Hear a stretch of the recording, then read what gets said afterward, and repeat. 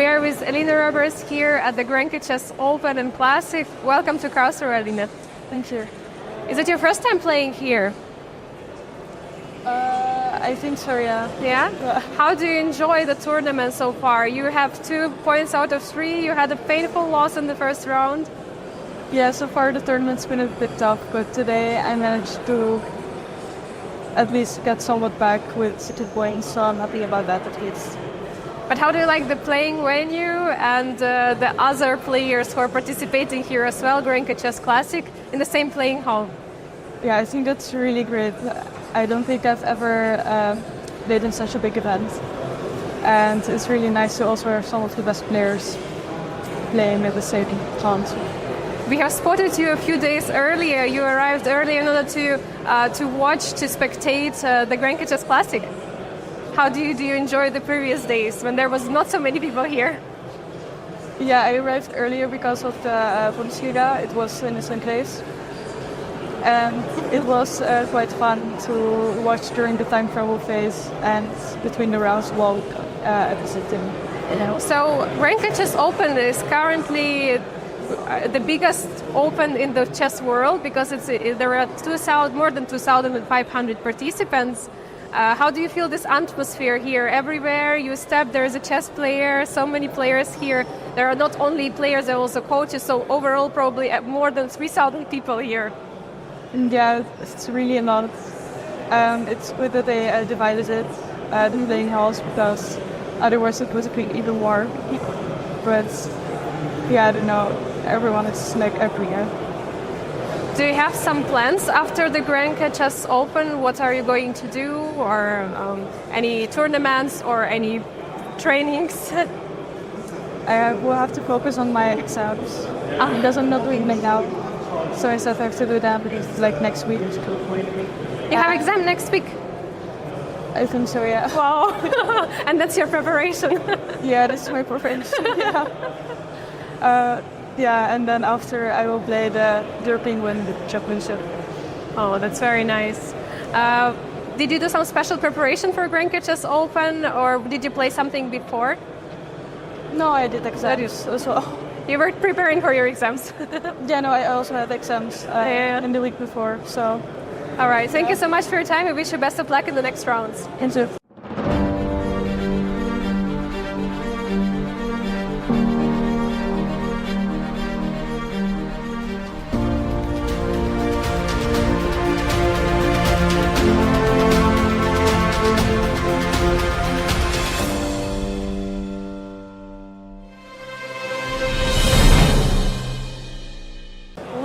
Henry Tudor here at the Grenke Chess Open, who has just won his game of the 3rd round, but drew very important game against Vachier-Lagrave. Congratulations, Henry. Thank you. Tell us, please, how was the game? There was a very nice fortress you set up at the endgame, but how was the game overall? I think I equalized in the opening, but then I made some inaccuracies and I think I was lost. And then I entered in the endgame queen to rook and knight versus queen, but it was still lost. And then somehow I managed to create a fortress, and he couldn't just break through. Tell us, what did you feel after the game was over? Because we've seen you were playing so many moves with 2 seconds on the clock. It was crazy. Yeah, I felt relieved because it was just such a long game. So now you won the game. Against whom did you play this round? Against Martirosyan David. So he was higher rated than you? No, he was lower rated. Lower rated, okay. So now you have 2.5 points out of 3. Are you satisfied with the start of the Grenke Chess Open for you? Yes, I think so. Yes. You told in some previous interviews that you are studying by yourself. Is it still true? Do you study on your own, or do you have some coach maybe? I do study on my own. But the Romanian Chess Federation has launched a project with elite coaches like Ivan Sokolov and R.B. Ramesh, and I think I'm very satisfied with this. It helps me a lot. That's really, really nice. You had some unstable events before, like last half a year. Did you change something in the training routine to get back and to gain back the rating? I just studied more. That's it. That's This. So when did you find out about the Grenke Chess Open? Did you decide to immediately register here because also the Grenke Chess Classic is happening here, or what were the reasons to play? The main reason was that it was just a very strong tournament. And the second reason was I wanted to see all the top players, Magnus, Ding, all of them. So you're trying to keep the score high in order to play in the top on the same Yes. scene with the top players. Yes. Yes. All right. How do you enjoy so far here in Karlsruhe? How do you like the tournament? I think it's okay. The conditions are good. The venue is nice. And yeah, I feel like it's very good. Thank you so much, Henry, and best of luck for the next round. Thank you. Thank you.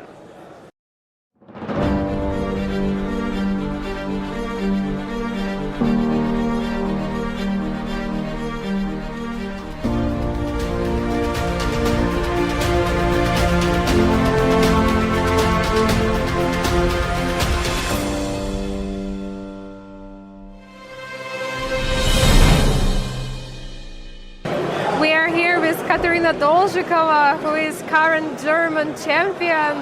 Welcome to Karlsruhe. Welcome to the Grenke Chess Open. Yeah, thank you. Yeah, I'm very pleased here to be playing. Very nice tournament, very nice organization. Thank you.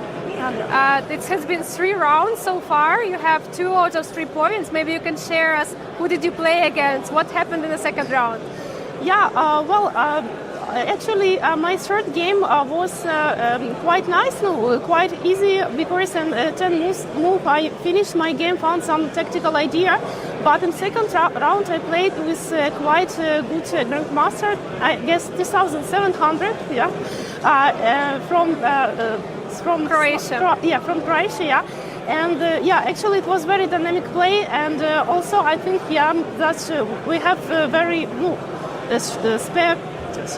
Have too many interesting ideas together to play, yeah, and in Indian, yeah. But after some 25 moves, I get some set note, and maybe I could play better than I played. But okay, result for me 2 out of 3 also good, yeah. So what are your first impressions playing here in Grenke Chess Open? There are so many players, participants. Yeah, my first impression, how many joy we can have, yeah, how many participants. It's the first time in my life I saw so many really players which like chess, yeah. It was my first impression. Yeah, and of course, before I not met 2,500, I guess, yeah, participants in one time.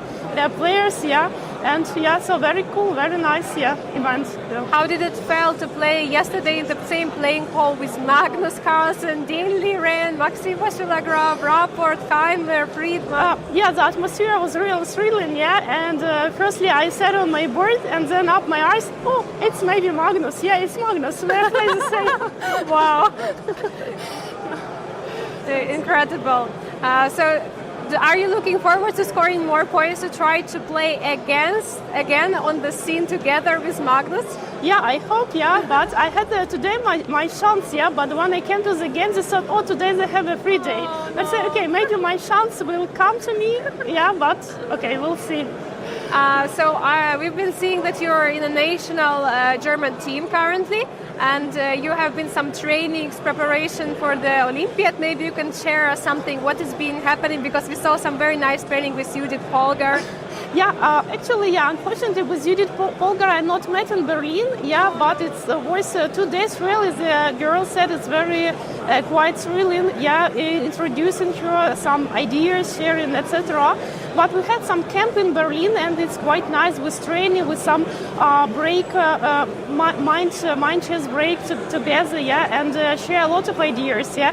It's quite nice experience, and I hope that in future I can represent also myself in team and play tournaments together, like it was in Metropa Cup, yeah.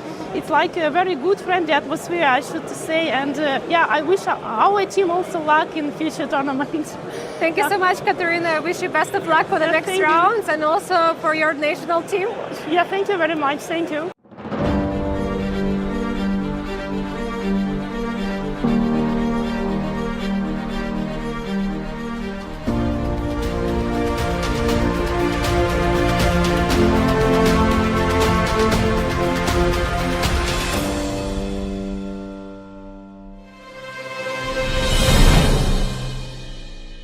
We are having Anish Giri here with us at Grenke Chess Open and Classic.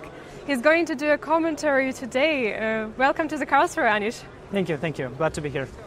First question to you. You were actually posting that you were not sure with whom you were going to commentate, and then you said, okay, since it's going to be with all restaurants, maybe I have to renegotiate something. Did you manage to renegotiate?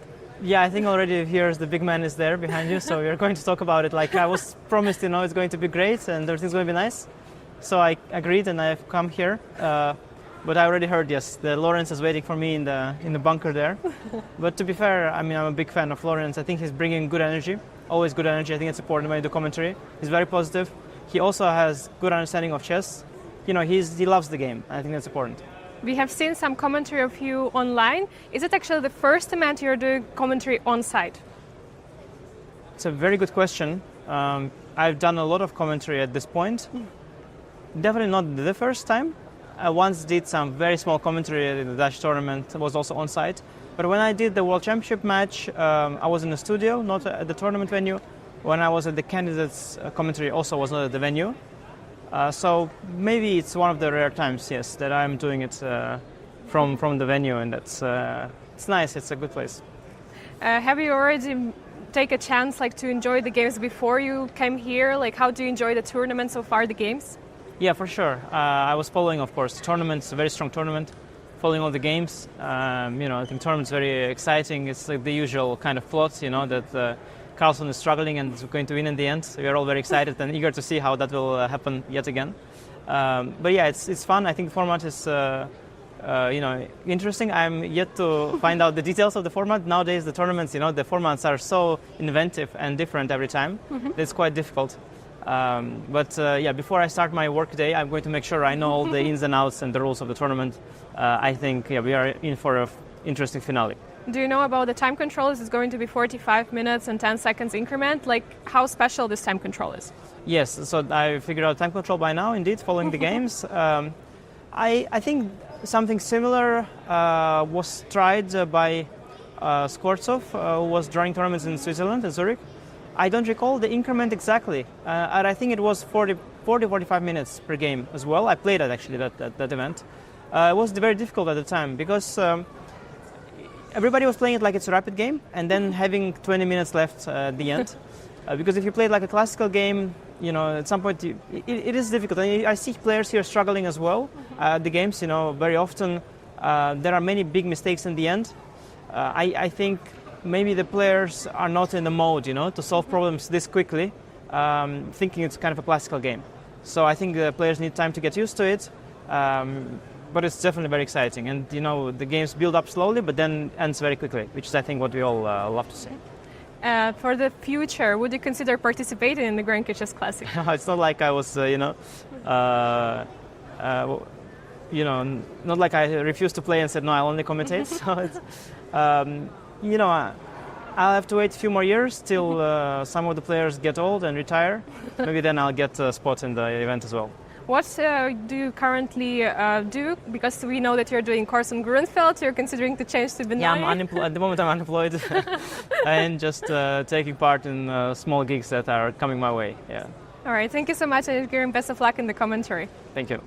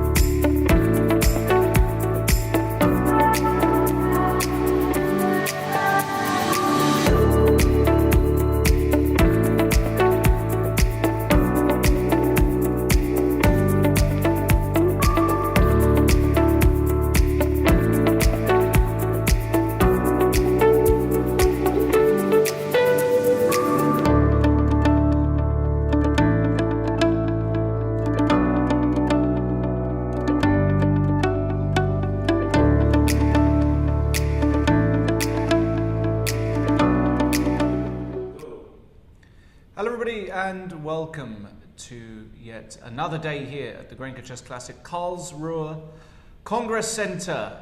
It is not quite the final day of the action. We've got the final 2 rounds, but then there are the playoffs, the special rules for this year. You can see on the screen there that there will be matches for 1st, 3rd and 5th place, meaning that if you finish in the top 2 slots, you play the match for 1st. If you finish 3rd and 4th, you play the match for 3rd place, and then 4th and 5th, you play the match there. So there are, I've never actually seen a format like that where you're playing for... I think this is very similar. Well, the freestyle chess thing was very similar. Oh, that's true. In a way. Yeah. There were more matches, so it was like a knockout event.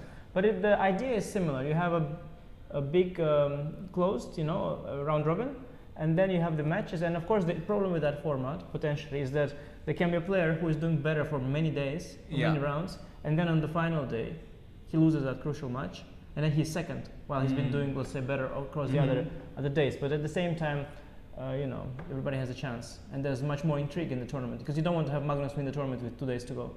Right, exactly. Basically, that's the idea. And I guess also, of course, there's different money prizes to be fought for, so there's a lot more incentive for the guys to really fight it out. You probably saw in the last graphic there, Magnus is still leading the tournament, but a massive day by Rapport yesterday means that he is just half a point behind the greatest of all time. MVL also not out of it, especially given that he's got black against Richard in the first game. If MVL wins, suddenly he's in the position to challenge for those top 2 spots and get through to that finale. Apart from that, been a really disappointing tournament for Ding, who is on -1, just not at the races really, and Vincent, Keymer and Daniel Fridman. Daniel is certainly playing according to expectations, I would say. I think 3 out of 8 is a reasonable score for him. Vincent, however, will be utterly disappointed with his performance, having missed at least 3, possibly 4 winning positions. And the first round today, we've got Ding against Daniel Fridman. This is a game that Ding just has to try and win for his own peace of mind and confidence. We've got Magnus Carlsen playing white against Vincent Keymer. Magnus really is Vincent's bogey opponent. Vincent has got just a shocking record against Magnus, and with black today, difficult to see how that's going to change. And perhaps the most interesting game of the round, in fact, is Rapport against MVL, where the 2nd place finish, which is so crucial for this tournament, is in play. We will look at round 10 thereafter, and we can see the stage there. The players getting ready to play. Of course, we've got the open tournament as well. I do want to just say that we will get the action underway. There was a very long game in the open, Anish, apparently. Satiris said that there was a 150 move game or something like that. I don't know how it ended. Yeah, I guess when you have a tournament this large, it's impossible to start on time, even if, like with all these stereotypes, the German, like German clock or whatever they say, they're always on the dot, always very precise. But I guess when you've got 2,700 participants, you just cannot manage perfection when it comes to schedule, right? It's going to be late here and there. Yeah, absolutely. I mean, especially if there's a game that goes on for 150 moves and you're getting 30 seconds per move, that's already probably... How long is that game? That's already sort of 6 hours, 7 hours, something like that. So these things do happen. I had a very long game. I've had a few long games. What's your longest ever game, actually, in time-wise? I think the time I played Kateryna in Norway chess, that was insane. I don't remember, but I think 7 hours. 7 hours? Yeah, for easily. Probably we played like from 2 to 9 or something, or no, probably from 3 to 10, maybe even longer than 7. But it was a crazy game, like over 200 moves, I think. Over 200 moves? It felt like that. Maybe not. It felt like That's because at almost- some point, like I was trying to break a fortress, and I was moving around and making progress, and I was actually making progress, and then at some point I broke through. But in the phase where I had to clinch the win, things opened up, and I was going to break it through, and then it started backfiring, and I lost. So it was ridiculous. Like, I was playing for 2 results for like 6.5 hours. Is there anything worse in the world than that? Yeah, I was so exhausted, I guess, that I didn't feel the pain. You didn't feel the pain, you were just too I tired. was numb. Yeah. Actually, funny thing is, we went to dinner afterwards together because there was only one place that was open. So I was eating with my opponents together and we were talking about the game and life. That was in Norway chess? Yes, Stavanger, yes. In Stavanger. It was a crazy experience. Wow. Are you playing this year? No. I mean, Okay. I'm paving the way forwards to the women in chess. I'm paving To the- women in chess. Yes, there's going to be a women tournament there this year, and so they had to cut down on the male participants. Okay. But it's for the greater good. I think For the greater I think the good. chess world is a better place when instead of me there are women playing, for sure. Unironically, I mean, I have so many tournaments. I to like play. watching you play, Anish. No, but you can watch me like every What's second. your schedule looking like? I What can play you tell the- What can you tell your fans? Where are you playing? That's public knowledge. I'm playing the Grand Chess Tour, Right, of and course. I'm having a lot of other invites as well. And I just cannot accept everything because I have a very busy schedule, and I have to also, I'm already an adult, so I have responsibilities. I cannot play like literally every tournament. So yeah, I'm pitied not to be there for Norway chess, but I'll be fine without it. And I think they're doing a great thing there with. I agree. Yeah, with building a tournament and innovating and making it a bit better and bigger. I'm looking forward very much this year to Olympiad as well. Yes. You're going to be there. Oh, yeah, I you're don't not know. going to. Well, I heard there's some weird answer from you. Eh? Yeah, no. So I might be there. I got contacted. We'll see. I've got to actually have a phone call in the next few days. They might need. Very shady. Do they hire like a hitman or something for the Olympiad, or like what is it? The job that you are going to do there? No, it would only be just some sort of hosting job or something like that. But no, I haven't as yet planned to be in Budapest. But it's so close to me that I might just come. I might just fly in for the Bermuda party. Yeah, I mean, I've been to Budapest. Finally, I visited it just I think a year or two ago. Well, the first time. Yeah, for the first time. Oh, and it was wow. amazing. The city is It's beautiful. It's I was unbelievable. also very fortunate. They placed me in a hotel right in the center. Yeah. And I mean, the views from simply my window was incredible. And they've got this beautiful old city center with the river. And I mean, it's worth visiting for sure, especially when there's this occasion like Olympiad. Absolutely. I mean, I would highly recommend that everybody, if you get the chance, go to Budapest. It is just gorgeous, and lots going on there outside of the Olympiad. But what I would like to do now is I would like to actually take a little diversion, let's say, to the stage. We can see there our tournament director, Mr. Sven Noppers, who has done the traditional welcome and the traditional opening of each round, but we're going to have something very, very special. Now, I've commentated on a lot of chess tournaments over the years. A lot. I mean, thousands of games. Too much, some would say. Some would say even too much. What we're about to see now is truly a first. And I'm going to explain that as soon as we get... It's a cliffhanger, guys. It's a cliffhanger. It's a cliffhanger. What you're about to see now is going to be absolutely It's beautiful. going to blow your mind. It is actually really beautiful. It's something that I've not seen before in this world. Especially if it ends well. It could also end very badly. If it ends well, it's going to be great. If it ends badly, it's really going bad for someone. It's going to It's make gonna the be- papers. It's gonna be a very unpleasant day for somebody It's going to be. if it's gonna end badly. But usually these things end well.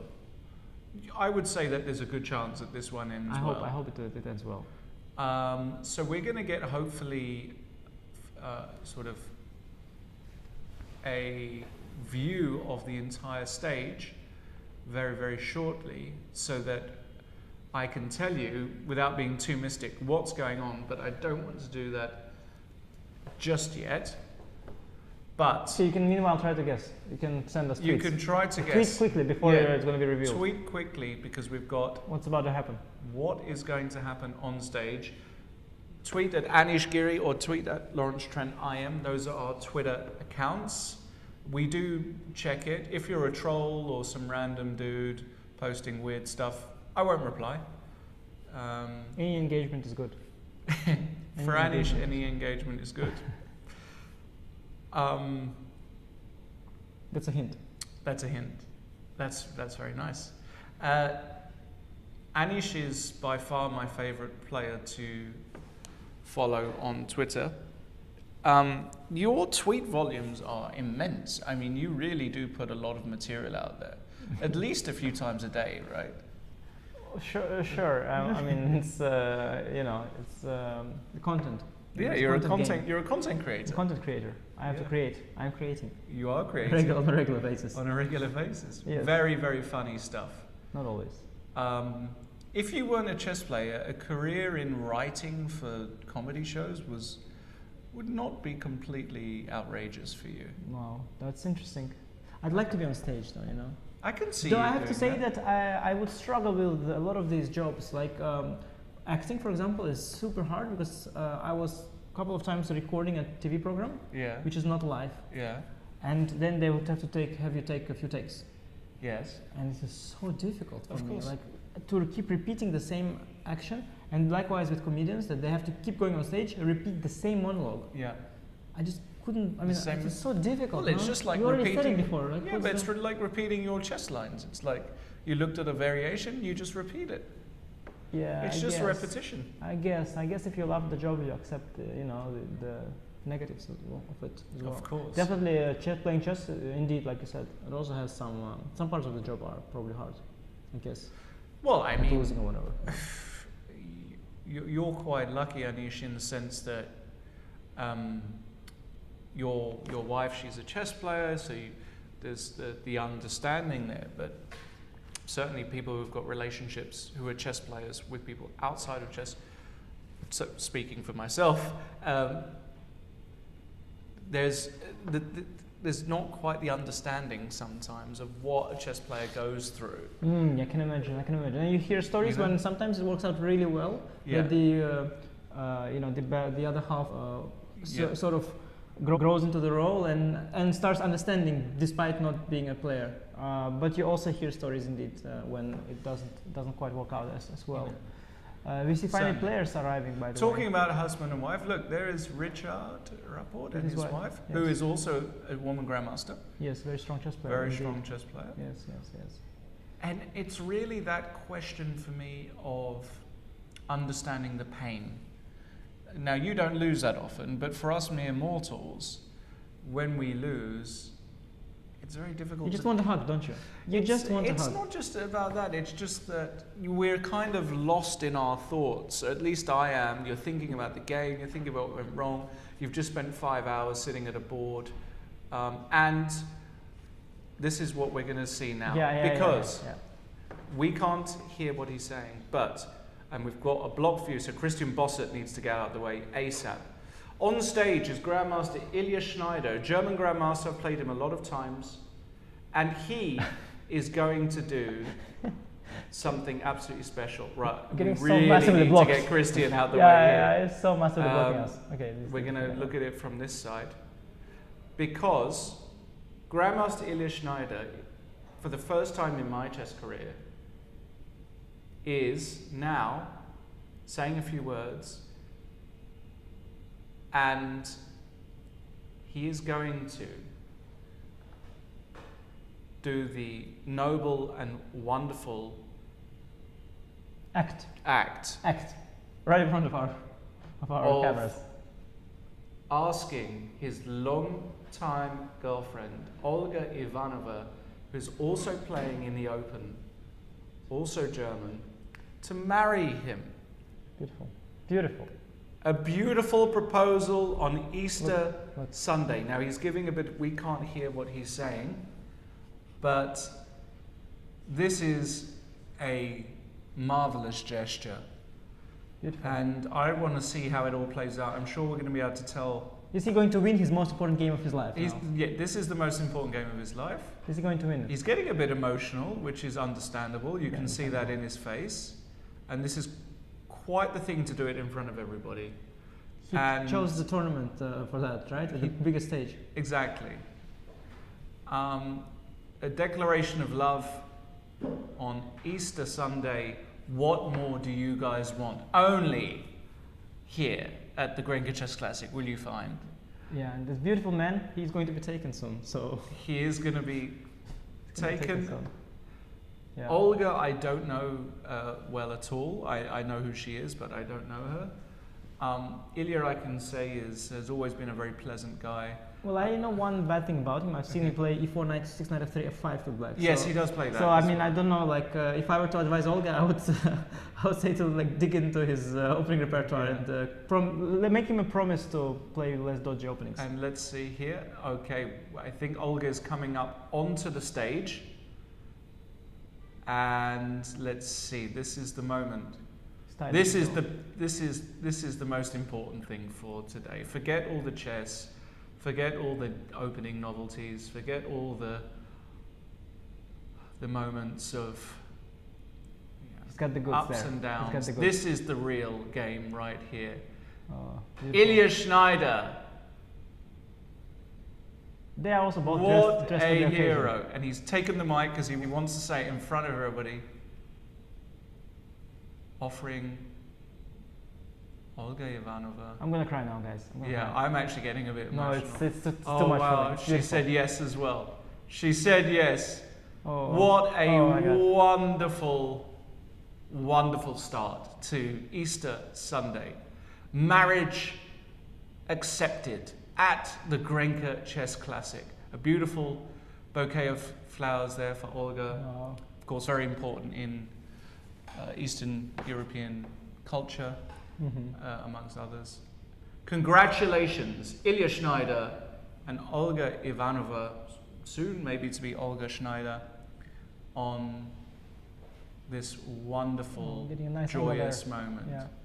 And the ring, he's going to hold the flowers, she's going to put the ring on, maybe a few photos. Love is in the air. Good stuff. Good Ladies stuff. and gentlemen. Beautiful. Wow. Beautiful. Long time I've been in this game, Anish. Never have I seen this. Yeah, no, it's there are these epic videos like like the most epic proposals, and there are all sorts of different settings. But this is a very unique one. I've never seen a proposal at a chess tournament. Have you? Very unique. I don't think I did. No. I mean, you hear about like after football, there was some famous football player I think doing that. I've seen it I've at a heard football some stadium. Football stadiums, I think, is the thing. I've seen it at a football stadium, but chess I've never maybe seen it at more chess. rare. Yeah. Unbelievable stuff. So guys, go get married, basically. You've been how long have you been married now, Anish? Yeah, many years indeed. What's it gonna be? It's like 10. No. Almost 10 years. 10 years soon. Almost. Yeah. That's a big milestone. 10 years. Yeah. 10 years, 3 kids. Any more on the horizon, or are we done for kids? I think more years. Probably no more kids, but more years. More years, no more kids. We're done for Yeah. kids. Okay. Well, what can I say? The chess set is complete. Yeah. The chess set is complete. Because your kids are playing already, right? Well, not all of them. Some are really, really small. But Daniel my is oldest playing, right? son is 7. He started. Yeah, I got some books for him. They're having a nice bookshop here. Yeah. So I got him some books. In English. And he saw that there is this "How to Beat Your Dad" kind of book. That's right. So he asked me to get that one. I said, okay, this one's not quite gonna work for you. Is that the one by German, Murray right? Chandler? Oh, Merch. He did a book for kids. There was one by Murray Chandler. Yeah. Chandler they considered buying. I don't know if he did that one. Maybe. Right. Maybe he did that one as well. Yes. Okay. I think it might be the one. Yes. Beautiful stuff. Now we go back to the chess. Ding playing white against Fridman. Magnus playing white against Vincent. And Richie Rapport playing white against MVL. Going to be hard for Maxime because Richard needs a draw. He can try to steer the game in that direction from the opening. It's going to be hard for Maxime to get a game going without taking too much risk. Yeah. He'll have to really go for it with black, and then it's not going to be easy because Richie is strong. Yeah, I wonder what the opening will be because Richie started with e4 a lot. No, but I think against Maxime, if you want to make a draw, okay, you can play e4 and play like some Alapin kind of stuff. You can also play d4 and embrace the Greenfield, embrace the QGA, and ask Maxime what else you're going to play. Because in the Greenfield or the QGA, there are a lot of variations that simplify the game, obviously. Maxime is having a very hard task. I think he shouldn't do it like he did yesterday, where he started trading lots of stuff and then at the very late stage he's trying to make things up, because that's a very dangerous strategy. You should try to create some sharp game from the get-go, but it's really hard. I think you should play something really risky, like a Dutch. Yes, exactly, like a Dutch defense. Yeah. And there we see Vincent. Vincent, still as gorgeous as ever, basically. Yeah, he just never looks flustered. He always looks quite calm. No. Although, truth be told, he is having a very, very tough tournament. Just missing chances. Maxime said it's largely due to the fact that he had very little time at the end. Yes. So maybe his time management is a little too ambitious. He is spending too much time, and then in the end, when it's about, the game is about to be decided, he lacks a bit of the time. Maybe that's one thing. Playing black today against the one and only Mr. Carlsen, and they get to make the first move. That's amazing. Look at that ceremonial first move. Well done to the not newlyweds, but newly engaged couple. That's good stuff. Good stuff. Fantastic stuff. Beautiful. D4, huh? D4 by Mr. Carlsen, perhaps. Why not? Why not? He plays it all, e4, d4. Not many c4s this tournament so far, Anish. He used to do that a lot. He had a massive c4 phase when he played like a lot of c4. But I guess it's cooled down for now. Oh, talking of c4, Ding just played it. He played it c4 and left. Yeah. So c4, e6. Now, what are we going to see here by Magnus? An Nimzo of sorts. Let's see what kind of Nimzo we're going to get. Knight c3, bishop b4. Yeah, this is very tempting against Vincent, who plays d6 here always. Will he do it again? Yeah, so principled. So principled. Yeah. And g3. I think Kateryna played something similar against Vincent in the Grand Swiss. When I was a kid, I blundered a couple of times with the move b6 here. I blundered like 2 times in a row. b6 and queen a4 check comes. Oof. Yeah. Yeah, you get this little issue. So avoid that. Okay. So what is Vincent going to do? We'll see. We'll keep an eye on that. Meanwhile, Ding against Fridman, we've got a triangle Slav. Haven't seen that in a long time. Wow, that is provoking. Yeah, the thing is, I haven't checked Daniel Fridman's recent games. I knew him more a few years ago, and back then I think he was a big QGD specialist. He played some Slav, but not the triangle Slav. Definitely not the triangle Slav. But it's a really cool opening. Invites lots of sharp variations, lots of forcing variation after e4. Yeah, takes bishop before some pawn sacrifice begins. This was all the rage when I was a young whippersnapper. It's still the rage, and you're still a young whippersnapper.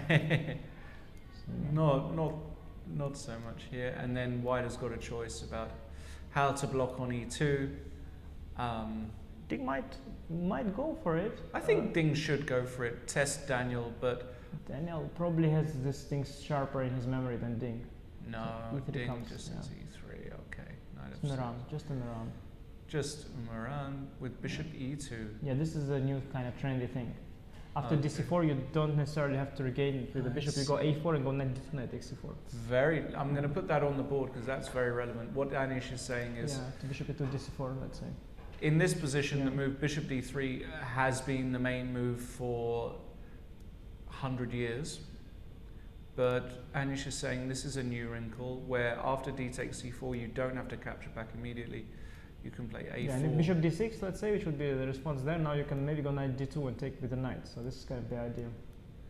Whether it's any good or not remains to be seen. It's probably nothing special because you're moving a lot of pieces, but not so simple. White is fighting for advantage this way, so it's something interesting for sure. The play continued really quickly after bishop e2. Usually black just develops that with bishop d6, doesn't have to go for dc, and then castling happens, b3, b6, bishop b2, and you get this b3 Miran, anti-Miran kind of situation. A4 is a very trendy inclusion these days, a4, a5. Very, very trendy, and I think the idea is that whenever black goes c5, there's going to be a weakness on b5 square. So this slightly discourages this c5 push. And we're going to see Daniel taking a think here already. But this position is not very forced. There are options. Perhaps he hasn't studied it in such a great detail because it's just a playable position. Right. Great stuff. Okay, so we have then, a4.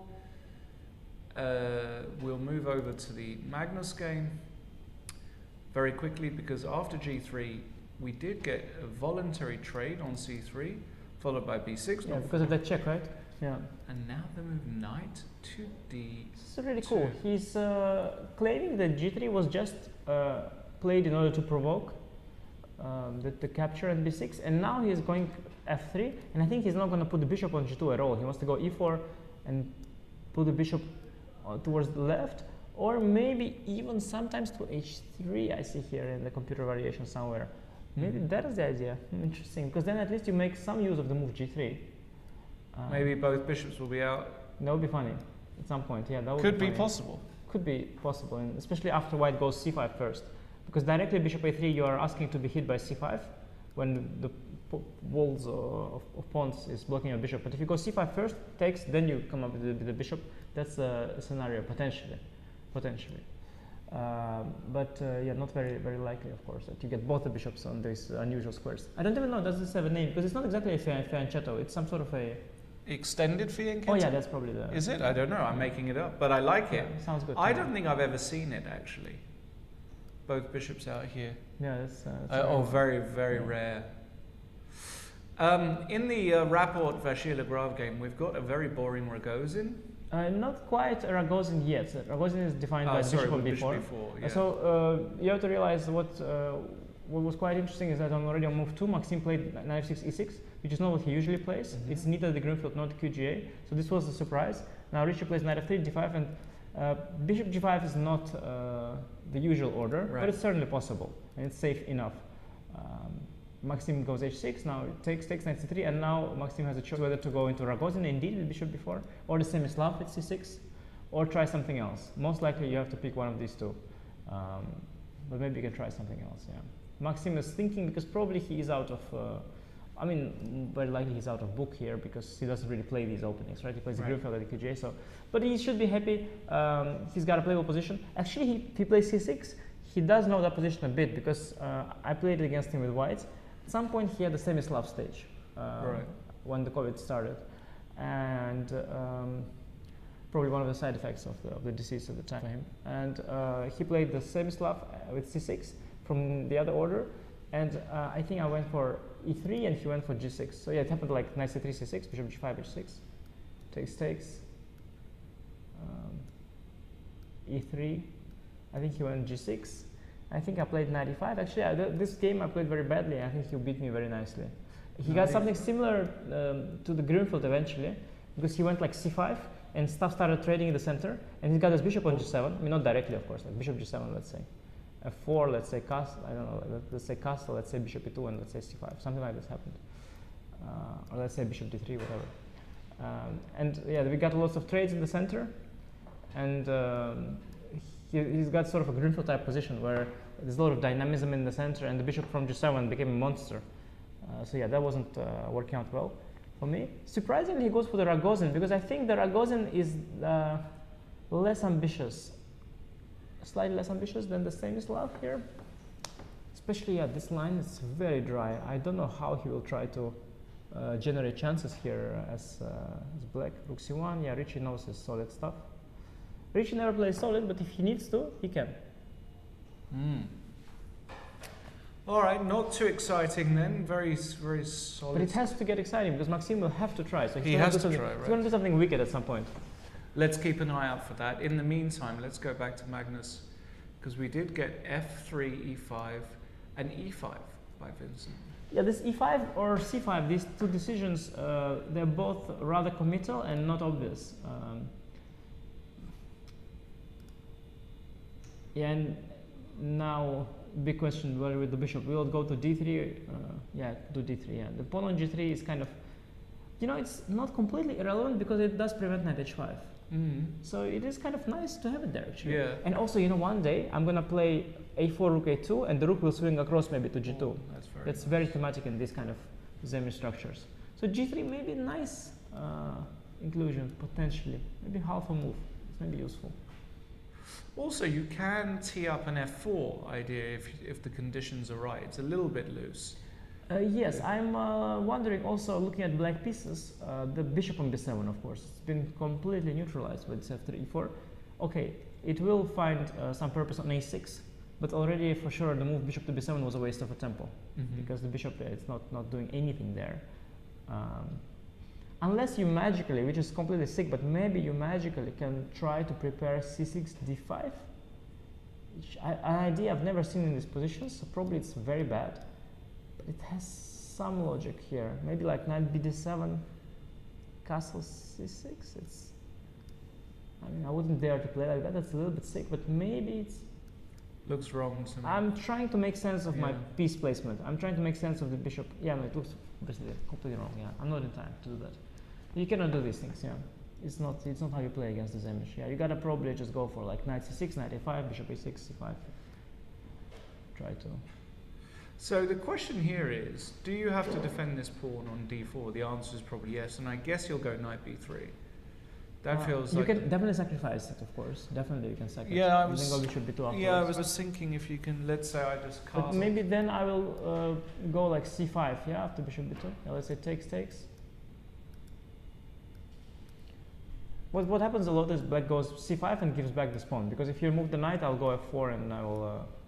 and then you take knight b3 and you sort of are roughly equal. Because without dark square bishop, white doesn't have much. Right. Because if you go back with the knight, there is some potential for me, let's say go knight c6 or e6. Yeah, that I will, let's say, drop the bishop to c2, bring the rooks. Okay, here I'm a little clumsy, I guess. But if I were to go like rook e1 at some point and then f4, g4, my bishops are monsters and the pawn deficit is not too felt. So this could sometimes work out. But yeah, I'm not sure it's the case here. After knight c6, you can indeed just play knight b3. Also prevent knight a5, actually. Why not? I like knight b3. Yeah, I like knight b3 as well. I prevent knight a5 idea. Black's other source of counterplay is the f5 push. But again, with the bishop on b7, it's harder to achieve. So maybe knight d7, knight e7, and f5 is some kind of an idea. Yeah, let's say castle, maybe knight e7. Trying to go for f5 push. Yeah, and the bishop from b7 actually does play some role here. This is where Magnus would go a4, yes. Threatening a5, and after a5, rook a2. Yes. And then swing the rook across. And f5. This position we could get. We could easily get that. We it's could very just logical. get this exact. I would actually say that there is a 20% chance that we get this position. Interesting. 25. Even maybe higher, 25. All of that whole passage of play was so logical. And I think Vincent needs to play aggressively today. I don't think he should just hope that he can outmaneuver Magnus today. Okay, that's part one. Yes, that's... Knight b3 is going to be played here, no question. Because bishop b2, you just dead this bishop. Yes, but you maybe want your knight on e3. Knight f1, knight e3, especially to stop that f5 break. So bishop b2, knight d7, knight f1, knight e7, knight e3. Okay, that could be. So bishop b2, you just play it for defensive purpose. Afterwards, you will bring it back or reroute it again. Knight e7 and yeah, maybe knight f1, knight e7, and then knight e3, and you are in time to stop it. And now you're really happy with your pieces. And bishop from b2 will at some point come back to c1, so it's just temporary. So it is an interesting moment to think here for Magnus. Interesting things happening also on the board of Ding Liren against Daniel Fridman, because Daniel allowed the a5 push and has just taken it. which is not the most obvious solution, but it's a way to play. I've seen this idea. Yeah, you can just take it and hang on to that pawn. Very risky, of course, because after c5, the bishop on b7 is completely shut dead. But as the tension got released, you will get an easy e5 break, and you get some space in the center in return. And maybe if one day you get to activate the b7 bishop, you're still doing quite all right. So very strategically double-edged position. All right. So rook a4 by Ding. Yeah, I assume that means that after e5, he probably wants to take and then activate his rook along the fourth rank, sort of. Yeah, it's functioning now along the fourth rank. Perhaps that's the idea. Something like this? Not quite clear to me, I must say, what the purpose of rook a4 was. Maybe, as you said, just patrolling. What's something you would play in Blitz game, you mean? I would play rook a4. Oh, rook I a4 like is it. so strange. I like it. Deep. Patrolling, yeah? Patrolling. The patrol Trying to catch. officer. Trying to catch him riding dirty, yeah? Yeah. Knight b3 played by Magnus. Hey, listen. So far, so good. I think Man, 97 is coming. There's no other plan here. There's No nothing. other logical plan. he might go a5, a4 first. Yeah, he might do the inclusion, right? Yeah. Maxim, on the other hand, tried to keep the tension. Indeed, trying to keep the tension, but very risky what he's done, because now White can grab the center with either e4 push or a c5 first. I guess c5 first is more ambitious. Bishop c7, e4.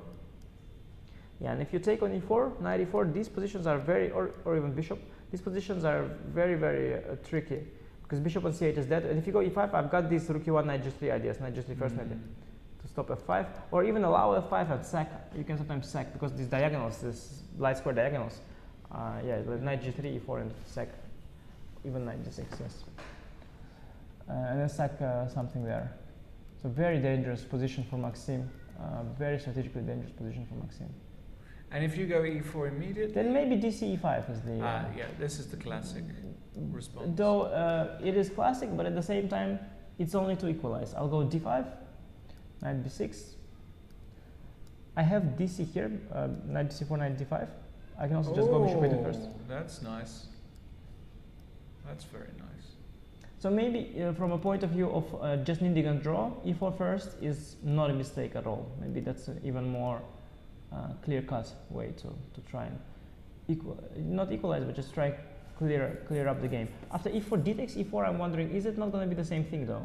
Knight e4, bishop c7. Anyway, I probably have to go But c5. now why do you? Because you want to prevent c4. You can go rook e1, c5, d5. Yeah. Also, I was wondering now, move a go, maybe black had bishop f4 and c5. Oh yeah. You should be a little careful with white, because if you casually allow all the pawn breaks and stuff to get developed, you will be facing the bishop there. That's right. So you can't be too careless. But c5 first, that's the classy way of doing it. Bishop has to drop back, and only now you go e4. Yeah, no, Richard, he's got the culture. Of course. He's got the culture. There's a big misconception, because if you watch Richard's games from 10 years ago, I would say, he was a wild child. He was completely, some of the stuff he was playing was completely insane. I mean, it was, and then at some point I think he realized, if I'm going to compete at the very top level, I can't just keep on playing this maverick stuff. Well, there were more stages to his career. Before that, wild stuff, he was playing very narrow opening repertoire. People haven't seen it because that was before he became a top player. Yeah. But you can look up his games up until he was like 2650, 2600, and it's like only e4, only main lines, all games with white. And with black, it was just a one opening, and it was just so different. And at some point, he decided to go completely wild. Yeah. He made lots of progress actually, Yeah. and naturally also as he was growing up, so maturing as a player. And then at some point, indeed, he slightly tuned it down. And also chess has changed, so what was wild back then is already less wild now, and it's kind of more conventional now. Let's say playing London in 2010 was wicked. If you play the London, everybody's like, "Ah," but now it's like, okay, you play the London. So you know, it's the chess has changed, and Richard looks more normal now. As chess has changed. Vincent is Yeah, he's going to do it. Starting with knight d7, maybe he's not going to go knight d7 though. Maybe he has some other idea in mind. Maybe. So let's say castle, right? I think Magnus will go a4 here, but maybe not. Oh, you can also go. You can also play like h4. I like this. Knight d7, g4 kind of things. I like this. And just block the whole thing with the pawns. And okay, then knight g6 is principled. But h5. Knight f4. Okay. Yes, and okay, it's a question. Can I I will not lose my. Although I take queen d2 and then knight c1, knight e2. You will, yeah, knight c1. You'll maybe go g5. Or c5. Yeah, but c5 knight e2. Maybe g5. G4.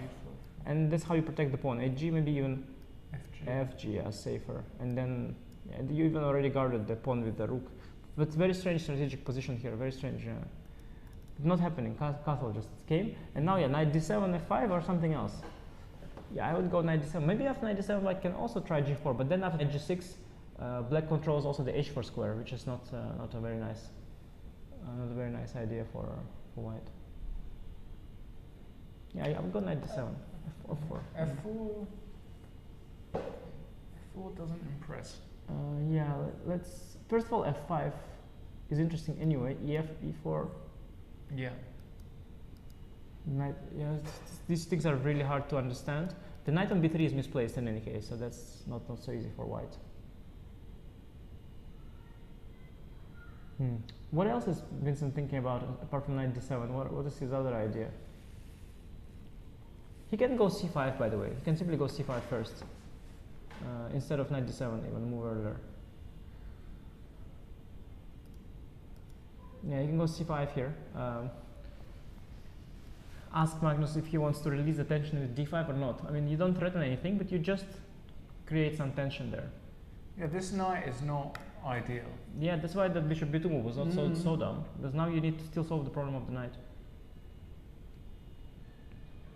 Maybe again a4, okay, too. Yeah, I think this is almost certainly going to be played. Yeah, okay, too. Black can try to force d5 with the rook c8 and bishop a6, but it's a little bit slow. And the white will go d5, and your pieces are completely misplaced. You need the c8 square for the bishop, and maybe queen c7, bishop a6, but or maybe you just go bishop c8 directly without even provoking anything. That's also possible. But where do you redeploy that bishop? I'm trying to send it. Okay, d7 or even h3 sometimes. I should be careful not to lose it there after g4, but. Very tough strategic battle. Super complex, and all three games are strategically complex. As we'll see, Daniel Fridman getting that queen c8, a very nice idea to go bishop a6. I love it. I love queen c8. Didn't see that coming, and now bishop a6 activates the bishop enormously. This is massive. Very hard for white to regain the a5 pawn, because the way you do it is to move the c3 knight and go bishop c3.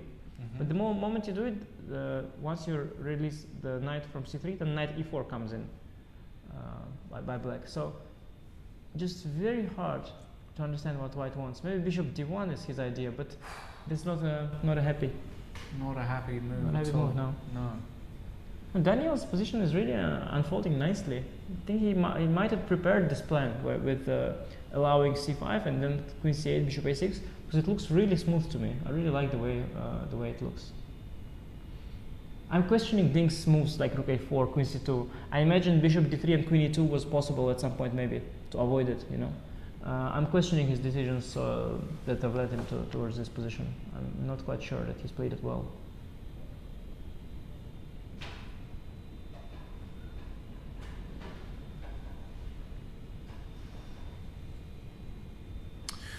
Looks good for black. I mean, I think Daniel has done tremendously well. So let's go to, for me, game of the round, which is Rapport MVL, and we got d4, d2. You took with the bishop, remember? I told you can even take with the bishop. Yeah. Very much so. Very much so. E5. Yeah, the idea is now that you can play d5. Wow. There's a difference, sort of. Though this knight e4, e5, rook e1 thing is very thematic, but I think Richard wants something more clear cut. And now if knight e4, Knight d5. maybe you want knight d5. Wow, this is next level stuff. How good it is though is not clear to me because, oops, sorry.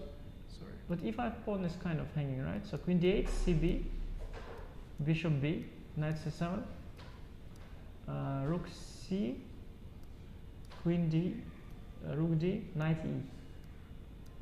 And I just need to get my knight out of 7. I'm pretty sure I'll manage. I think black has enough play for equality here. Definitely should have enough, but not more. And that's all white needs. White just needs knight c4 is neat here. It's neat enough. Okay, tactics actually continue. Yeah, rook d7, knight b5, a6, knight b6. The knights take care of each other. Probably the knights are fine. Yeah, rook c1, and you cannot attack the knight with the rook.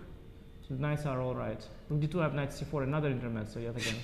That's an unbelievable line, the dance has ensured that white is probably comfortably equal here. And that's you all can't take it because of knight d6. Wow, ladies and gentlemen, that is a, if you want a calculation exercise, that actually has to be seen here. Yes. By the way, all forced. You have to see all the way to, that's a 12 move line. I don't know, tough. But the reward is high though. If you do see that line, you get that important draw. But these guys are more than capable of doing that, of course. Wow. Bishop takes e4. Knight takes is... Knight e4, knight g3 is a thematic idea from the semi-Slav positions. I've seen that idea before. But yeah, Richard's play will make sense if he'll go for d5 now. But he probably has to, right? What other... Okay, you can play rook e1 first too. Very logical as well. Rook e1 is very logical. You cannot take ed, and you need to move the queen somewhere. So you move it to f6, probably. But it gets hit there, right? Yes. It gets hit. I don't know. Bishop b1. Bishop b1, ed knight e4 is very nice. Yeah, so probably queen d8 instead of queen f6 is the better. Yeah, I think you have to go back to d8. Queen d8, yeah. But Maxim doesn't like retreating. No, but sometimes you have to. But hold on, you can now take. And bishop takes, no, yes, bishop h7, just you want to simplify. Yeah, just say. Okay, this position is, of course, very simplified, but not fully safe for white, because your pawn on c5 is a little overexposed, so potentially, I don't know, like, potentially in an endgame, c5 pawn could be a weakness. If you go b4, the knight on c3 is unstable, a3 pawn is a weakness. So I'm not like a massive hater for white here, but I'm just saying that this is not a trivial draw. It could be still, it could get still risky for white potentially.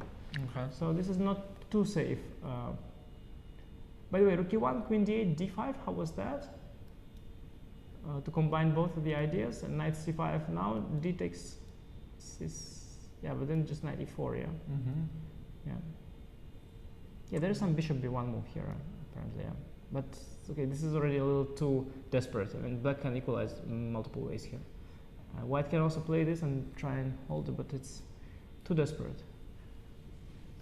Yeah, Richie taking his time. The time control is nice for this kind of purpose. You can take one long thing in the opening, certainly. Yeah, here's at least a 10-minute think, I would. For sure. A good 10-minute think now, or maybe even 15, not to think later, right? It's always good to invest some time. Ding has taken the decision of keeping the bishop. He did go bishop d1. Understandable. Sort of not to admit a complete failure of the opening strategy and claim that your bishop on a6 is doing nothing. And I have seen these positions being good for white when white has a pawn on f4 instead of e3. And they come from QGD kind of structures, and then the e5 break is not there. So had e5 break not been there, or let's say our e3 pawn was magically on e5, white would be better. Because indeed on the queen side, the extra pawn, that's not the relevant factor. The relevant factor is here the fact that e5 breaks coming so comfortably for black. And the extra pawn, it is there, it's a bit annoying that it's there.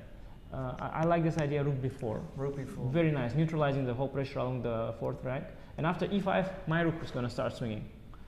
And rook e8, e5, the bishop on d1 needs to yet get rerouted to c2. And even if it gets there, it's not like the end of the world for black. So yeah, rook e8. In fact, I don't like going rook b4 anymore. I'm going to go rook e8 directly, because after rook b4 you have knight a2, bishop c3 thing. So let's go rook e8 directly. I think that's cleaner. And I can also, what if I just go e5, by the way? Oh no, then you take twice on e5, yeah, and take on a5. That's the, yeah. Even that is not clear to me, but oh, there is a knight d5 tactic. Okay, well, that's a bigger issue. That's a much bigger issue. And there's knight e7 check. That's nasty. That's nasty. Yeah, that's why the rook on e8 is useful. Yeah. Rook e8 is better. Now the question is, can white go e4? That's a big question. Can white go e4? I think you have to go e4. You have to go e4, otherwise e5 is coming. And then the standard reaction is to take everything on e4 and reroute the knight to d5. Let's say take everything on e4. You probably take with doesn't matter, probably queen. Knight f6 I can probably go, because I have bishop b5 if needed.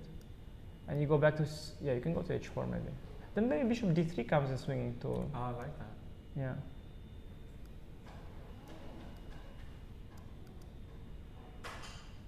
Blocking. Oops, sorry. Yeah, well, lots of ideas. Lots of options for black, but if you don't blunder into knight takes d5 trick with e5, you're basically doing quite well at the moment, it seems. Agreed. Oh, and Richard did play rook e1, queen d8. Yes. So we've got that position there. Yes. Oh, and Vincent meanwhile played a move we didn't expect at all. Wait, what is he doing? He played, okay, so we saw knight e7. What is he doing exactly? Castles h6. h6. h6. So what's this move all about? Explain that one, Anish. Why h6 now? Knight h7. I mean. Really? Knight h7, f5. Wow. Okay. Okay, rook b1. That's. No, I'm trying to. Okay, it could also be that you think that you're making a useful waiting move. I don't think you are in a position to be waiting here with black. I think in a position like that, white has massive strategic trumps. If white gets rook to g2, goes h4, g4, g5, then they're going to crush. Over, right? So as black, you should play with a certain sense of urgency here, yeah. I feel. So I'm not sure that h6 in itself. The computer hates it. I'm not surprised. I mean, it is really odd. Magnus wants to go rook b2 here so bad. The last three moves have been like all part of a different, like Vincent clearly is unsure. He sees all the ideas we mentioned. He sees knight d7, he sees c5, he sees bishop c8, but he can't choose, and every move clearly is played separately. Like first he wants to play something with knight d7, then he thinks, okay, let me make a useful move, then he thinks, let's prevent c5 maybe. Yeah, very random play by Vincent so far. You can afford such play sometimes in close positions, but it is very risky. No, rook b2 is a big question. Of course, also this f4 move is a big. Yeah, because with the bishop now not attacking you. Yeah, it's a big decision. Big decision could also work out really well for white. I like f4 because you suddenly set up, just for example, let's say black played a very silly move. Suddenly you've got rook ideas. f6, yeah, just. Well, rook f6 or bishop h6. I didn't know. Yeah, no, okay. This is just rook c8. Yes, you're just but falling this straight into. Yeah. Gorgeous for white. It's not mate, but No, but it's just positional crush. Queen h5, knight rook f1. You don't need the mate here. Black has no counterplay. Slow roll. Now after f4, okay, let's look at a reasonable move. Yeah, I mean f4. Let's say knight d7 or something. Let's make one reasonable move in a row. Yeah, this is normal. And now, okay, yeah, f5. Why can't you just grab space with f5? Yeah. Massive upgrade. Black cannot anymore release the tension, or rather create the tension with f5. and white's got a very favorable situation. You know, it's sort of like King's Indian reversed. We are going to go for this pawn avalanche with g4, g5. And black has no counterplay at all, neither in the center nor on the queen side. A very, very bad situation for black after f4. Maybe after f4 you should go like e takes f4. Just try to open up Maybe the bishop position. takes. Yeah, the more ambitious move, of course, sorry. more ambitious move. You know, connect 4 there. Yeah, yeah, and e5, massive. No, bishop a6, a very careless move. I think f4 just f4 might just be winning, you know. could be strategically. Strategically, just could be busted here, because how do you deal with this? No problems. Awful. Yeah, bishop Great a6. opening idea again from Magnus.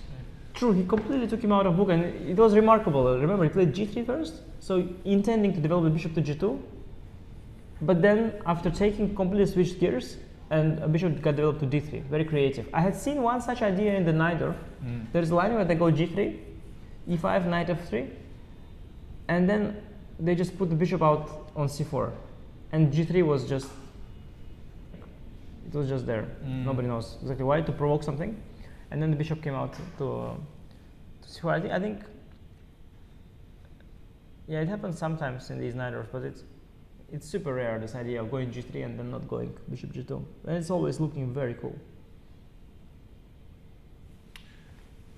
Wait, what did Richie play? Richie played some slow move, bishop b1. Bishop b1. Okay. Wait, bishop b1, ed4. Well, if black gets out now, he has a potential to take over the initiative because of his bishop pair. The dark square bishop is an immense asset. So white has to be quite fast here. Quite concrete. Queen d3. And that's the point. Maybe queen d3. I don't know, but what exactly is the point? So, what is your opinion on the move? No, this is it not so good? I think we'll let the crowd decide. Yeah. This is a good move, crowd. Queen d3, is that a mouse slip, guys, at home, or is that a planned move? Of course, you don't want to fall for checkmate in one. So queen d3, you only really, well, you have two moves here. Of course. He's considering, he's going to play g6 looks like. Yeah. I thought knight f6 is more natural, but I guess he wants to keep more tension.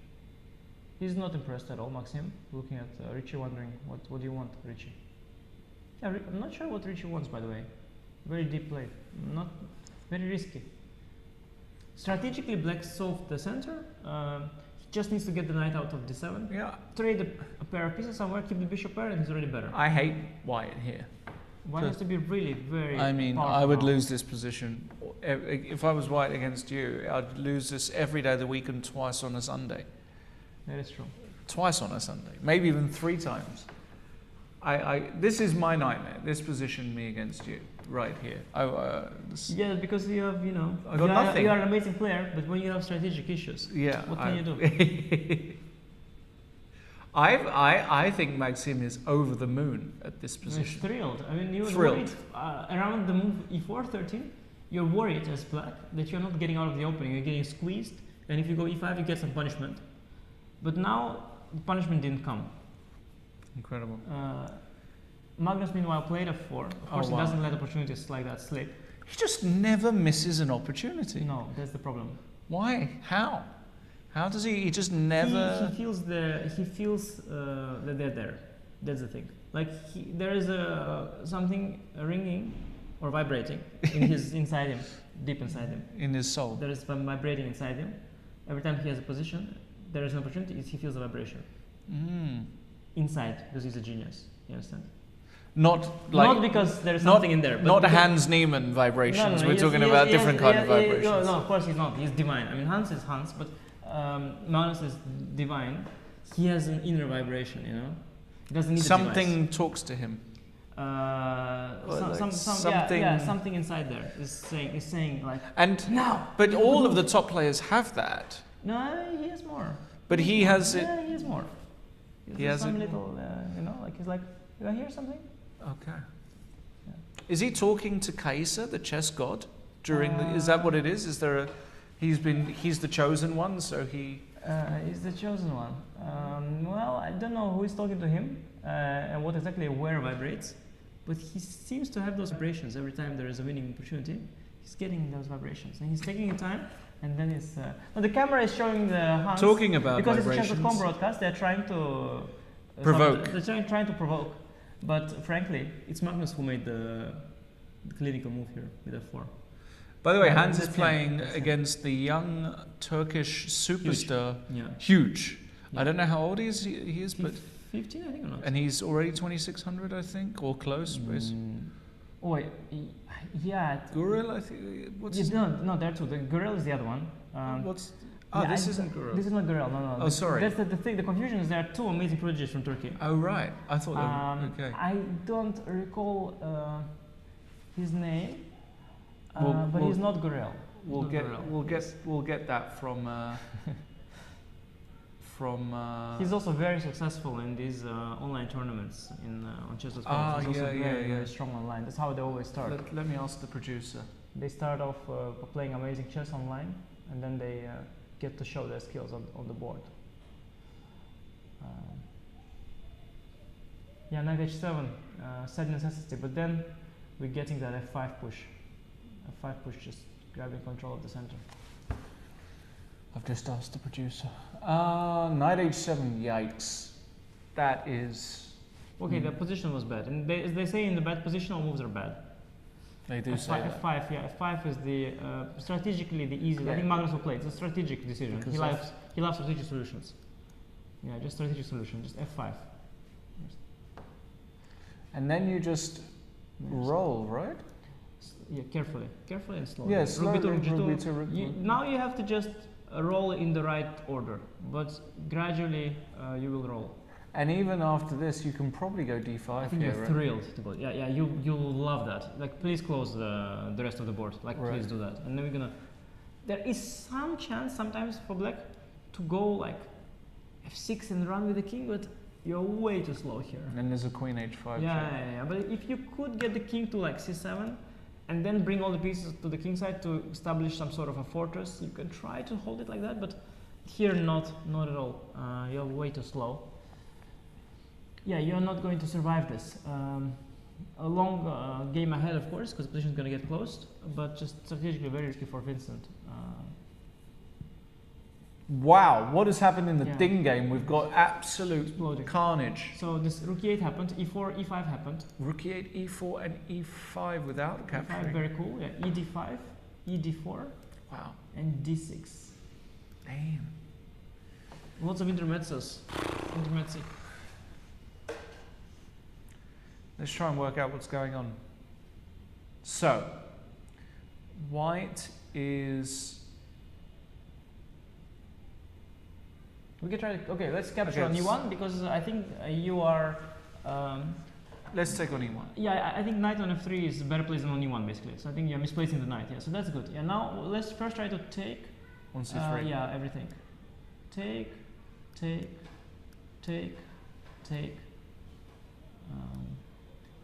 Yes, and now. I think this is what Ding wants. I don't know if he's like thrilled. There is some potential, obviously huge potential, because your pawn structure is a bit better and you have a monstrous dark squared bishop, but you are a little uncoordinated here. Your rook on a4 and knight on e1, bishop on d1, they are not exactly in harmony. So there is some tactical opportunities for black somewhere in the air with some overloads like rook e8 and then knight d5. Well, not knight d5 directly, but. Is there, I mean, I look at this position, I'm thrilled with white, with this battery. Yeah. I'm Bishop thrilled. e2. Bishop e2. Wow. I'm going to try to be annoying, of course. Rook takes.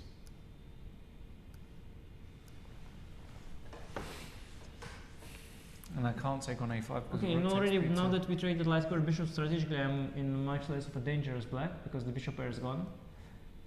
But yeah, it's a problem that I cannot move my f6 knight.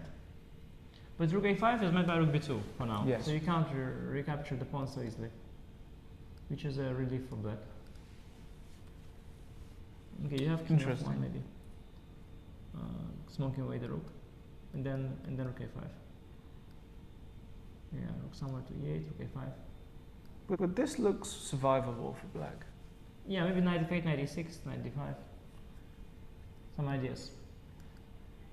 My pawn structure is slightly less good, but my knights potentially are going to be jumping. Yeah, that's. But at least Ding is not unhappy. I think it could have been worse. Could have been worse. And of course, Daniel also has options. We just played the most simple way as black.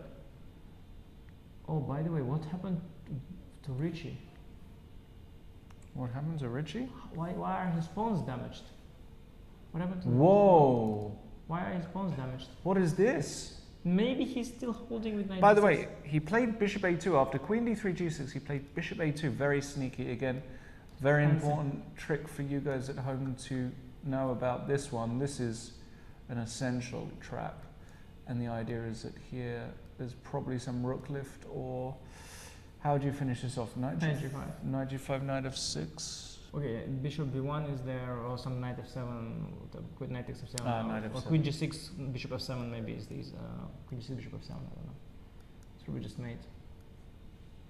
Yeah, threatening this, that's Yeah. good enough. No, this is just too easy. So, and No, now, independent from that, of course. but he put the king on h7. Now, why did he not put the king on g7? Which is much more natural to me, to my eyes. I think the answer lies. Yeah, I understand now why. Because after after queen d4, queen f6, knight e5 is what he wanted to play. No, he wanted to play knight e5. and knight e5. And now there is knight d5 move. What? Oh my goodness.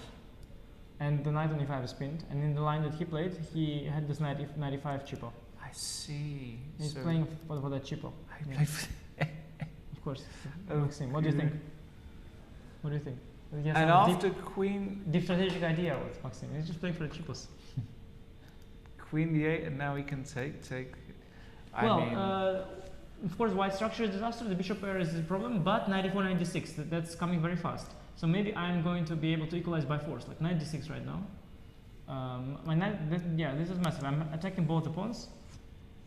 You might be still, you know, just have enough activity to equalize here with white. Might just be enough. but this is not, well, b7 is not really hanging. The other pawn that's actually hanging. but it is hanging because I'm attacking the bishop. Ah, no. Yes, okay. There's some bishop g5 rook b8 business. So bishop g5. So first, let's say king g7. I like bishop g5 because you gain the tempo on this rook. You can start with bishop g5. I like this. Do that, yeah, that's smart. And now rook cd1, you have. And now king g7, for example. Yes. Yeah, now knight b7, I have rook a Knight b8. b7, rook a b8, that's my idea. Yeah, and if so that's problemos. and if you go knight a5, I take on bit of- b2, yeah, and yeah, it's really exactly. bad. Yeah, so b7 pawn is not hanging yet. Maybe I have b4. b4. Mm. Before, or before, after, before. And a5, yeah, a5 is a problem. a5, b5? Yeah, a5, b5, maybe.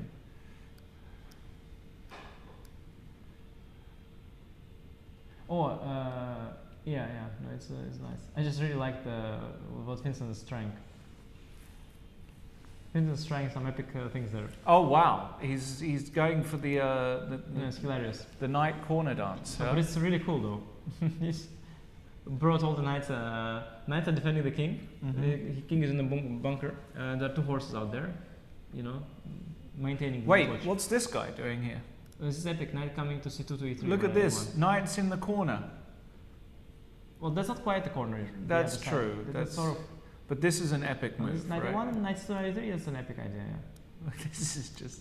This gives him immense pleasure to play this move. But I have to say that king h8, knight j8, that's high class. I'm loving it. It is, but It's high class. It's high class. Yeah. Yeah. This is Peter Licko's school. Ah, this is the influence of. Shout out to Peter if you're watching. I think he's watching a bit. I hope, and I hope it's healing. I hope you're feeling I better hope it's healing. because I he heard- lost his voice, everything. Yeah. So I heard it's not. I mean, nothing it's- too serious. Yeah. So I hope with just some tea with lemon and honey and Lawrence's voice. That's all you need. All you need, Peter. Get well soon. Mr. Lecco turned into basically one of the world's most loved commentators. And what I mean by that is he was a top player for what, 20 years? No, more. More, 30 years?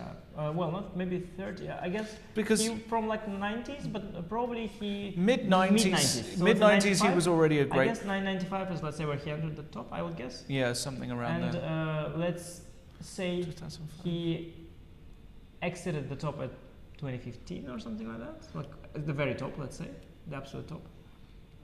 Yeah, so 20 years 20, he was. 20, probably 20 years he was a top 10 player. Yeah, basically. but of course he was around for longer, and he still is very good. I mean, I heard people playing some Blitz games with him, and they're getting Crushed. tossed around. Yeah. Yes, so it's still Well, very strong. He just doesn't play. I always said that I think Peter, having commentated with him and having commentated with other top players, but the knowledge he has about everything. I mean, he just knows everything. He knows every structure, ideas. He's seen this. He's analyzed this. He also knows how people think. He knows exactly how they think. He just, of course, he's a bit older now, so the sharpness is not the same as it used to be. But the understanding that Peter Lecco has is just. He's still next sharper than you, Lawrence. Huh? I think he's still sharper than you. Oh yeah, of course. I know you're talking smack there about the sharpness of Peter, but I think he's still No, sharper than he you. understands what I mean. I love Peter. He's great. Peter very He sharp, will very sharp. appreciate. By the way, I'm loving here a plan for black. Yes. Knight G8, Knight GF6, then Rook G8, and then G5. And then direct, even direct. Cool. Respect. I respect this move. I respect this move G5. Doesn't work, but I respect it.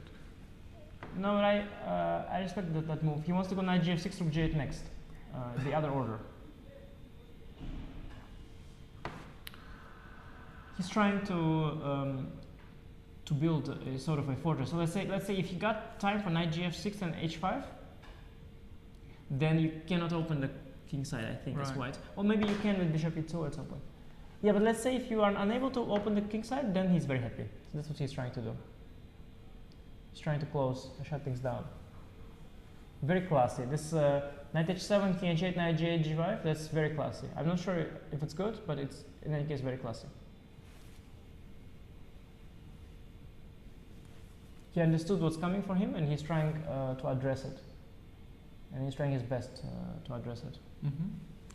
I like it. I think it's a creative idea. Yep, agreed. By the way, we've got some fast moves in this game. It did go Bishop G5, Rook D1, and King G7. Yeah, F4 makes sense. He wants to get into the 7th rank at all cost, and now it feels as though he has enough activity to maintain the equilibrium somehow. Because black hasn't stabilized, he has assets, but they are all spread out, and he hasn't consolidated them. He hasn't stabilized. White is very active. The knight on d6, rook on e7, and this kind of advantage is very annoying for black to have, because it is sort of, you see your advantage kind of falling apart as you calculate the variations, because white is so active, and you see you have a bishop pair and better pawn structure, but you see that somehow it's all falling apart and everything's hanging. And Maxim has to be very, very precise here to try and make something of this, because he's in a must-win situation. All right, we'll keep an eye on that. Richard on the front foot there. Daniel Fridman played, by the way, a cool move. This Queen E8, cool intermezzo. I'm loving it.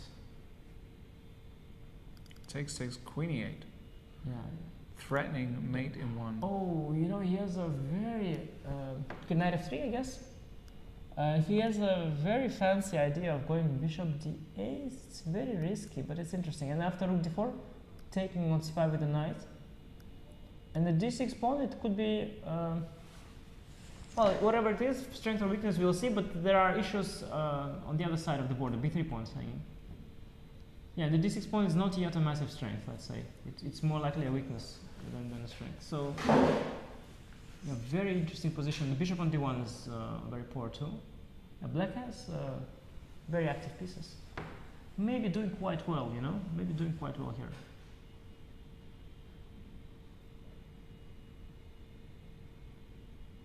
Yeah? Yeah, looks good for black. But this is yet to unfold. Yeah? Knight f3 is not the only move. The bishop d8 is not a given too. Maybe he wants to take on d6. In fact, with black. I don't know. White has also options. Yeah. Knight e4 is a cool option, by the way. Knight e4 is a cool. Giving move. up the knight. Yeah, the idea is dc now. Yeah. And black will probably have to go for the bishop d6 intermezzo because this is not good with d4. Looks good. Looks like white has got quite a lot here. Yeah, with knight e4, bishop d6 is probably the nice intermezzo, and only then you take on e4. Bishop d6 There's still the this pin. X-ray on the e file always, so you have to go cd, and then knight e4. It's a better version for black. But all not so clear. Yeah. All not so clear. Actually, I don't know. Dink getting some chances here. Some Indeed. activity. Indeed. All right. And Vincent doing a great job there. Vincent is trying to fighting like a warrior. Yeah, he's trying to provoke d5, which is now very different than earlier, because now if you close the center as well, black has already closed the king side. So very decent chances to sit this one out for Vincent. Do you think so? Well, I mean, I think he's got zero chance of holding, but that's just me. So, yeah. Yeah. No, you can see this. I'm not just saying that because I think the computer thinks white is better. I just think objectively the lack of space and the knights are actually, how are they ever going to get No, but I'm back being into play? defensive. I don't. You just sit. No, but they are in play as we speak. Like the knights are in play, more in play than ever. Like the knight on f6 is simply amazing. It's sitting on an outpost. Knight on h7 is doing a great job defending the g5 pawn. I think black needs quite little to. What if to I be just okay go here. something like h3, rook h2, and then probably h4? So big question to me is, why did Vincent play the rook e8? Because I would think instead of rook e8, that rook g8 is what I want. Right. I want rook g8, and I want to meet. I basically want to play h5 at some point. I think I want to play h5 at some point, and then let's say h5. You cannot break through with pawns, yeah, because g4, h4, h4, g4. This is kind of famous thing. You have bishop e2 one day, maybe. That's the problem. You maybe have bishop e2, but e4 pawn is for now hanging, and it's going to be hanging there for a long time.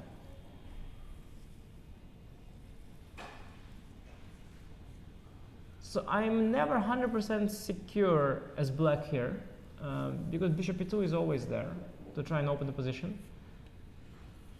But at the same time, even I imagine at some point I could give up that h pawn for that bishop and still hold. Yeah, I'm not sure. I'm just not sure if black is in such trouble here. I'm really not at all sure. Okay, black queen f3. Okay, bishop b7 now, by the way.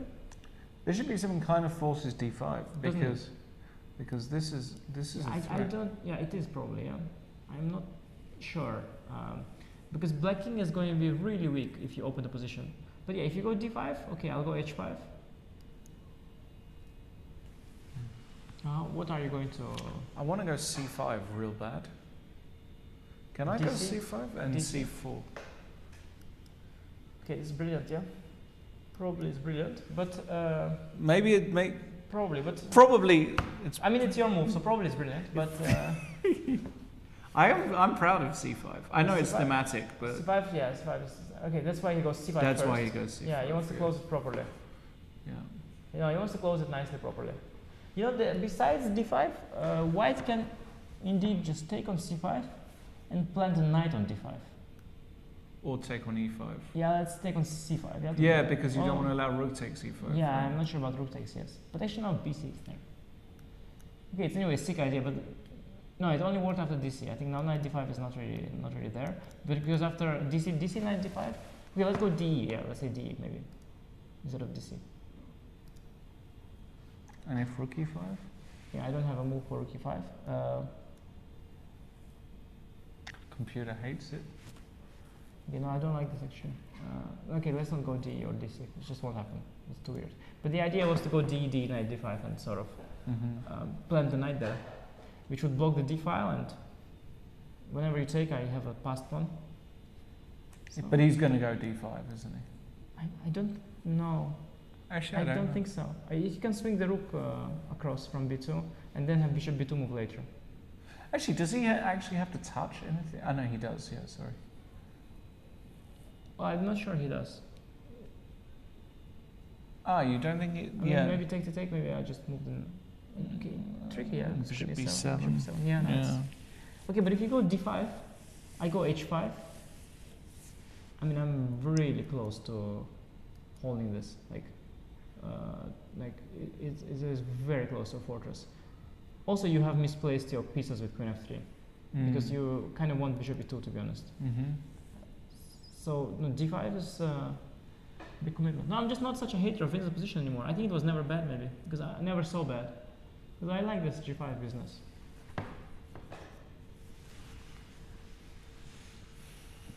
I like this. Just not letting him break through, and looks to me, to my eye, this whole thing looks okay for black. Critical decision for Magnus. It's a vibrating left and right there, but he doesn't know. The vibrations are really... He doesn't know because it's difficult. Even computer doesn't know, so how would he know? The vibrations it vibrates are, left, right, center. The vibrations are real, Yeah. huh? Very difficult situation. Very difficult situation. Yeah, he's not happy. No, D5. I think he's just not ambitious. I think he's just gonna shut it down. He made it face like, yeah. The shutdown. I think it's going to be very likely some sort of a standoff where we close the whole position. But of course, it's not fully closed. There is A4, A5, and there is that Bishop E2 thing. It's not fully closed. I guess white is safe. That's one thing. White cannot, white is the only one who can try to break through. But big question, you can break through.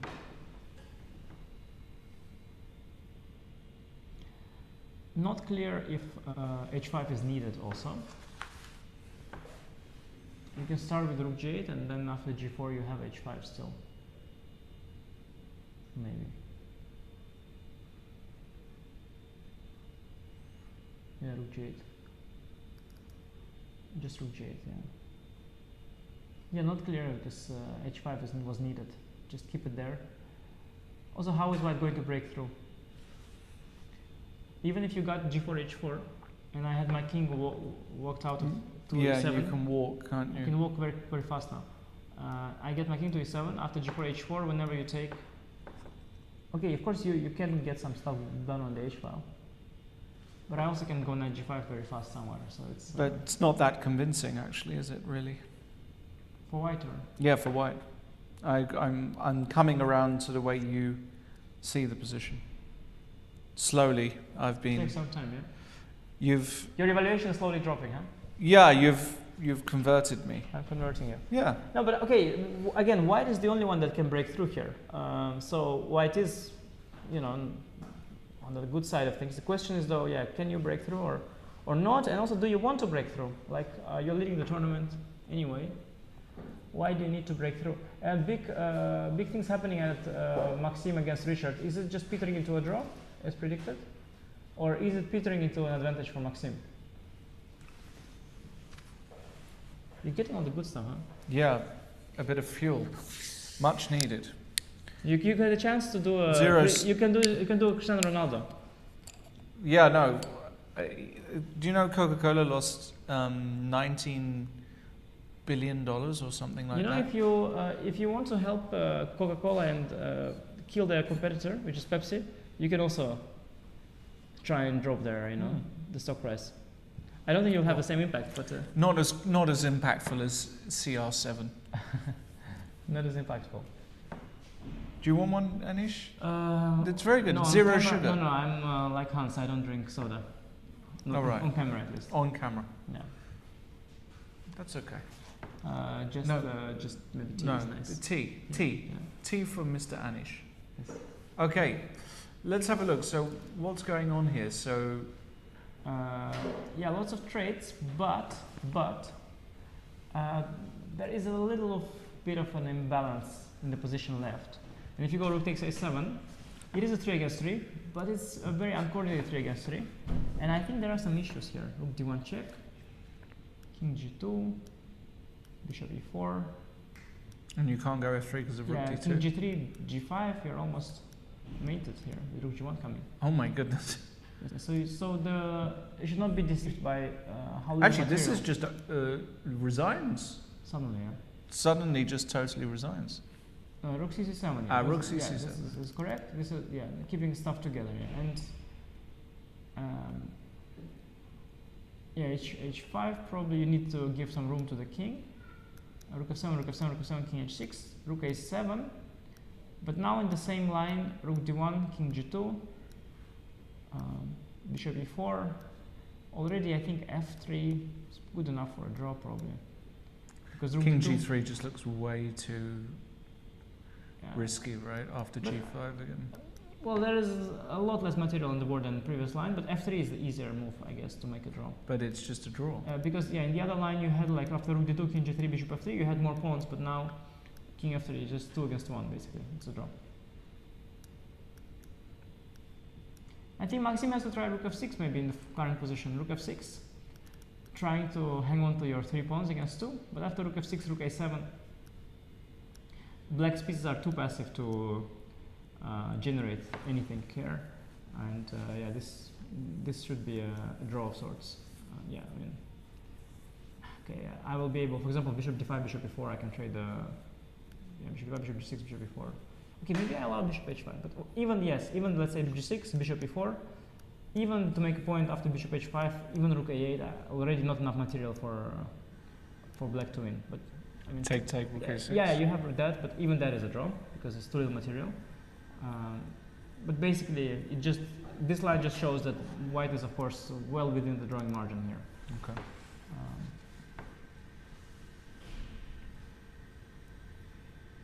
Ding's position is simplified a lot. Not in his favor, no? Just take on b2, take on. So what happened? So we saw it after we saw this move knight e4, nice little in between move, bishop d8, Wow. rook takes d4, and rook b4. Wow. This is Daniel's idea. Mm-hmm. Very risky though, because c5, d6 pawns. I mean, now d6 pawn is a protected passer. But apparently knight takes f6 was not good. So the point is bishop f6. The point is so ab, bishop f6, knight f6, knight f6, bishop f6. What is knight f6? Okay, it's Just bizarre. very hard to understand. No, it's some weird computer business. I mean, knight f6 is normal move basically. Yeah, totally normal. Bishop takes f6, knight f3. But now I think taking on b2 and knight c5. That's the most obvious way forward. But I guess Ding has planned some queen d4 after that. I still feel that somehow all the simplifications, they lead to some form of normally some form of equality. But here white is actually doing very comfortable. Mm-hmm. Somehow white is protected from all the penetration on the e-file. That's very important.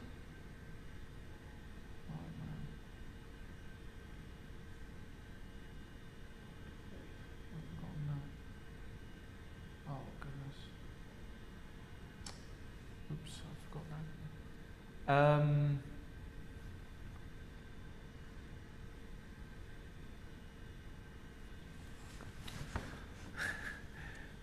All right. I'm going to give you the mouse just for 1 minute because the Twitter haters. no, not at all. I'm going to let you go ahead. I've got to just very quickly do this. Let's see. Yeah, Maximka is trying some cool things here with the king. I like that. He's trying to bring the king forward, but of course it's not enough to win the game. The material is just too limited, I suspect. In a position like that, black's beautiful coordination, lovely king, lovely rook, lovely bishop, white is completely out of position, but there's so little material on the board that unless black is winning by force here, which it just shouldn't be, this has to be a draw of sorts. Not a draw from position of strength, but a draw still, you know, still good enough of a draw for Richard to maintain that second position, which is very important. And here, on the other hand, we have complete blockade incoming after a5. You just need to close this final part of the board here on the king side, probably with a h5 at some point. Maybe not even. We don't even need to rush h5. Yeah, the position is shutting down. Magnus is bored. Draw is a good enough outcome for him. If he was in a must-win situation, I think it was somewhere here, he would have taken a different decision. Maybe d takes e5, d takes e5, knight d5, maybe d takes c5, or maybe some h4 somewhere. He would have tried something here, but I think he was just not too ambitious here and needing just to draw. Yeah, he's just letting everything get closed. Okay. It's going to be a draw here, Lawrence. I think, okay. Very quickly. I believe you. And what about Ding? Yeah, Fridman plays this very cool move, queen e4, because knight c5, queen d4 was trouble, as I mentioned. Mm-hmm. Queen e4 is very cool, dominating all the central squares here with the queen. c5 pawn is so vulnerable, it's going to fall eventually on its own, and now the question is, what's happening? What is happening? Very double-edged. Little material, but very double-edged, because black has potential of collecting both the c5 and d6 pawn in the long run, while white has the potential of, you know, somehow queening the d pawn one day. So it's you know, it's a high stakes chess here, very high stakes chess. All right, yeah, Ding could definitely lose this position. Or win. Ding could absolutely lose this position. It's a 3-result game at this point. A very, very important decision now is incoming. I think Fridman threatens actually not only knight takes c5, but also queen d3.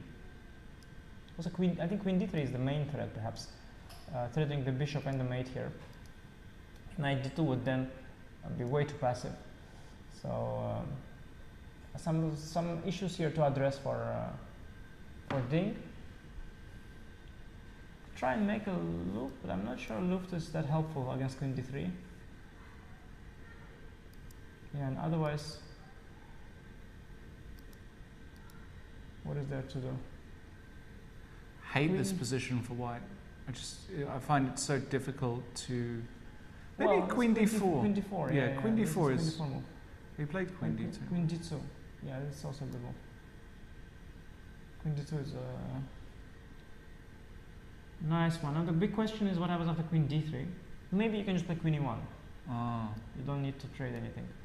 This is what he wants, I think. Because after trading again, the c5 pawn, it is absolutely doomed.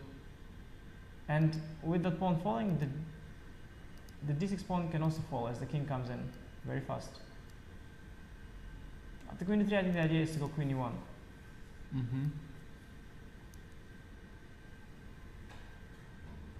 Actually, there's a big problems here on the e file. Don't like this queen d3, queen e1 business for black. So black should do something else. Difficult. Every move here is difficult. Knight c5 doesn't work because of d7. Waiting move is also, you know, maybe allowing some bishop c2. I don't know. Let's say h6 would be sort of normal.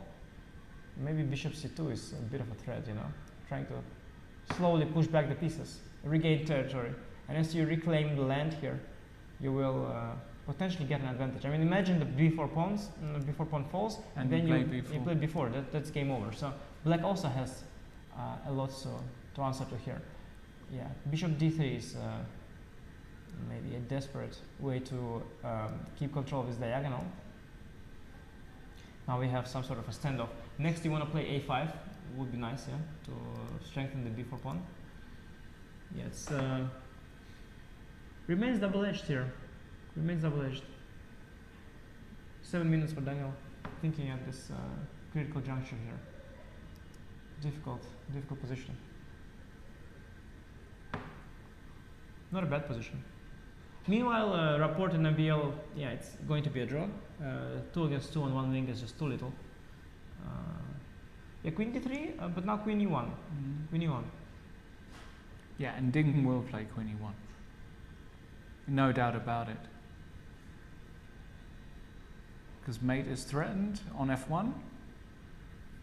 By the way, is Vincent? Is Vincent? Better? Not better, but Hey, he took! oh, He took a knight d4, bishop e4. wait, that's And he wants bishop f3. okay. doesn't That's just liquidation. Okay, that's a little bit odd. Bishop, okay, bishop f3, take gf, and some kind of liquidation. Knight c5, knight c6. he? King f8. Yes, king f8, and knight a7, knight b3, knight c6, king e8, knight b4, king b7. It's great, everything. It's just a draw. Yeah, Ding is just He's just not. he. Yeah, he just thought. He just didn't like his position on queen e1. Of course, he had to try it. I mean, whatever it is. But I guess he just didn't believe it. Yeah, he's low on confidence right now, Ding, Yeah. and he's just trading everything at insane speed. He had 19. He didn't even doubt, by the way. He didn't even doubt for too long. He could invest 5 minutes Yeah. to that decision easily. He didn't even doubt. He just saw a draw. He went for it. Very low confidence, Ding. Still, obviously, logical given the tournament standing in the way it went. There's nothing to, nowhere to channel confidence from. Just really sad to see. King d7. Yeah, Daniel, meanwhile, very happy because a draw with the black pieces against the world champion is a very good result. He's really happy with this draw. Daniel is playing very professional in this tournament. Will he play on, do you think, Daniel? I was thinking briefly about no, I think the way his body language was, I don't think he will play on. But you can a little bit. I was going to say, if I was playing Daniel, he'd torture me here. I like, yeah, for sure. Okay, of course it is 2 against 3 on one wing is a draw, so 3 against 3 it has to be a draw, but it's not comfortable.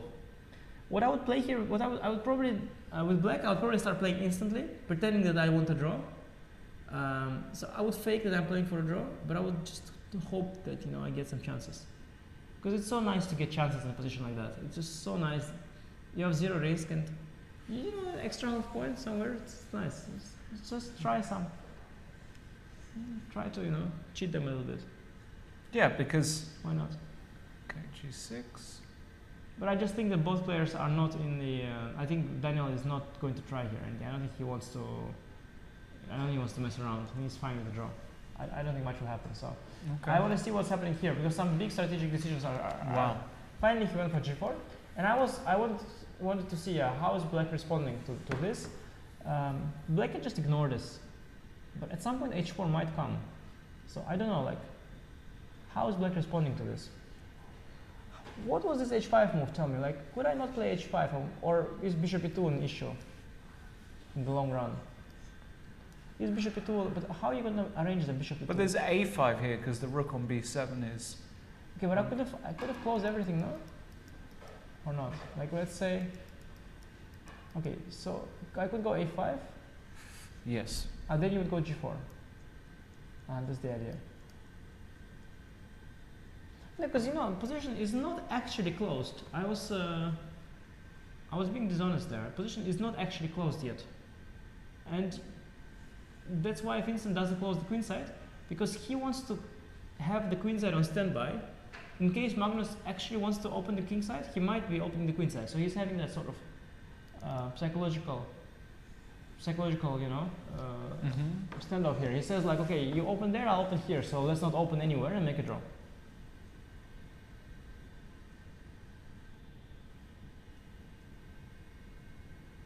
Very complex. Very complex. I mean, its position is remarkable. You can also just repeat moves and make a draw. You could also make a huge fight out of this if you want. Because I do have h4 idea. I mean, I do like white here, finally. I do think that... I was somehow thinking that black can close the whole thing in a much more efficient fashion. Maybe he cannot.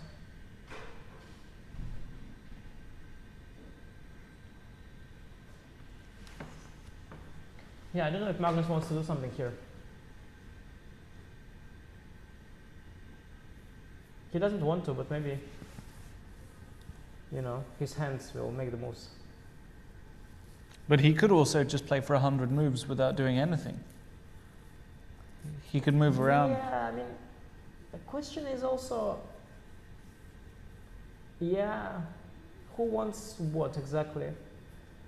I can imagine Black preparing some breaks as well. I mean, Black can prepare a b5 or an h5 break somewhere. Like, let's say I could see bringing this rook to b8, this queen to e8, or even to f8, and then going for some h5 to h6 if circumstances allow.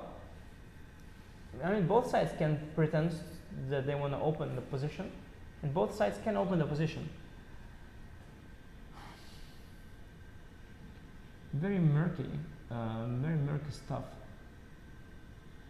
Okay, Richard is convincingly shutting down that game, by the way, meanwhile. This is just very convincing. I'm completely convinced here. This is definitely a draw. And this, by the way,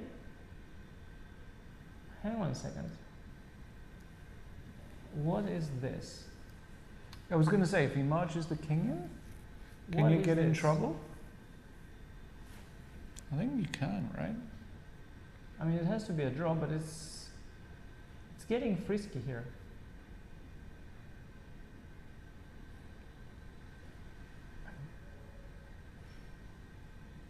King f3. And there's knight d4 check also. It's a little confusing. Why did he? No, but Fridman doesn't even want it, right? No, Fridman doesn't want it. He played something else. He's trying to. What is he trying something or just repeating moves? Yeah, okay, he's trying to get the knight to d5. Okay, what he was hoping for, I can tell you what he was hoping. He was hoping for king f3, and knight d5 would be a neutral 6-1. H3 now you can take knight f4, knight h3. Yes. But Ding, of course, he has been there, done that, so he went king e2. Now knight d5, he has king f3. And that's a mutual 6-1, meaning that if white is to play, white's unhappy, black's to play, black's unhappy. So yeah, clever defense here by Ding, but this king g4, king h3 thing, of course there was a draw. Computer points multiple ways. But it was a nice practical attempt to confuse the matters a little bit. Wait, it's almost mate here. It's almost mate here. But it's just not. H3, I'm just not mate. Yeah, and if the king moves up, rook d4 check. Yeah, and you don't have, like, if you had h4 here, you would be winning. But you're just not in time. In king h4, I have a check on d4. Yeah, I mean, solid material. There has to be a miracle, but it's just not there. This is not, h3 is good enough here. Richard is a little confused, wondering, like, h3 maybe h5 in some miracles. h5, like, getting a bit dizzy here. But okay, rook d3. Yeah, I think it's just a draw. King f4, I mean rook c1, king f4, I have bishop d4. Oh wait, sorry, what do I have? Rook d4 check, yeah. Yeah. Rook d4 check only move, by the way. And bishop e4, rook d1. Yeah, it's just fine. Yeah, h3 is just fine. No need to panic. Yeah. h3 by. But hold on. Yeah, but hold on. This is the Zugzwang, right? Yeah. This is the Zugzwang. This is a 6-1. Unbelievable. But you're not gonna win this position, of course. As a king just knight f4, you cannot do anything with black. You did win a pawn. This is just unbelievable, though. King g3, knight takes f4, and now the point is knight takes f6. Yeah, tell me, what is knight f6? Knight e2, knight g1 is knight the easiest. e2. King f3, just knight g1 is the easiest, yeah. King f3, Because knight d4, I was calculating some long line. Knight d4, king e3, knight c2. And amazingly, this is still a draw. King e3, f4, king f2, yeah? Yeah, pretty. But okay, but no human ever plays like this. Yeah, and now basically we have a position where, okay, it's still a draw because it's a complete draw. It brings a knight to f2. Yeah. I mean, anything is a draw, but bringing knight to f2 is the easiest. yeah, Fridman made a gesture like, you know, Yeah. what are we doing here? Well, no, Fridman was right to play on. Of course. He had no Because risk. You can't win this No. so easily. Yeah, big position, big decision. King e5. Yeah, the big decision and the big position, that's in the Magnus game. That's the only, yeah, here it's game over. They're repeating moves. Well, let's look at the fun. Yeah, handshake. Also, no surprises here. Should be easy draw. Now this is the only game where there could be something. Vincent finally decided to close the queen side, which is reasonable. He's had enough.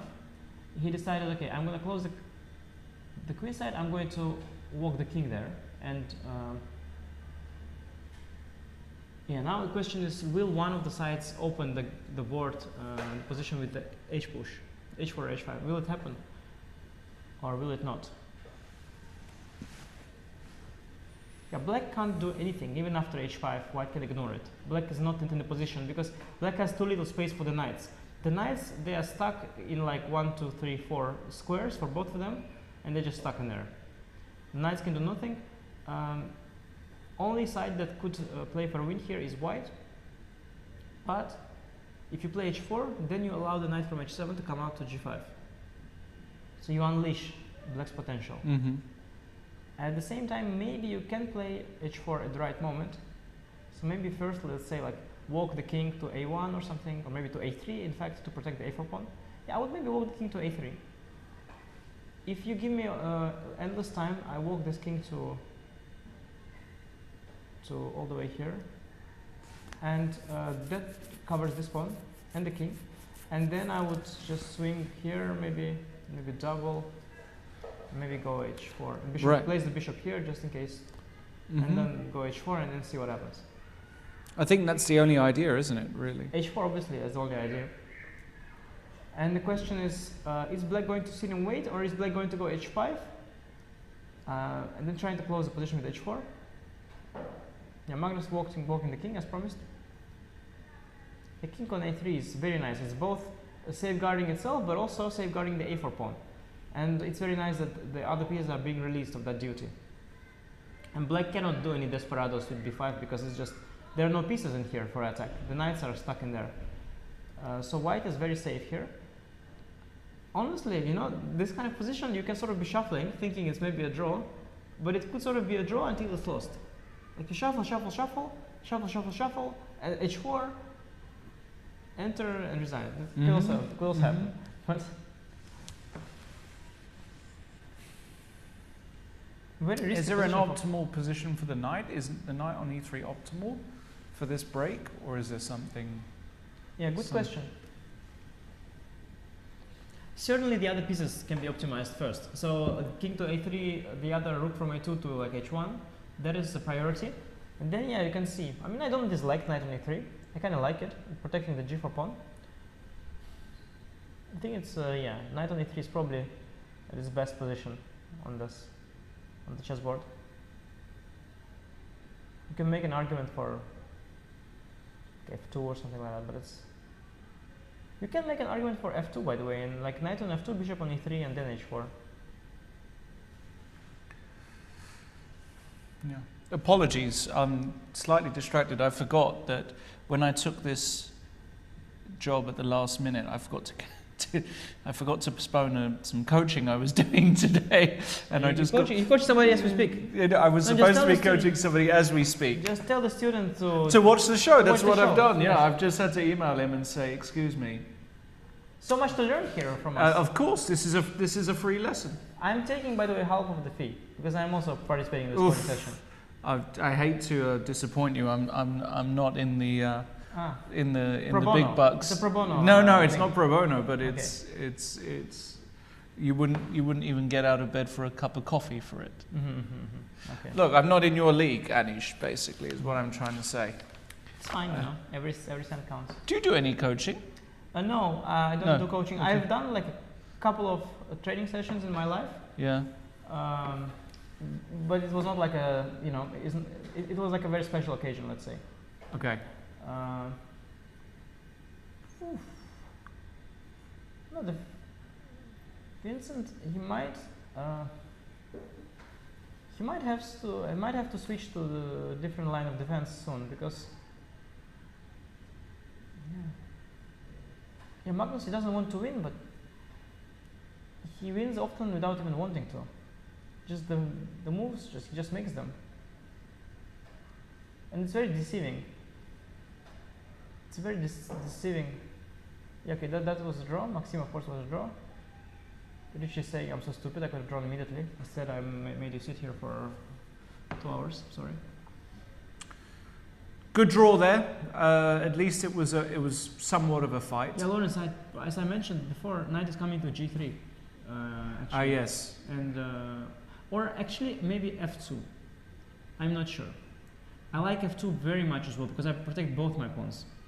But it's harder to get to F2. Because Why? For that, I need to remove my bishop from Okay, D1. you go bishop c2, knight d1. But then you make a move, and then after knight d1, you're going to hit me with h5. When I'm okay. least well positioned for that. Is Magnus going to just repeat? Because again, he doesn't want to win. Because he doesn't need to win.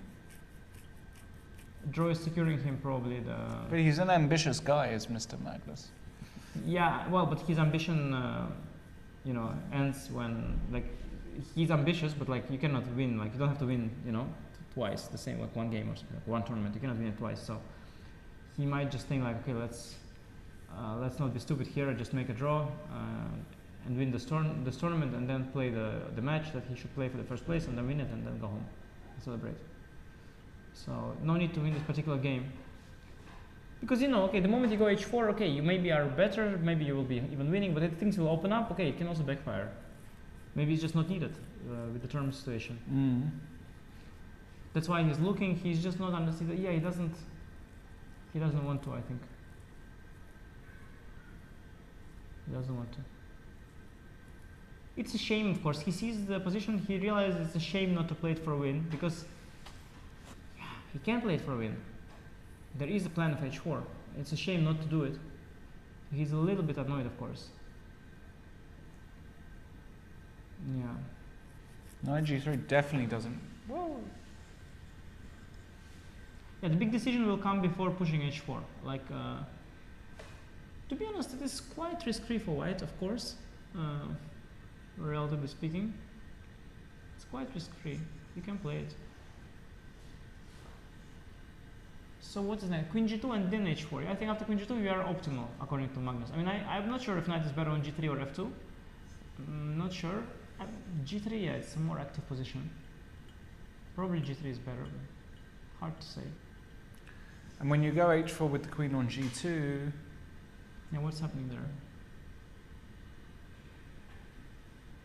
G8 rook h4. Looks good for white now. Yeah. And Vincent has only got 1 minute 50 seconds. His time management this tournament has been not great, to say the least. He's been in time trouble a lot. Yeah, and that's one thing. The other thing is that, okay, if let's say somehow you manage to score well, despite that, then you say, well, I left only 1 minute when it was already clear. But since he's also dropping points left, right, and center, that means, of course, that time management isn't ideal. Yeah, I don't understand after h4. Can black just sit it out like rook g7, hg, and just, I don't like that at all. I'm very tied up. Can I do that? No, I think Magnus is gonna play h4. He loves chess too much to let he just wants go. to win too much. He just thinks it's a crime against the game to not play h4 in his position. Yeah. That's what he thinks. Yeah. I think he doesn't want to be a criminal. And there's vibrations inside him that are telling him to go h4. Are you a criminal? No, of course not. No? No, I'm not a criminal. Would you play h4? Yeah, I'd have to. You're right. Because you were just, finally h4. No, yes. Play. I mean, he's like, hey, come on. Finally, after 30 moves of maneuvering, we get the break, pawn h4. And it's so annoying to play the guy. He doesn't even want to win, but he just does it by accident. It's so funny. Okay, the computer, by the way, is absolutely not impressed. So the computer just goes HG and just sits, and there is nothing collapsing on the H file. Really? There's some knight H5. No. Yeah, somewhere like triple on the H file. Yeah. Don't you just lose a piece? Alekine's gun. Yes, exactly. There's no way a human defends that, by the way. I don't think so. You go rook H6, rook You're 1. not a criminal, but you are bringing Alekine's guy into the crime scene. You know?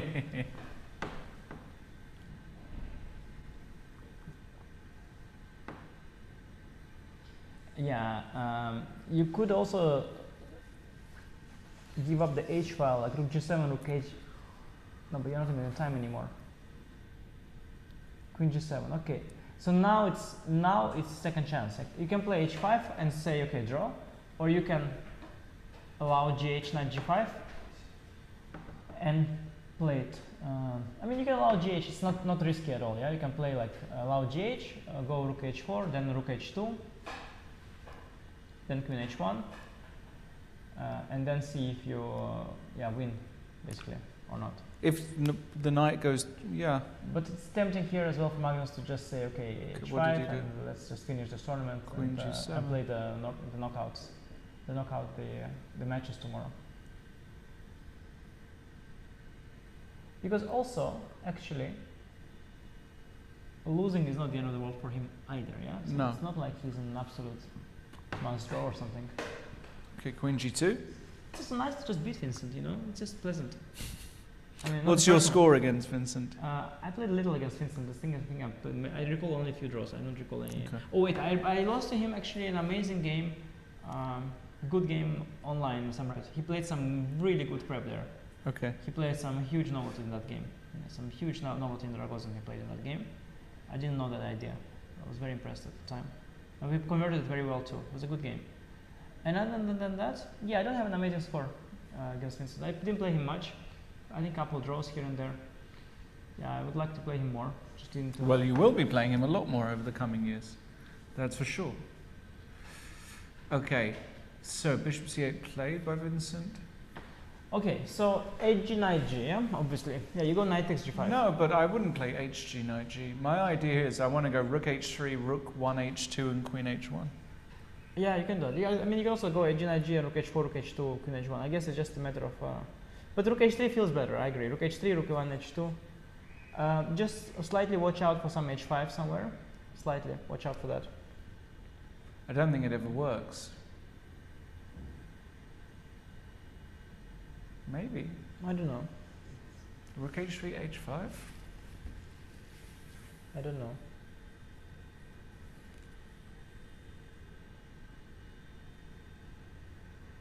Well, I mean, rook H3, H5, you have knight H5, yeah? Knight H5, GH. Maybe that's just a pawn, I don't know. Yeah, that looks like a pawn. Yeah.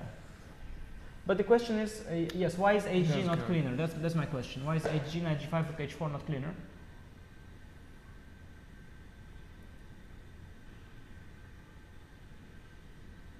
Now what is you potentially lost a tempo, right? So if you had gone rook H3, for the record, then if you had taken knight G5, you would be up a tempo with white. So I don't know if tempo matters, because maybe there is some rook H7, rook H8, maybe. Maybe it's important that you can, do this. You're in time to do this. I don't know. Also, knight H5 here is suggested. Interesting as well. Knight H5 is much safer, because you trade the only slightly active piece, which is knight F6. But it also reduces your attacking potential and clarifies the situation even more. After knight H5, I suspect it must be a fortress for black. Must be. After rook H4, I'm less sure. Yeah, Magnus doubting. Difficult decision. Knight H5 or rook H4. One is slightly more risky, one is slightly more ambitious. One is slightly less ambitious, less risky. He's got plenty of time though, that's nice. It's nice to play against a guy who just has no time on his clock, isn't it? It's just nice. It's a big handicap.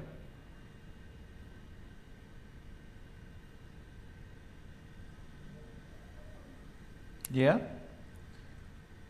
This position is just very nice. Yeah, it's just very nice. nice.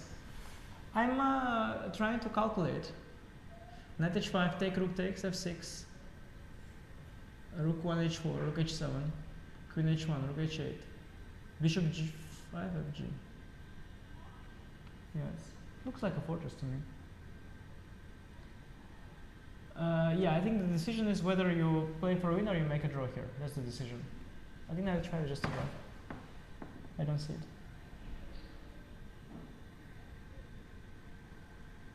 Agreed. Yeah, rook h4 is the way to play on. Rook h4, trying to keep the tension. First triple on the h file and then going knight h5, if needed.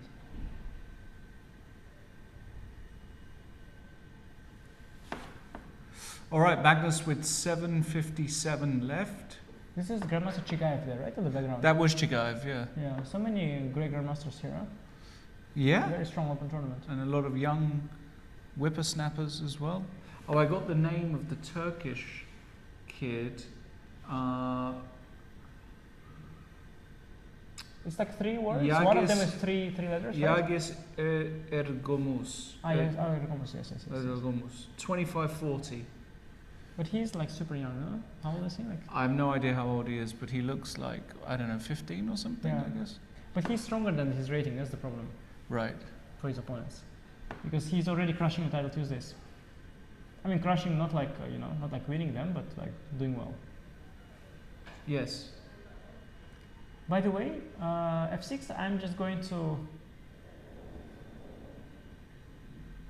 What am I going to do?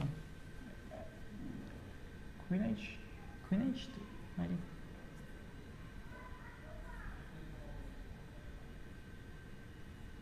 Yeah, f6 now here is the must. Okay, so what's going on? I think it's just a draw, no? So I want rook h7, rook gh8. The only move to play on is queen h2, allowing knight e4. Ah, so if you go rook 1 h2, yeah, the rook h7, rook h8, it's just and that's it. Dead, that's dead. And I go fg always, it's dead. Really dead. Yeah, no, I didn't see this queen h2 idea. That's the culprit. Queen h2 is just No, huge. you just want to take on h6, but you allow knight e4. So it's it doesn't look obvious. But maybe after, so queen h2, knight takes e4, do you take on h6 with the pawn, you played it. Do you take on h6? Yeah, again, I mean, he doesn't want to, he doesn't want to be criminal. He sees the kid, there's only one move. Does he want to take on h6 with the bishop, or does he want to take with the rook? Yeah, bishop feels better, of course. Like Karpov style, yeah? Put the bishop in between the rooks and, control the h-file. So the queen will go to, let's say, f7 or e7. And now the question is, what here? What is the classy move here? For Vincent, he got completely tricked, He got completely tricked in this game. It was so nasty. Yeah? I've got a suggestion for you here. No, it's stupid. Is it? No, but like the white is in complete control here, yeah? I mean, I'm gonna go rook h4, and then you can go knight g5. So your knight is just trapped here. No, but what about knight takes c3? Yeah, then bishop c2 and your knight is trapped. Yeah, so my original idea was to go queen h4. But you don't want to let knight g5, right? Black basically wants to play knight g5, I think. And I think rook h4 prevents that. Rook h4 is just way too... That is just an unbelievable move. It's brutal. It's a brutal move. Rook h4, you're preventing knight g5 and you're saying knight takes c3 can be met by bishop c2 and the knight is trapped. That is just brutal.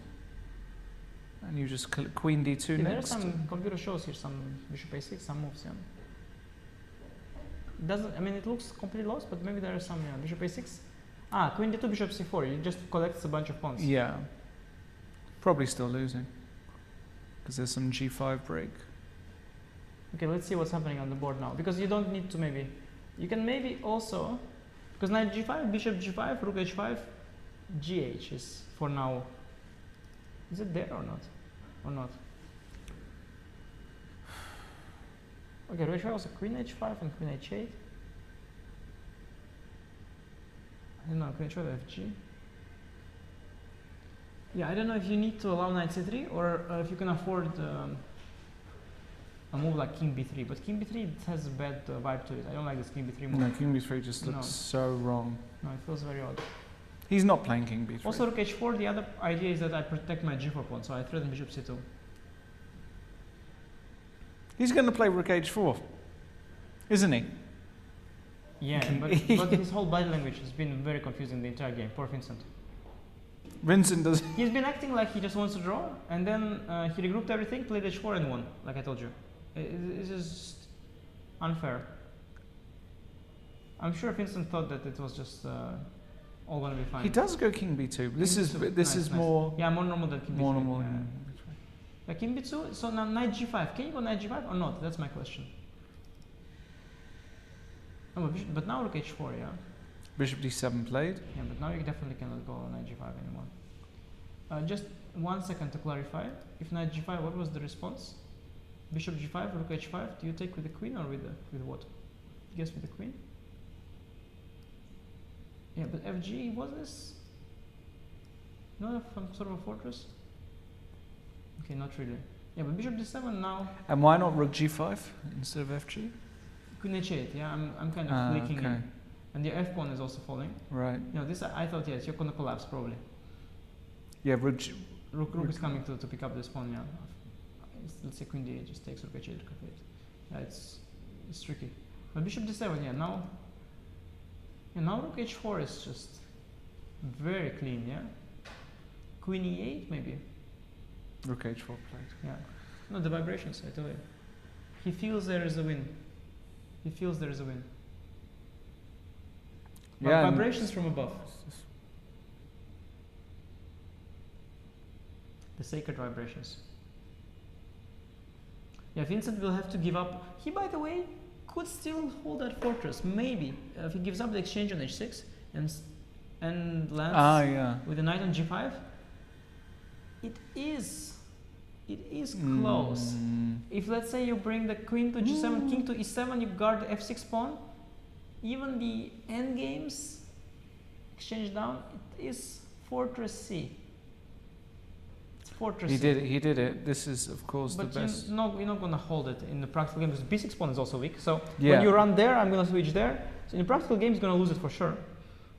But it is kind of. I like it. Fortress C. But you're going to just lose it. I think bring the king back to a3, the bishop.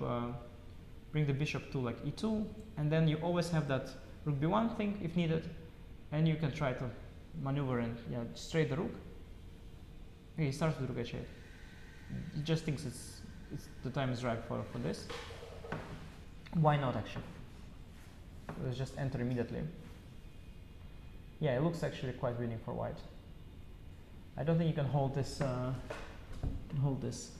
Too many ideas for white here to break this fortress. And you can go e4 and try it, but e4 is not anymore. E4 is basically an attempt, so you have to do it. You cannot sit it out. There's no fortress. Yeah, but now white can regroup against this pawn. White has to just go back and collect the pawn. Yeah. Then black will reroute the knight to e5 and try for some tricks. Oh yeah, that's true. Let's say queen h2, or maybe a queen h2 to go to f4. Maybe some knight f3, knight f7, knight f3, some knight e5. Maybe knight f7, not to have queen h7. Yeah, this game, by the way, was so incredibly complex strategically. It is so hard to say when Vincent went wrong. He did go wrong somewhere. But it's not clear. The mix in the knight e7, knight h7, bishop a6, the mix. No, that yes, but I mean at the later stage, like when stuff got close. I have a feeling that there was a way to close it somehow, but maybe not. Maybe it was always, dubious for black. I don't know. But I felt like he almost had it all closed. Yeah, but not queen h7. No, this is queen h7. No, this I saw. That wasn't good. This bishop f7, bishop e4. That's the trick. Oh, and then knight g5. Wait. Then knight g5. Sharp. Vincent is very sharp. last trap there. Queen h7, bishop f7. How do you win, by the way?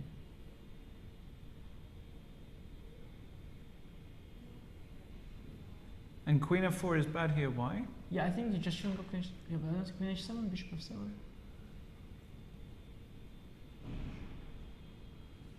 Maybe just no, but then no, I don't think queen h7 will come. Yeah, just queen e2 maybe. Yeah, queen f4. Yeah, normal. I mean, this is the Yeah, rook e1. Just collect the pawn. and just collect. And he'll put the king back on a3 to not Or drop. actually, don't go rook e1. Maybe you can come with the king, like king c1, king d2. Mhm. Come across, come all the way over, maybe. Because you don't want to let black activate. It's just a question if you want to. Yeah, king b3. Okay, he doesn't rush it. Yeah, king b3. Rook e1, queen e8, king a3. I don't know why he didn't place the king on a3 directly, but he just doesn't matter. You're no rush. Maybe because. But it doesn't matter. You can do it later. I think black has no ideas here anymore. Yeah, he's completely passive, just standing and waiting. It's not easy to convert still, because if you go after the e4 pawn, you allow black to activate the queen along the h file maybe. So maybe some active idea somewhere. Bishop takes a4 somewhere. Rook e1, queen e8, king a3, queen h8, bishop e4, some queen h3. Some tricks, practically. And Magnus is also low on time, so Yeah, it's some going to be a little tricks. shootout. Little tricks. It's going to be a shootout. But basically, it feels as though if he plays a few accurate moves, he should control, collect, and win. The idea is to win the e4 pawn, and then afterwards, come back with the bishop, and unpin on the e file, come back with the bishop, and then, you somewhere something will fall, of course. You can also probably throw in a rook e6, maybe, but not necessary. Yeah, you'll just come across to the h file and then call That's the easiest. pound on the f6 pawn. Queen f8 directly. Okay, I think queen e8 seemed more logical to me. So first, but maybe it doesn't matter. Yeah. Bishop e4. Now queen e8. Okay, that's the trick. Bishop e4, queen e8. By the way. Yeah. It's nasty. So he's going to play king a3, of course. Yeah. No, he's not falling for it. No.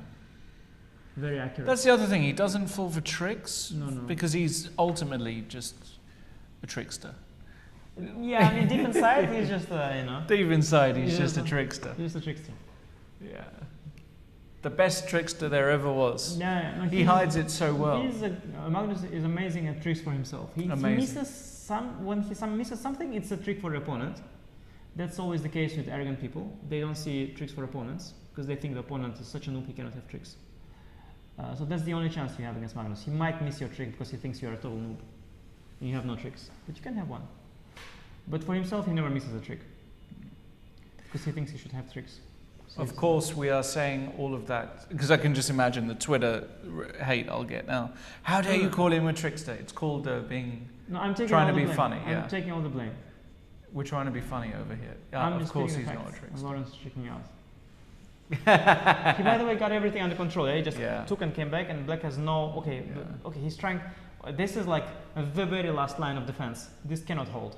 You've got like nothing left, and okay, you do keep everything together somehow, barely, but you are down in exchange and the pawn, and you have two open files and two weaknesses: the f6 and the b6 pawn. Yeah, he goes for rook e6. The Lawrence way. G5 Yeah. now. G5. Yeah, the Lawrence way. G5? G5 is just I think he's going to go. thematic. I think he's going to go bishop. No, bishop d1, knight e5. Okay, G5 is sort of the, is the follow-up usually, yeah? You go rook e6 and then you go G5 and then it falls apart. Yeah, and if FG just queens somewhere. F6 first as well? F6 first also actually there. exists. It's also there. Right. I mean, it's not obvious that G6 is the way to go. Rook e7 is very clean, by the way. What about rook e7? It's very clean. He goes G5. Yeah. plays very well last couple of days, no? Or does he always play well?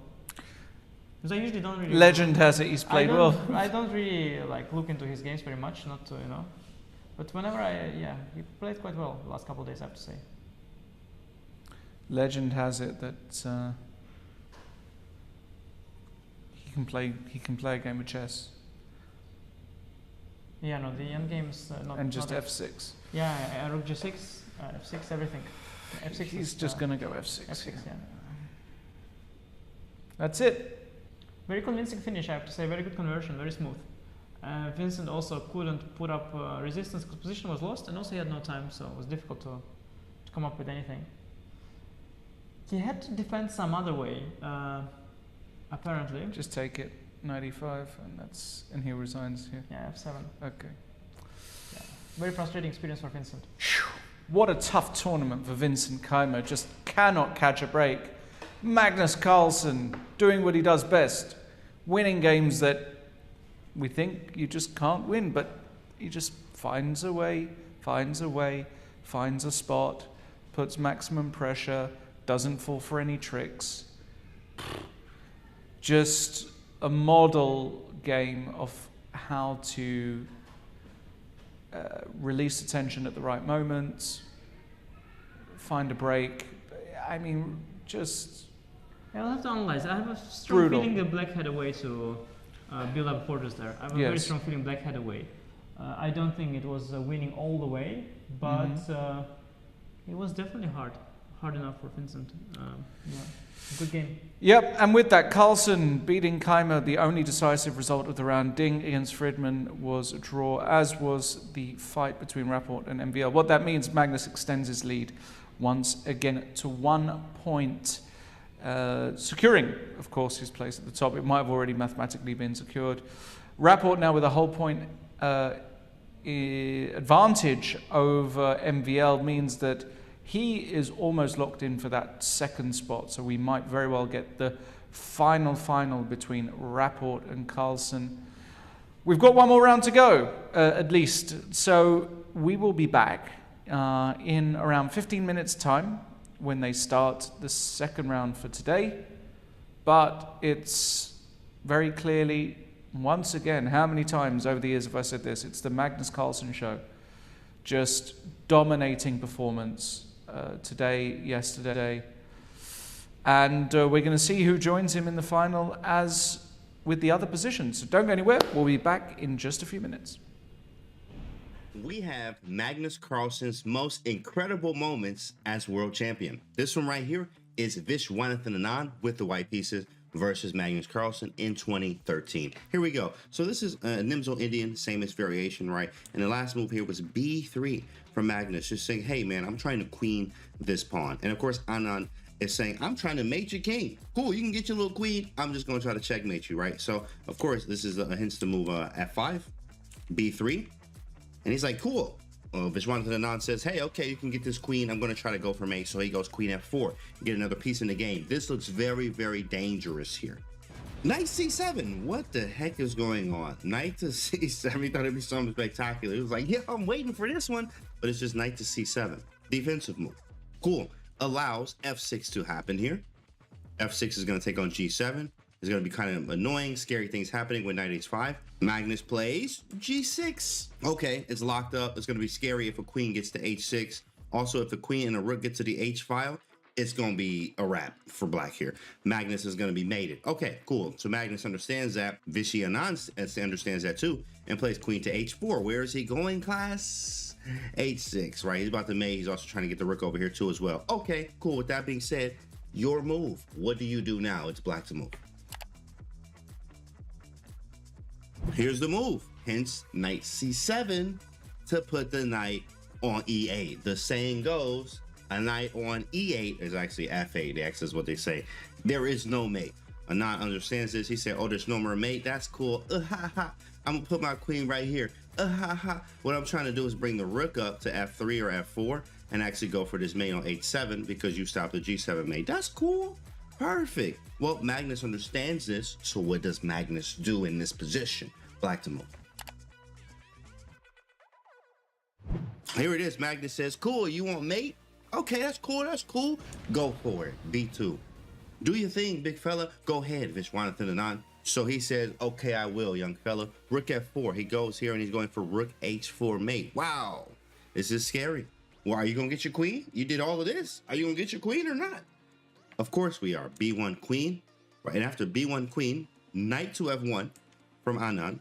And the move here that seals the deal is what, guys? There's 2 queens on the board. Magnus has 2 queens, but is he getting mated or not? It's black to move. He goes queen E1, and then the game's over. The game ended right here, believe it or not. There is no more PGN, right? What do you mean, queen E1? What sense does that make? Well, let's see what happens. The idea here is after queen E1, where were you putting your rook? H4. Well, I can just go rook H4, but guess what? After I capture it, queen sacrifice, sacrificing one of my 2 queens. After queen takes H4, let's do a piece count. You have a queen, you have a bishop, and a knight. I have a queen, a bishop, a knight, and a rook, guys. So after that, this is done, right? I have an extra piece, an extra rook, and there's no mate here. So that's a resignation. And Magnus wins. That's incredible, right?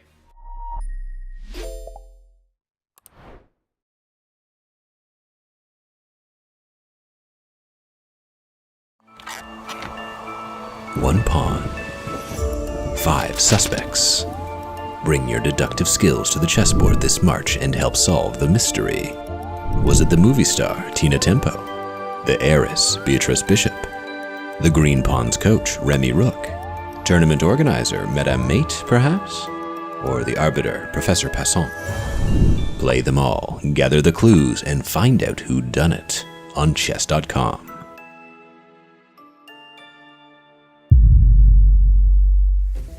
History, prestige, legacy.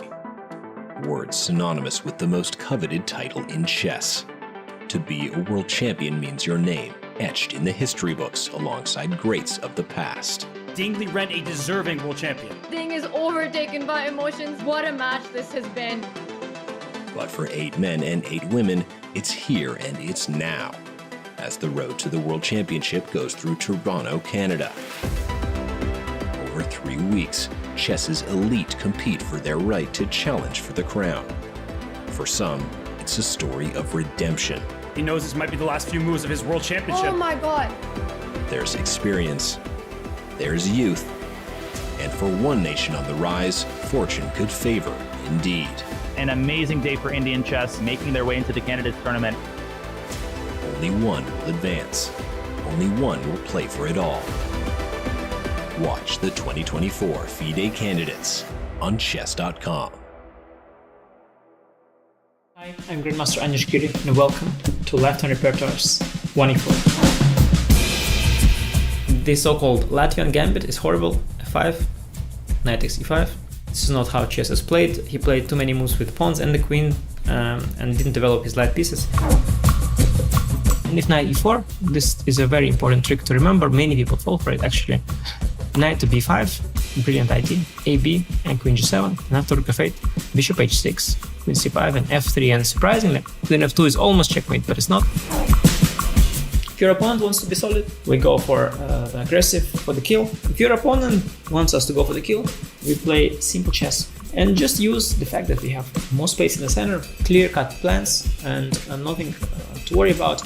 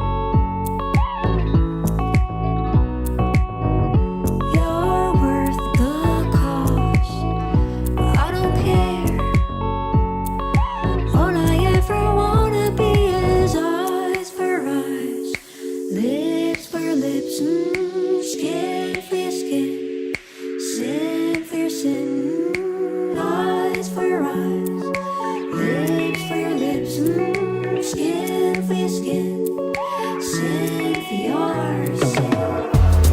Feel it down, down, down, down. Think about it later. Feel it down, down, down, down. Think about it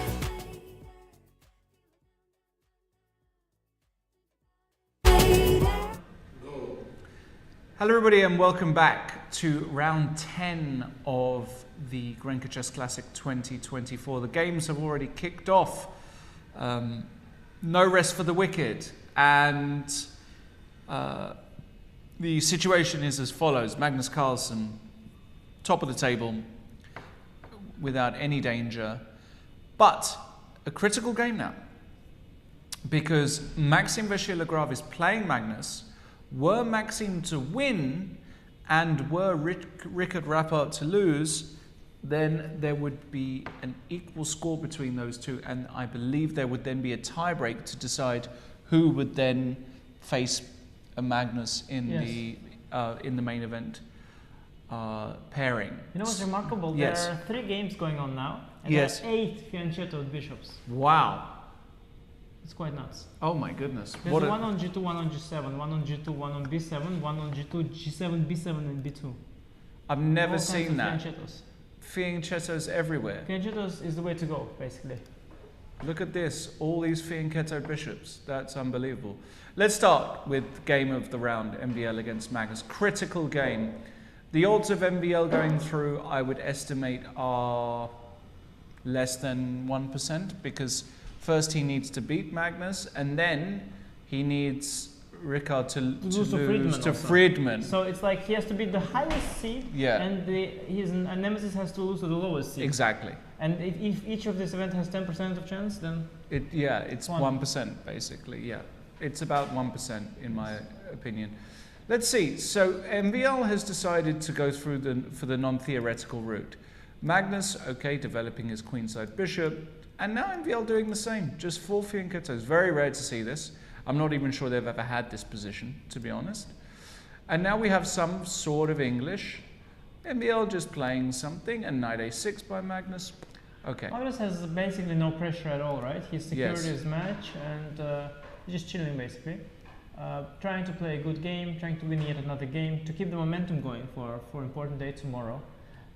He played a very playful setup with black. He could try to equalize more roughly earlier on. Let's say on move 6 after c4, he could try to meet c4 with c5, not trying to not let white take the whole center. But he allowed d4, and then after d4, he didn't rush striking the center. He just first goes e6, then knight a6, kind of a playful setup, allowing white to grab some center and go for a playable position. Not so much rushing, trading anything anywhere, just allowing Maxime to play a full-fledged game, which is nice for Maxime, because Maxime can now try to win. I think what Maxime needs to do in this position is keep a lot of pieces on the board, keep the tension, not make any committal decisions too early on. It's not this line was used by Kasparov against Karpov in that famous must-win situation, the double fianchetto. Yes. And Kasparov didn't rush with the d4, but they had this kind of situation where they kept the tension for a long time, and famously Kasparov won that game. Now actually, as we speak, lots of action in the center, and actually some trades are going to happen. Very likely, as black can trade on c4 and on d4 and create hanging pawns. But then white is ready to at some point push for d5. At some point, maybe after trading the bishops with knight e5 first, or in any case first bringing the rooks to the center, rook d1, rook c1. Yeah, double-edged stuff. But Magnus also doesn't have to rush it. He doesn't have to release the tension. He could wait and make Maxime release the tension first. Quite a complex battle. And he actually waits. He waits with taking. He goes queen e7. Probably both sides will bring the rooks to D and c file. And at some point, you'll have to decide. Actually, I like cd. Can I not go cd5? And I like the fact that you cannot take with knight and the bishop because of the knight hanging. And if you go ED, you know, isn't it nice to play against this Yeah, I agree. weak d5 pawn? Normally it's nice. I don't know how it's here with the bishop being on g7. Normally it's on e7. On g7 maybe it's a bit more active, potentially. But you know, I like it, knight e5. And he played it. Yeah, it's tempting to go cd.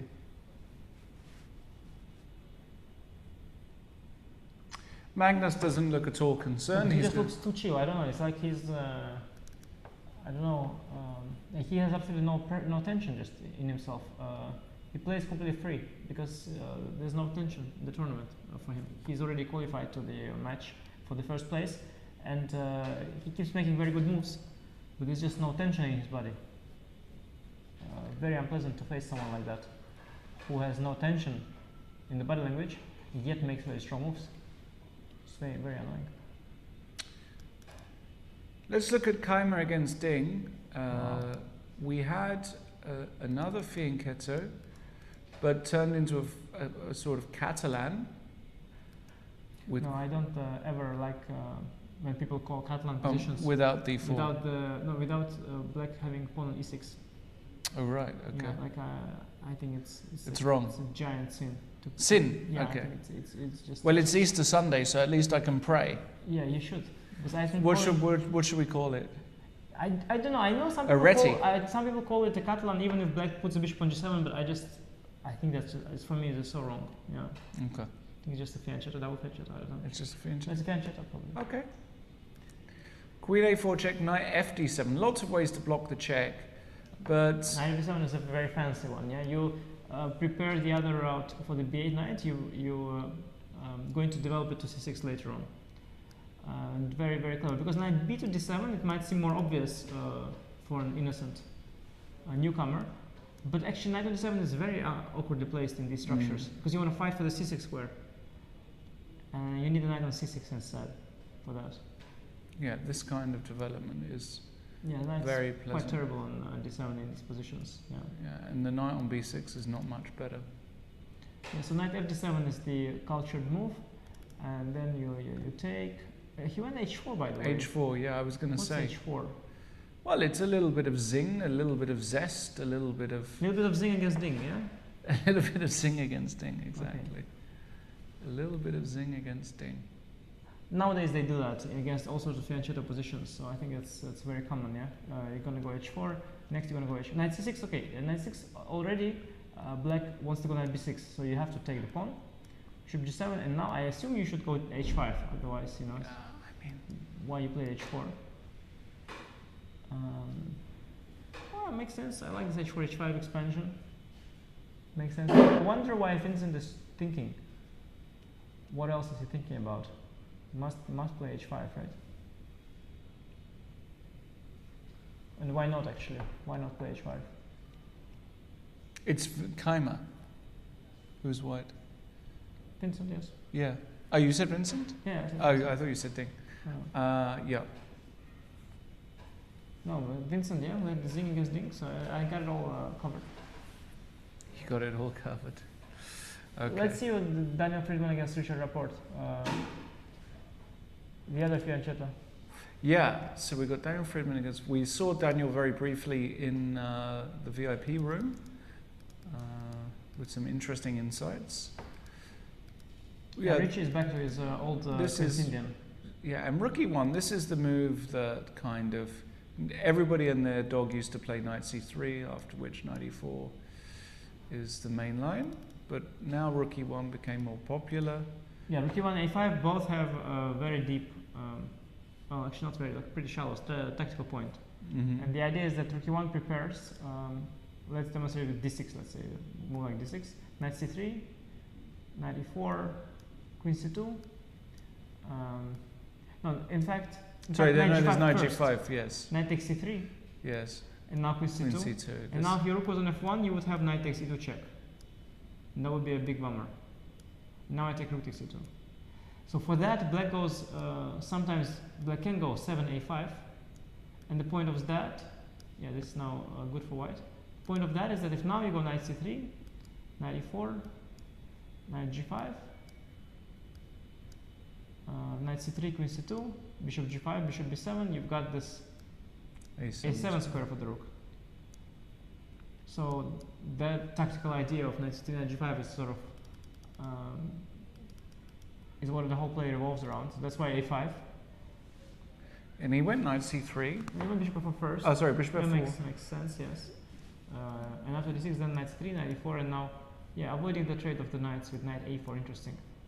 Richard is very good in these positions, by the way. He has lots of experience. I played him a couple of times. He feels these things very well. Rook a7. You just guard that b7 bishop. Just overprotecting it. Not to have any knight d2 worries. Mm-hmm. That makes sense. Makes a lot of sense. The rook looks weird here, but it does a good job. And also sometimes, if the knight comes to d7, the queen actually is... He loves it. Richard loves this queen a8 move. He loves it, yeah. He also, in some of these positions, you go like a4 with black, and rook comes via a5 into the game. He loves this rook swing as well. So, yeah, this queen a8, rook a7, queen a8, it's Richard. His favorite. He loves this kind of clever-looking positional ideas. Lots of action, meanwhile, on the Maxim Vachier-Lagrave board. Indeed. What happened here? Lots of things are happening at a fast pace. So he brought the rooks to the center with rook d1, rook c1, move 13. Rook d1, rook c1. And knight c7, yeah. And now he could take on c5. And play bishop a3. And play bishop a3, but he played bishop a3 directly, which is okay, I guess. There came knight e4.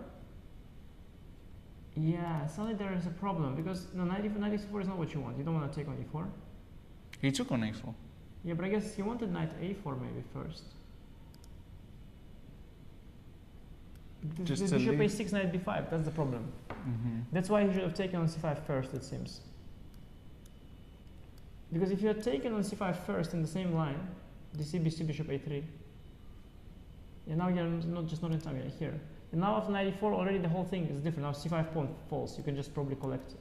Can you make knight e4?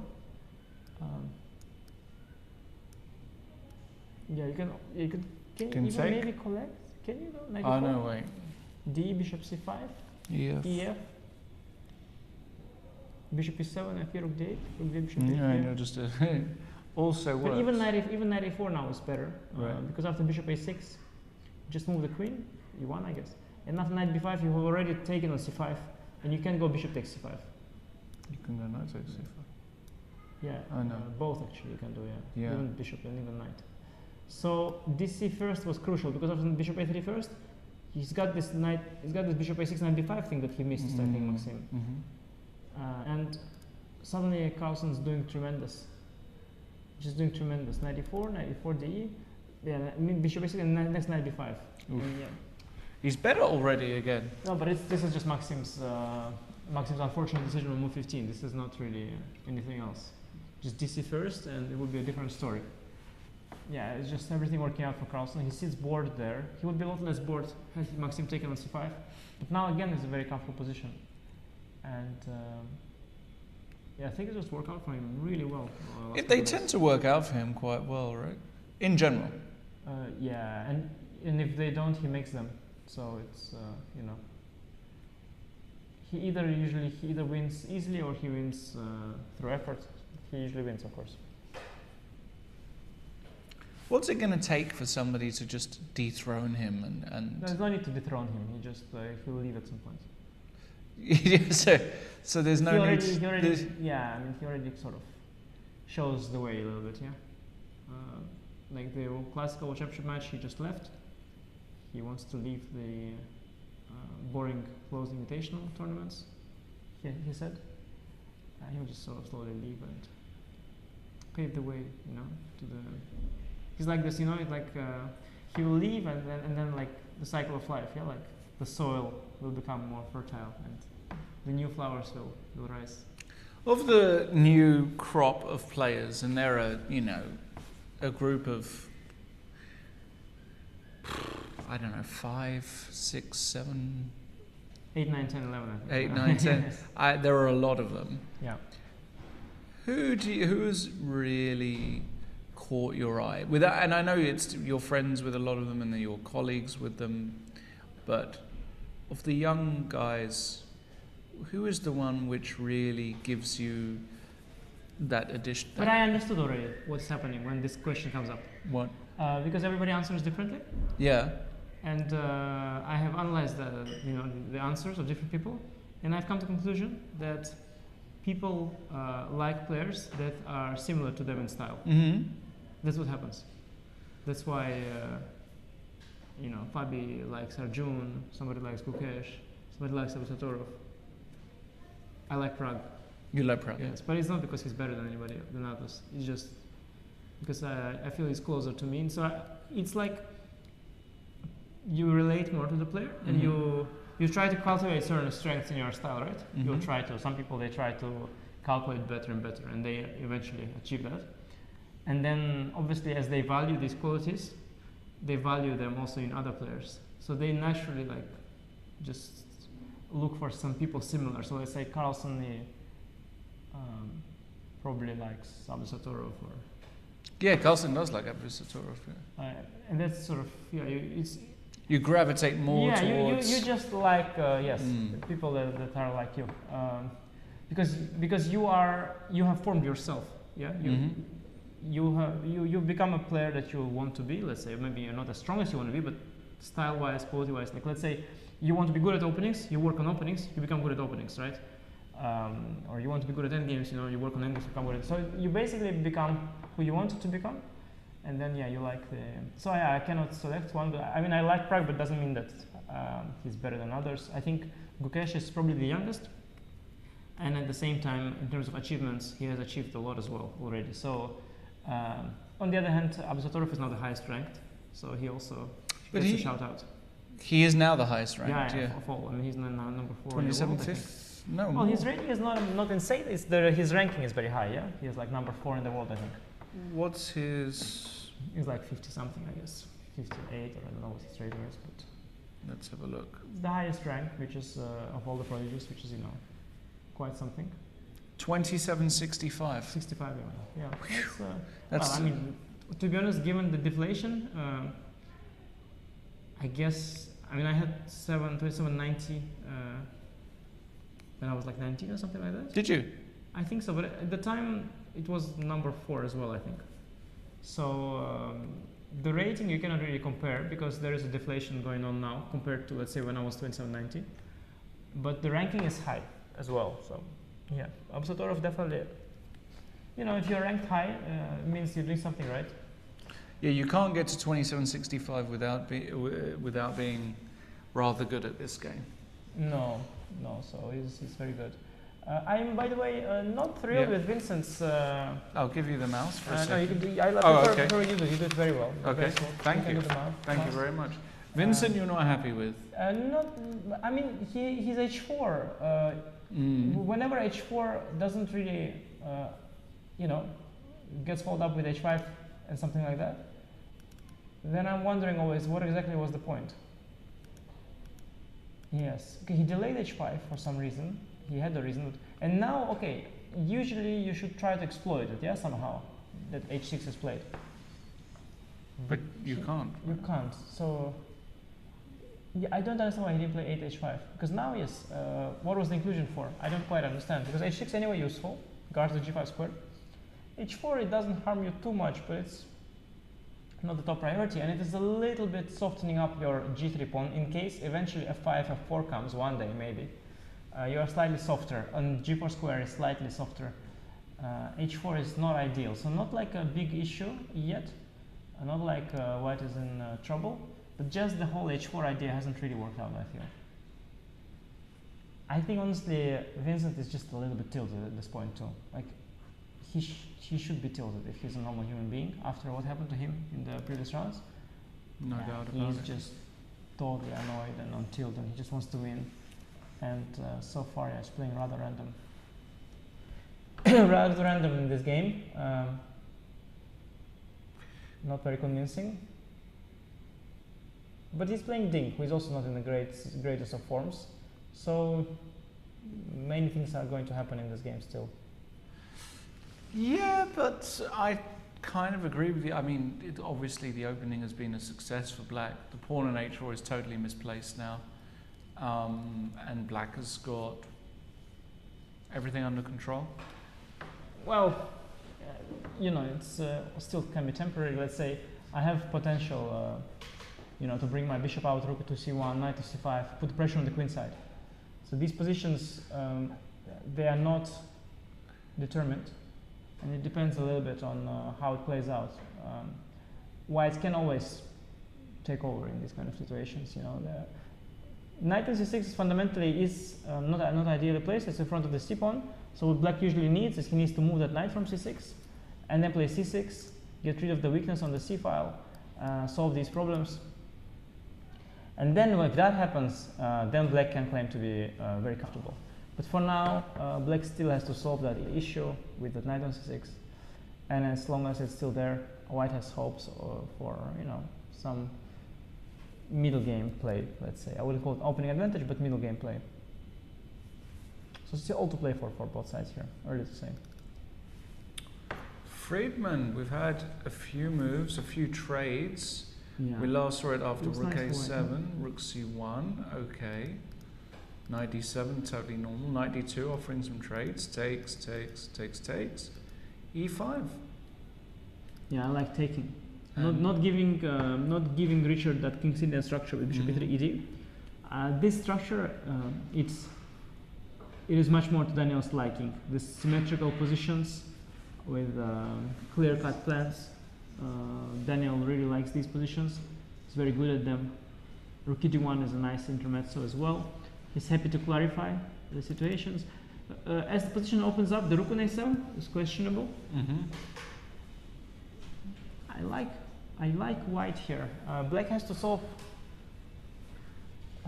some problems here. Has to answer. I like this. Clever play by Daniel. D takes e5 and rook e1. Very nice and accurate. Magnus, by the way, in the meantime, equalized very swiftly, inviting massive trades here. Yeah, look, after bishop b7, he's inviting e d4.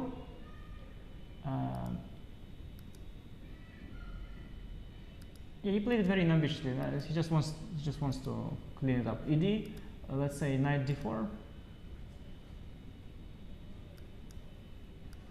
I think you can go knight f6, queen f6, bishop d4, take everything, take on b7. Make okay. That's clever. That's just an immediate draw.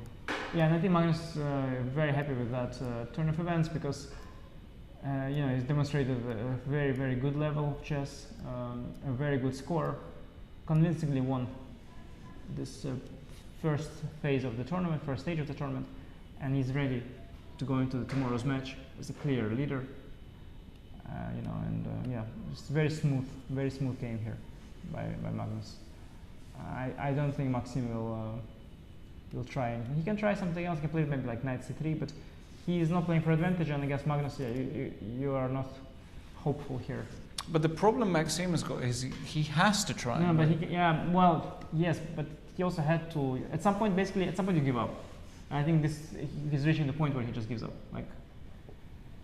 I'm not blaming him at all for that. I think he had a shot before the start of the game. He had a shot on move 15. He messed up, and after he messed up, that was his final chance. And now, okay, at some point you give up. Yeah, you cannot just play. Cannot fight a losing battle. No. I mean, you also don't want to lose. White to lose when you can draw.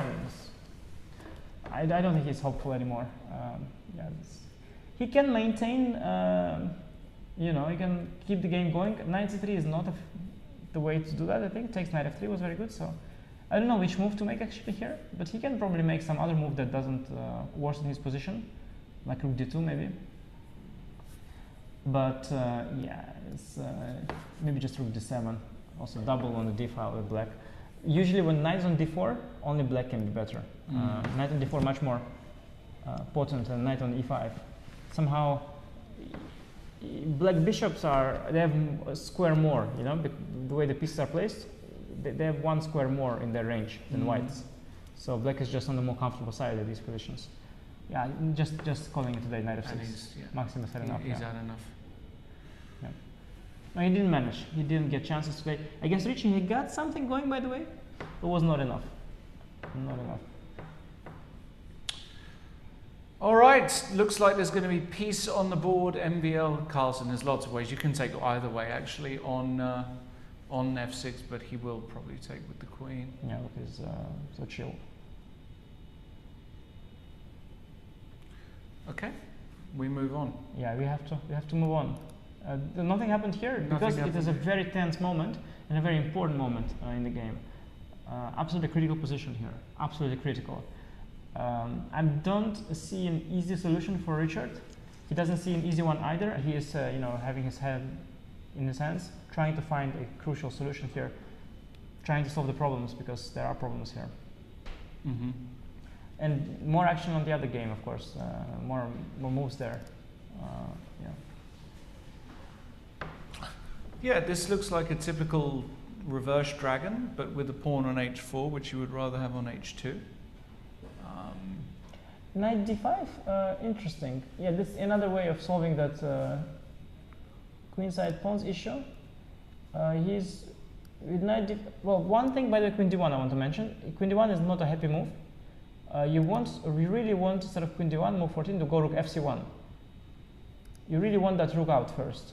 But the problem is that after rook fc1, there is bishop takes f3 and knight d4. Because if you were in time to go queen d1 this way, you would be really happy to get that rook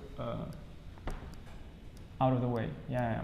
Now this is a problem. That's why he went queen d1, but that's a big pity because now rook on f1 is out of business.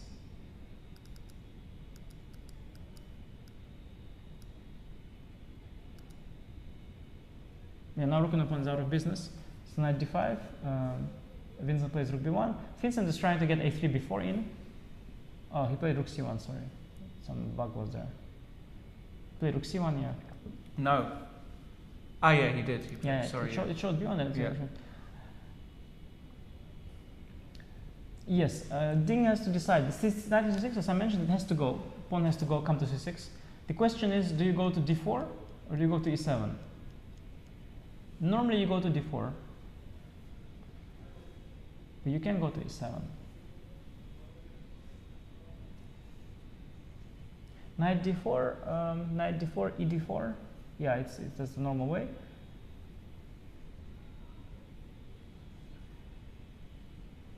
There are some tricks there with queen b3, bishop e2, rook e1, and knight c5. Black hasn't consolidated his queenside just yet. If Black, let's say, had already played c6 and a4 or something like that, like if Black had consolidated the queenside, he would be doing very well because after knight d4 ed, the e2 pawn is always weak, right? That's what we learned. But Black hasn't consolidated the queenside, and the b and c pawn and knight on d5, they're all very shaky. So after takes queen b3, there are some direct questions to be answered. a4 and rook b8, rook b2 is very principled. a4 here. And the point is takes, rook b8, there's no queen takes d5. There is queen d5, but it doesn't bring you much because in the end I will rook collect b2 and e2 and everything. Actually, I don't know. You collect h6 also. Yeah, it's not so clear. Let's see what he. Let's see what Ding plays here. Queen b3. Yeah.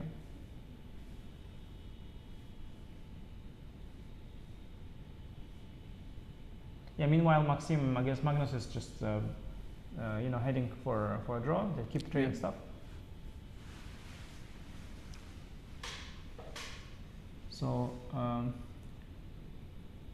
what is the tournament situation? What's the intrigue once again? So, well, the intrigue is there is no intrigue now actually. No, for the first two spots not, but there is probably some intrigue down the line. Yeah, so right? third and fourth. So we've got third and fourth and fifth. So they're fighting for those positions. So basically, if Vincent beats Ding, then he catches him. They might have to play a tiebreak. They will have to play a tiebreak, actually. Yeah. They will have to play a tiebreak. Yeah. So that game is huge. Yeah. If all games end in a draw, then no, this is it. Daniel if Daniel loses, and Vincent wins, then Daniel is out. If Daniel out for the the battle for the third place, but if Daniel wins this game, he will overtake. He will. If Daniel wins. If Daniel wins and Ding loses. Yes, then Daniel is fighting for the third Correct. place. And if Daniel wins, Ding draws. Then he plays with Ding for the match. And if Daniel wins and Ding also wins, then Daniel is behind. Nothing. And Nothing has changes. changed. Nothing Yeah. changes. So Daniel needs to win, number one, and he needs Ding not to win. Or if Daniel draws and Ding loses, we have a three-way tie for the bottom place, and the three-way tie will decide who will play for the third place. So there is a lot of tiebreak scenarios possible for today. Totally. Cancel your dinner plans, Lawrence. I don't have any dinner plans. You are my dinner plan. No, Lawrence. This is not how it works. No? No, I have my dinner plan. Do you? Definitely. Really? Yes. Without me? I have enough people in my dinner plan. I don't think you want to be part of my dinner. If you want, I mean. Wait, is the family here? Yeah, of course. Oh, you brought them all? Yes, of course. Oh, I didn't know. I thought you might have left them. I thought I just came here for you. Yes. Yeah. You've got the wife and the kids all here. Yeah. Oh, right. I really didn't know that. Yeah, it's Well played. It's nearby. So what are they up to today? Easter Sunday. What do they do on a Sunday? Play games? Beautiful city of Karlsruhe. Oh really? They're going to go around the town? Oh, they've been already. Beautiful city. Have you seen it? Yeah, I've seen it. Yeah, it's beautiful. The garden. Yeah? The garden. Yeah. I've been here quite a few times. Yes. A few times even, yeah? Mm-hmm. No, it's a beautiful city to visit. Some repetition of the moves there. Okay, not repetition, but just a draw.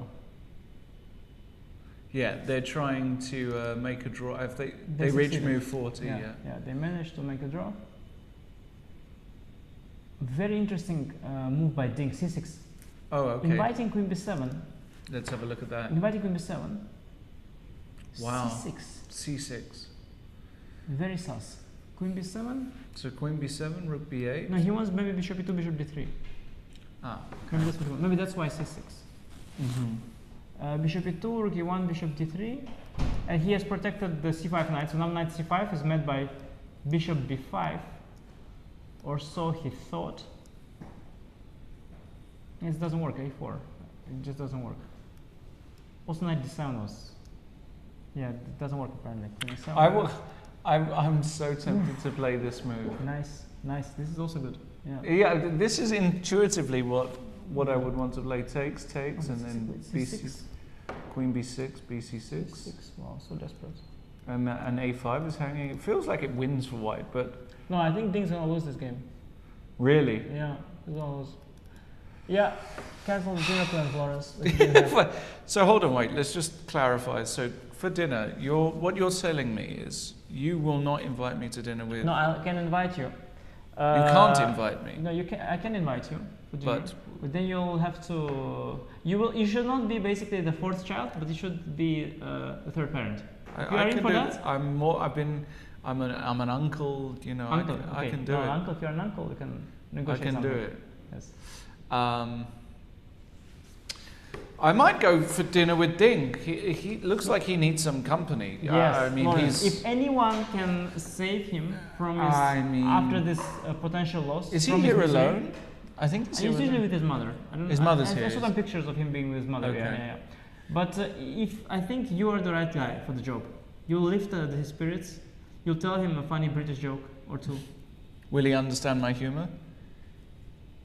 No, but you just bring him a good vibe. Okay.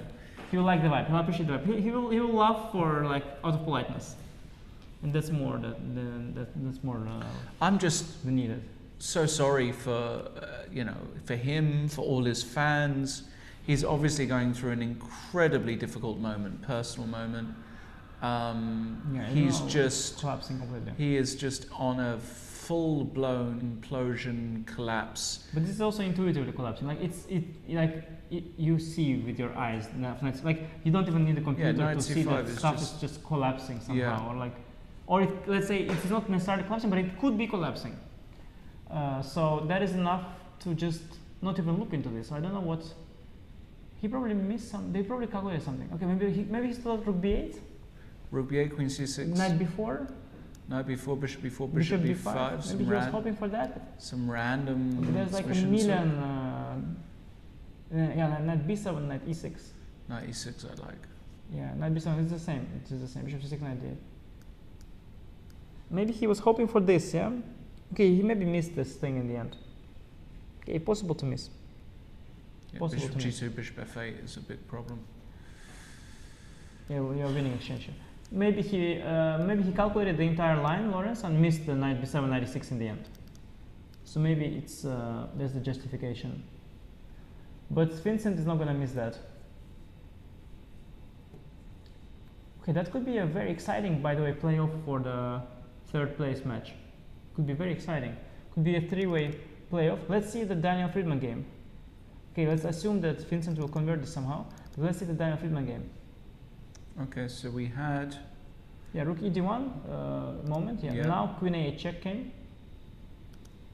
f3, rook d8. Logical. It could go bishop e3 here. When bishop g5. Okay. All these things, they have a good vibe for white because of the rook on a7, right? So whenever there is action, the rook on a7 is a bit stranded. Yeah, knight c5 is a big. Knight c5 is a big move. Lots of trades there. Probably it's equal. Probably it's just equal. Knight c5. Take everything. Sorry, where do you want to go? Here knight c5. Knight c5 This is probably the cleanest. Yeah, just take everything on d8. Yeah, doesn't matter. Doesn't matter, I guess. Take, queen take, bishop take, knight takes a4.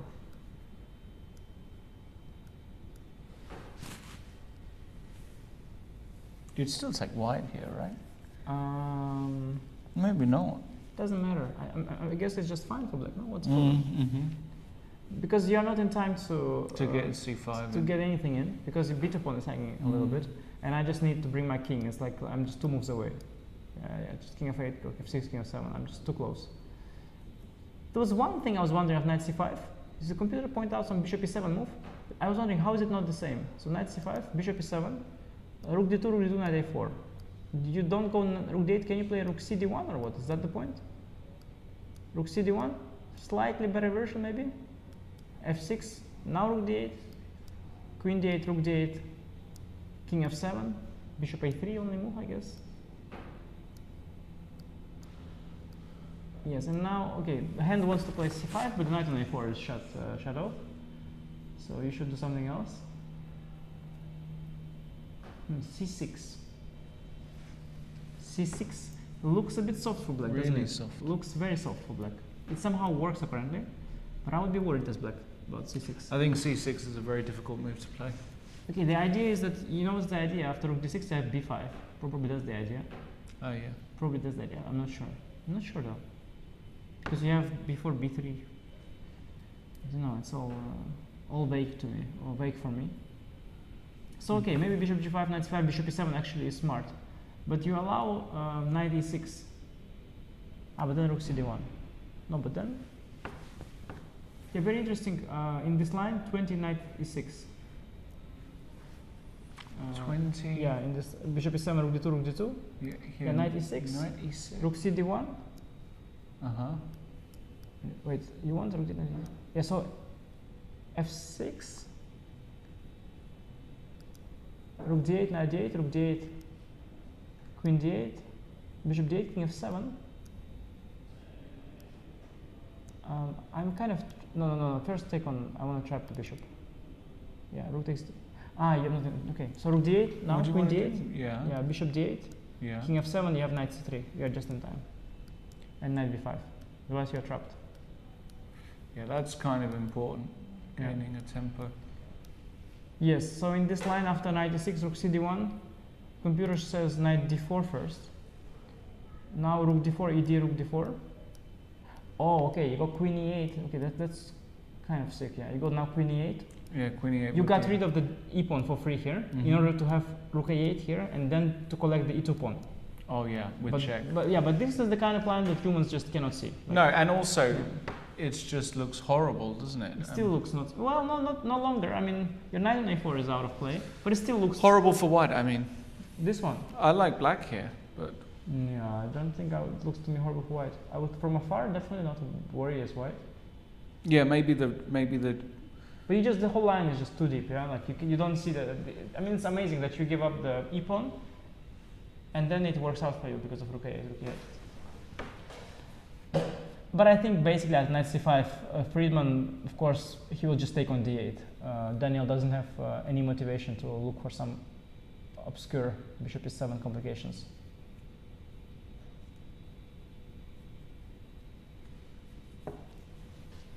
Mm-hmm.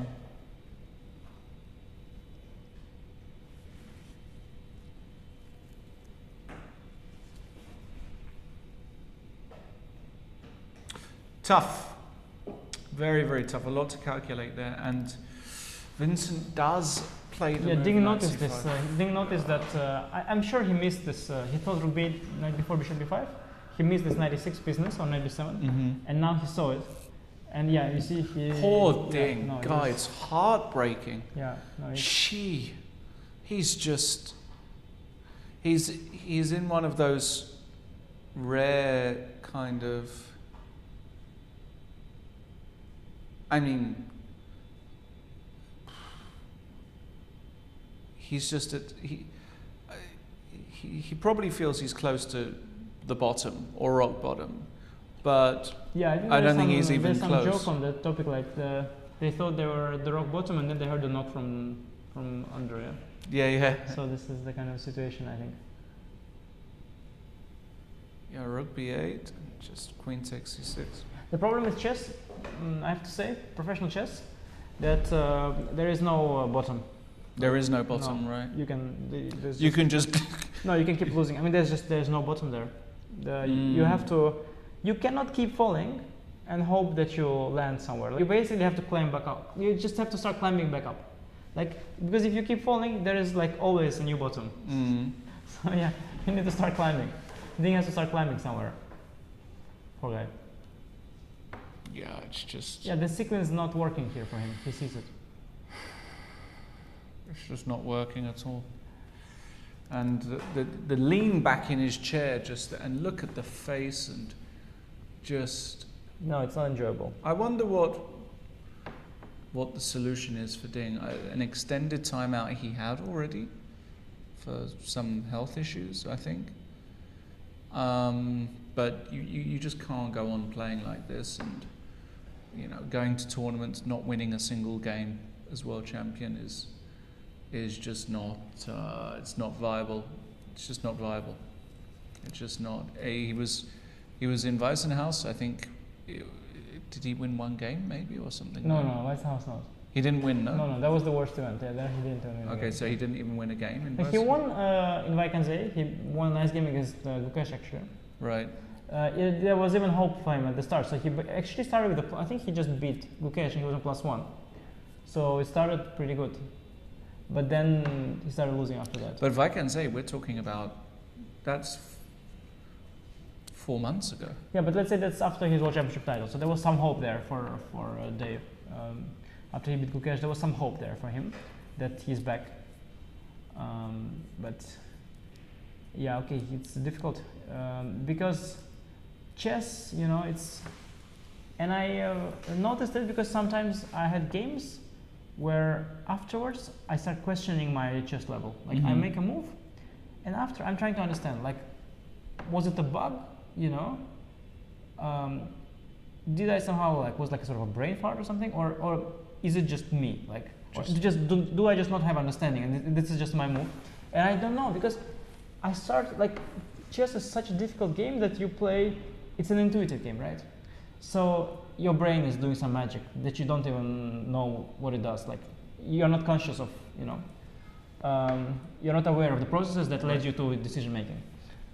So that's why you cannot really impact that also. Basically, something is working in your brain and then the moves comes out, right? It's a black box. You don't know what happens. So when you play badly, it's because sometimes your brain sort of functions bad and you don't know, like, you cannot fix it, you don't know why, you don't know what's up.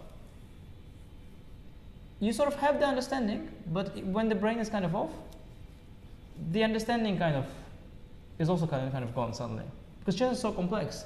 there's nothing to understand, you know, like sometimes you miscalculate. Like here you miscalculate knight before, bishop b5, he missed the knight move. It's just it's too complex for that. It's sort of intuitive, and you have to just be in the right state of mind, and if you are not, it just collapses. It just collapses the whole thing. So the question, therefore, after that is, when you're in that period of collapsing and doubt and lowing confidence, what do you need to do to just stop the bleeding? How do you stop the bleeding? What is the correct strategy for a top player like yourself, like Ding? You know, Ding is rated, I think, 2760 or something like that now. 2750. Yeah, I mean, a lot of the tournaments he played are not rated. So no, that's a good thing for him right He'd now. be 2700 if they were rated. Well, I mean, freestyle chess should not be rated. It's a different no, game. of course. But if it were somehow, he would lose all his rating, of course. Yeah, he would be out the top. So he's got some time in that sense, and it doesn't matter because however low he drops, if he finds himself back, he will rise with enormous speed, right? Because there's like a 2800 player in there. So if he is like on 2700 and he finds himself back, he's back in like 3-4 tournaments, he's all the way back up. So that's not a problem. He'll rise very fast as well because 50% in a top tournament will make him gain, and of course he will have more than 50%, so it will just go up very fast. It's not a problem of what his rating is now. But you need to, he needs to kind of, you know, find his inner zen, peace. Inner zen. You need to fix up, because when you play without inner peace, so when you're afraid of the opponent or when you're afraid of yourself, you just don't play well. I was thinking now about knight d3, rook d2, bishop d5, rook d3. Oh my goodness, that's beautiful.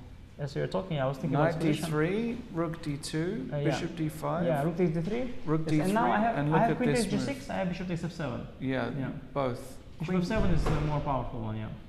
Yeah, bishop f7 is beautiful. The point is that king takes runs into queen c4 check. Queen e6 mate is nice. Oh, yeah. Excuse me. Nice, queen e6 mate. And rook takes runs into rook e8. No, and this is child's play tactics. Yeah, so you have to play king h8. You will play king h8. Okay, game continues a bit, but yeah, let's say, okay, rook e8 is most accurate, but bishop g6 is probably more natural. Yeah, rook c3. Okay, some hope here. It's maybe not the cleanest, by the way. Maybe there's something better. No, some hope here. Okay, we have to be cleaner. Okay, so bishop takes d5 first. So bishop d5, rook d2. Bishop f7 now.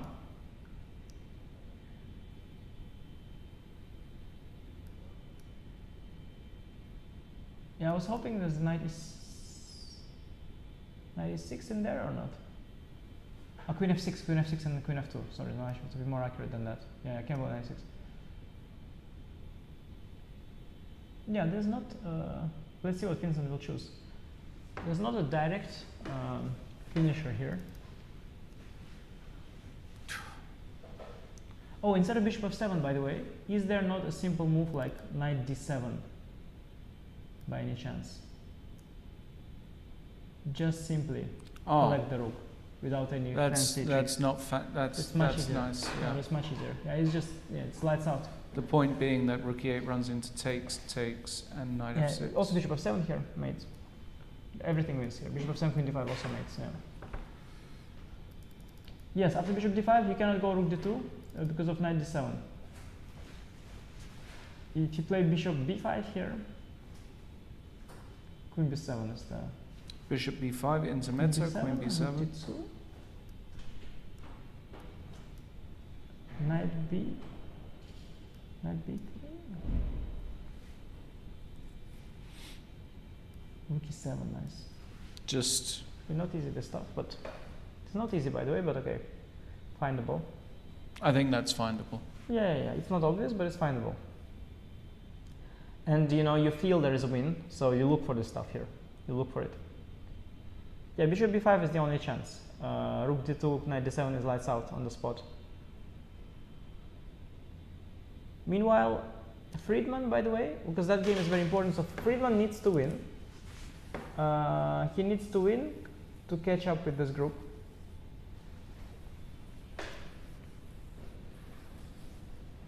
And he's got, well, he's comfortable, but a lot of work to beat Richard from here.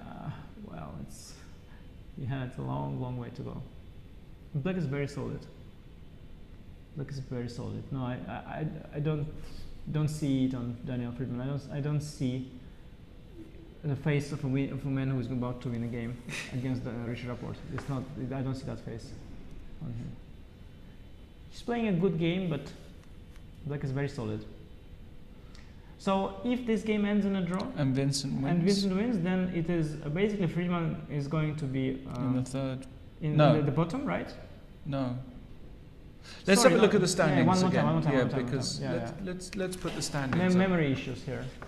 Commentators are facing memory issues. We'll get the standings before.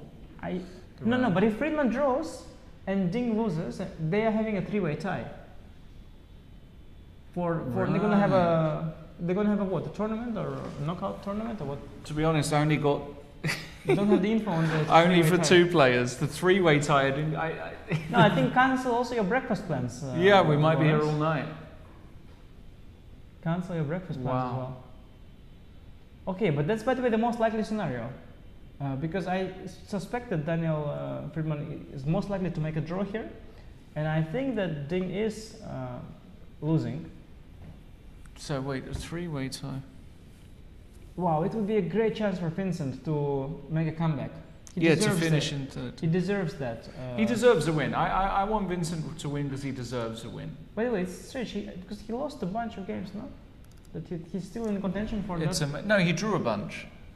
But didn't he lose a bunch at the end? He lost them. No, but no. He lost yesterday to Richard. He lost to Magnus. Okay, these were the only two losses actually. Yes. The other the ones were spoiled wins, but they were draws. Yes. So he shouldn't be doing that badly. If he wins one now, he's sharing last. But actually, three-way tie, a match, win tomorrow. He's potentially third. Third. Yep. So still everything to play for Vincent. That would be amazing for him. That would be great. Can redeem himself fully. Make Peter proud. Bishop b5 played by Ding, and now Queen b7 is.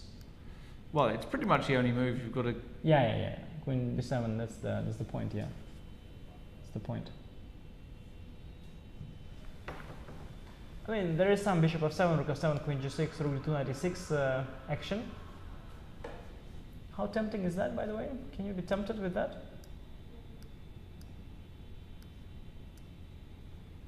No. No, d2's hanging. There's even options like queen f6. No, there's no way. There's no way. He's going to play queen b7. Queen b7. Rook d2. And then he's going to play rook e7, and that's going to be pretty much GG. That is because there's rook f7, then knight e6 comes, and yeah. You're even threatening. No, bishop e8, knight e6. You're just threatening bishop f7 and queen b5 as well. That's why bishop e8, knight e6. That's the line. Yeah. That's the key. Yeah. Bishop e8, knight e6. That's the key. Oh my goodness. Yeah. Oh wow. That really sums up Ding's mood and tournament and level. No, but the problem for Ding is he has to keep playing. No, I understand. They don't let him go. They don't let him go. They don't let him go. Do you think he would go if he could? I think so, right? No, but he wants to come back. He sort of can't, but he wants to. That's the thing. I mean, if he wants, he can just hide and not play at all ever. He already, he's already on in every chess club in the world. There's a picture of him now. What in every chess club? No, I mean like in chess clubs in the world. Usually you have pictures of world champions, right? Right. So he was saying in one of his interviews that he wants to win the match. If he will be very happy about the fact that he will be then his picture will be, and he'll be proud of that. Yeah. So he has achieved everything people dream to achieve. Like when me and you started playing chess, we wanted to become world champion, right? Lawrence, say that you did. I'm trying to make a point. Say that you did. I did. Yes. So he has achieved that. He has achieved that. So he doesn't need to prove anything. He's already proved everything. He's made his childhood dream come true. But he just wants to come back. So he doesn't want to go home, but he wants to come back. He wants to win. But he just can't so far. That's the problem. Have you been world champion in an under something format? No. Oh, you never won a junior one? No, I'm a world cities champion. World cities champion? My city is a champion of the world. Oh, right. I think that's the only world championship title I have. Okay. As far as I remember. Yeah, world cities champion. And I won a title Tuesday, by the way. So that's also that's also kind of huge. That's huge. No, that's enormous. Yeah. Yeah, I was fair. I didn't. And you're 30 this year. Yeah. So World Seniors not too far away. It's the hope. That's the plan. Slowly, crawling towards the World Seniors. Very nice rook endgame incoming for Daniel Fridman. Yeah, look at this. Very juicy. Very juicy. Very juicy, very clean. He loves it. He loves it. He loves a good rook ending. A little ending. chat with you in the VIP room. Yeah. It was the push he needed to put pressure. Because if he wins his game, he's actually made it to the fight for the third place. Yes. It will be the other two. Oh, sorry. No, wait. If Daniel wins, no, that's not true. Oh, then the other. No, he makes it. The other two are at the bottom. Yeah. I think he probably does make it. No, he makes it, of course, because he makes it even. Yes, Let's he have a wins. look. He gets 4.5. Yeah. Ding. Actually, poor Vincent. Actually, that means Vincent will. Vincent will not make it. If Daniel wins, Vincent will not make it. Yeah. Yes. Brutal. Okay, look. okay. Winning it is okay. G3 is the best shot. Yeah, but now I saw this knight b3 move. Knight b3 was computer was showing this knight b3 is just. Wow, that's lights out. It's simple. There is some calculation there to be done. So a4. I think a4, queen b5, ab, queen d3. No, this is tough actually. ba. No, it's not so tough. You are piece up. Bishop c3. No, this is not so tough. It is just very straightforward. Bishop c3. I mean, for a player like Vincent, yeah, we're speaking here. No, this is not insanely tough. Queen b6, rook c2, yeah. And that's GG. Take, queen queen g6. Yeah, it's. And rook e7. Your move rook e7 here also no, works. There's some bishop d. No, what do you do after rook e7? Bishop d4 you want? No, I can't. I take on f7. Rook e7. Yeah, what happens after rook e7? Some bishop c4? Yeah, bishop c4, I guess. Bishop c4? You gotta try something, right?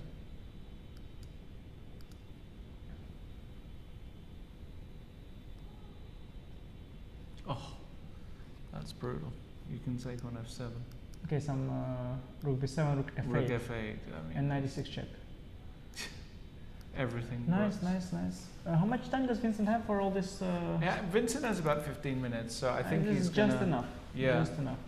But he has to, he has to activate the turbo mode because you can't just be chilling here. You have to really think actively here and finish it off before you get into time trouble.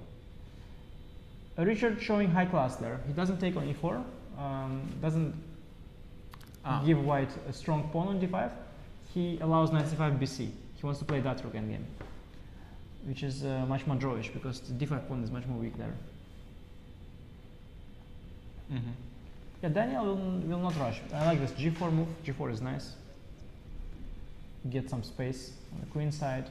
Play rook c4 if needed. If let's say rook e8, you can always play rook c4. Maybe a3 somewhere. King g3. Little by little. Maybe b3 you want to play.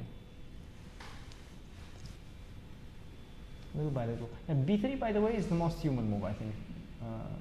b3 is forcing the issue. I like b3. Yeah, it's the most human. I guess knight a6 is the point then. I don't see another move. Knight a6, I guess, is the point. You want to go knight b4, and if a3, maybe you will. Do you return? No, you don't return. Yeah, maybe a3 now. a3? Yeah, I guess a3. Yeah, maybe you return. I don't know. Return of the Mac. Return of the Ding. That's what I want to see. That's the next film I want to see. Return of the Ding. Get Ding back to his levels that, when he was playing, even pre the match, how he performed in St. Louis. Yeah, I guess when you are also that strong, because I played Ding, I have a good score by the way against Ding. Okay. A fine score, maybe probably a very small plus, but I've lost to him a bunch of games as well. And my losses against him, by the way, like it is the level he showed in those games is just incredibly high. So sometimes his peak level is just insanely high. Because also he was playing positions he was familiar with, so it was prep, and then position that he knew, so he kind of played, followed the scheme that he was already preparing, and then conversion was very good. So the whole game is sort of like an engine type. Like the whole game is perfect. And of course, when you have such a high ceiling, I guess you're brilliant in your brain. Then maybe when it doesn't work as well, when there's like a magic in the spark. And when the spark is not there, maybe then it's much harder to, and his floor is also lower, I guess. Because his best games are just amazing. Oh, he takes on c5. Okay. What does knight take c5? Feels a bit premature. But okay. Okay, b3, I guess. What else?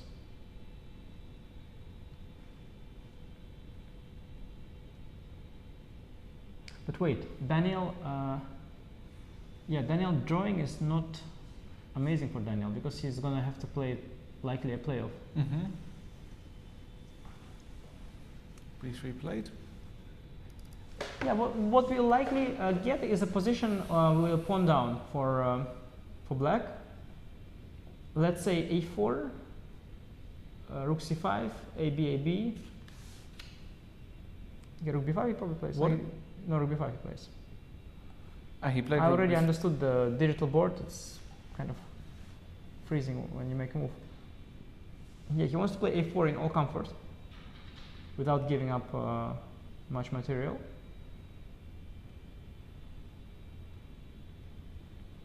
It looks kind of okay. I think I have king d7, king d6 idea. If the king gets to d6, I feel like you've.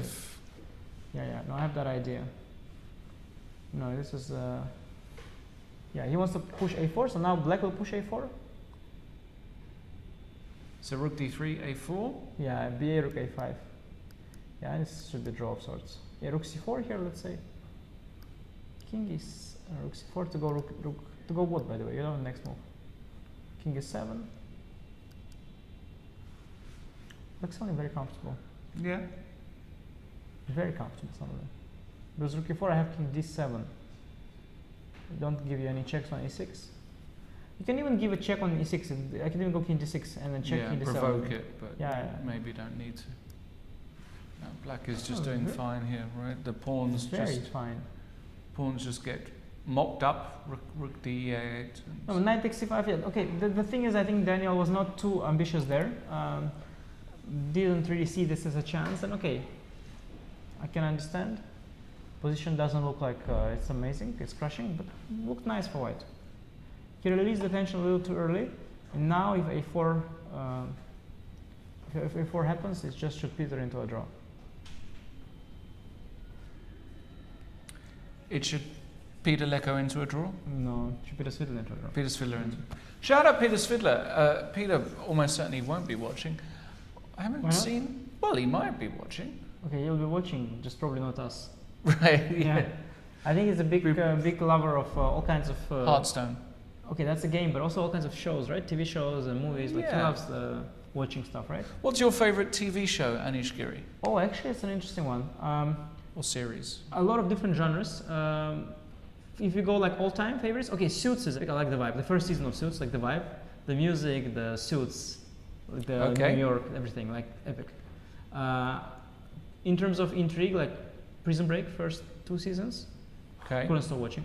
Yeah, when I was a I'm kid. big fan. It's maybe a little bit childish, I don't know, but when I was a kid, I was like. I liked Prison Break. Took a while to get cooking, but it was, you know. Really? No, I was in love with it immediately. Like I find it epic. Like the stuff, like the guy is tattooing everything on him, and he has a plan of like the whole idea of that he goes on purpose into a prison, like epic. Yeah. No, epic. Okay. Prison Break, big fan. So these two stand out for sure. I liked these cheap humor shows. I love very much, like the, of course, Friends and all that was inspired by that. So like How I Met Your Mother. Mm-hmm. I also liked what Vachier gave me a long time ago on the flash drive, the classics, these Faulty Towers. Oh, of Even course. more, I liked at the time. I liked the Yes Minister. Oh yeah. Yes, found it. Maybe it's all a bit of the same, but I found it a nice, nice humor. What's 96? Is that a nice clincher? 96. Wow, he found the that's a good one, clincher. huh? Let's Good have a one. look here. Sorry, just to interrupt Anish Giri's knight e6. Epic. Takes, rook takes. So now there's a Nice. discovered check. And when the king moves away, you can just take here. Brutal. I like the line bishop d7 after rook g6, queen a6, No. rook d2, rook h6, sneaky. There are many. Rook takes h6 is an easy win, but queen a6 is clean. Here, you mean? No, rook takes h6 is very easy. Yeah, take queen b2 and Taken queen. yeah, and b10 pawns up. But queen a6 is nice, yeah, just to give checkmate. But there's just no way that No, this is knockout. he's gonna. Knight a6 is a KO. Knight a6 is a KO. Yeah, it's a KO. Wowzers. And Ding just getting destroyed. By the way, Yeah. so Fridman's if Fridman somehow magically loses this rook endgame, by the way, because there is some potential for takeover, that doesn't impact the situation very much, because I think Ding and Vincent will still have to play a playoff, but of course the playoff will be without Daniel Fridman. So yeah, it's no, we're getting a playoff basically for sure. Only question is if the playoff is going to be okay. Yeah, because Fridman is not going to win. That's why we're getting a playoff. Yeah, I think we're going to get a playoff. Oh, wait, so Richard wants to go c6. Yeah, so Richard has just parked the rook on d6. Maybe some rook b3, rook b5, yeah? Is the easiest. Mm-hmm. Yeah, it's just, no, it's a draw, it's a draw. So it's a complete draw, there's nothing happening here. Rook b3, rook b5, yeah. And I mean, and also rook b3, rook d5, first rook b7, it's even cleaner. Gain a tempo, and if you play rook d7, like if black plays for win, you cannot play for win. Rook b5, I guess. You can lose. Yeah, you cannot, because if you take rook d5, I'll push my a pawn, like you have no, you're too far away with the king. So it's gonna be just a draw, and Vincent is winning. So we have an epic three-way playoff for tomorrow's match. Yeah, and we're going to have to probably, if that does happen, we're going to have to take a break and speak to Satiris, because I only had instructions for a two-way playoff, but a three-way playoff we did not anticipate. Yeah, it's interesting, huh? Because there are different ways the organizers deal with this situation. Sometimes there becomes like one of the three players just gets unlucky and gets, kicked out. Like sometimes one of the three gets priority for some random reason, and then gets to play the winner of the other two. And sometimes they do like a round robin of the three, which is the fairest but also the longest. Because then they're playing a tournament, and if the tournament ends in a tie, there has to be some other tie break, and gets all very messed up.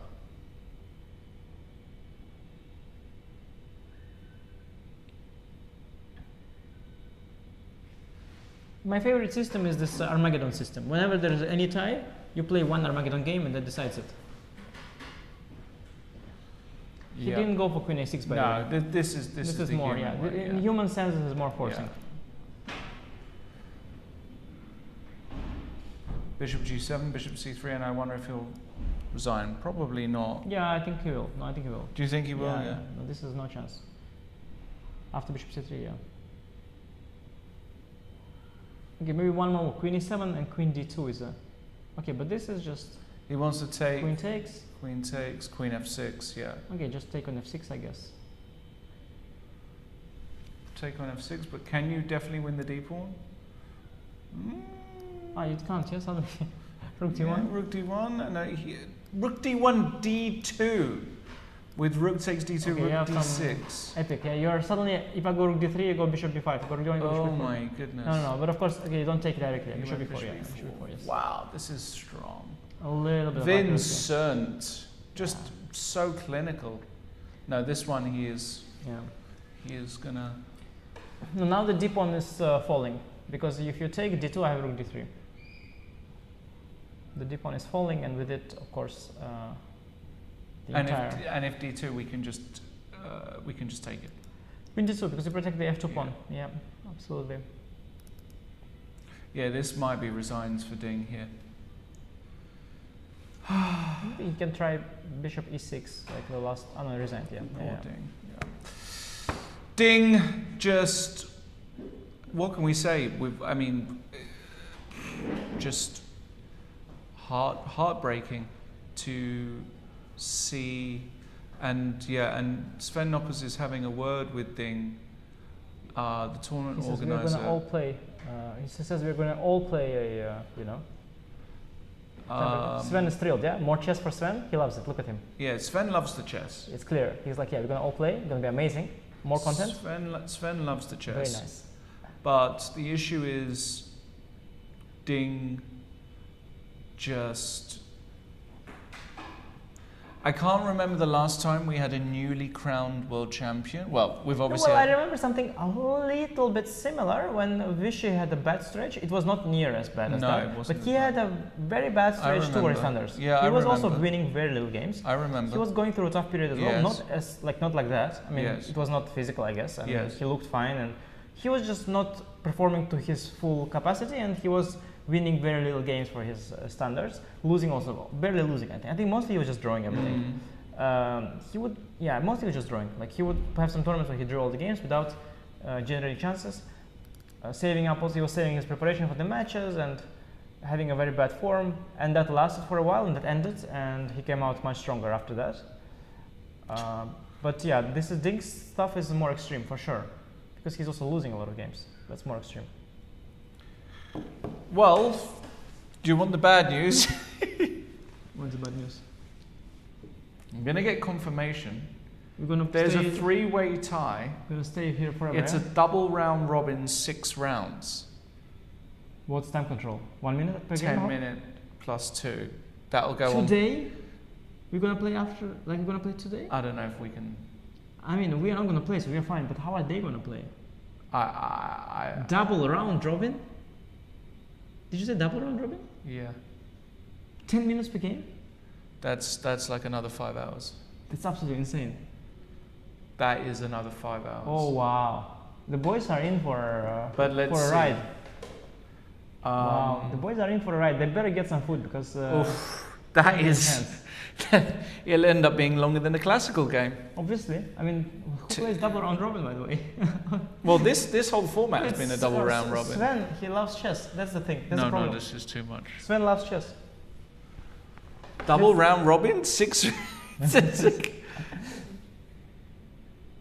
Okay, but there are only 3 players, so that's very little. You play 4 games, so that's 4 rounds. Each player plays 4 games.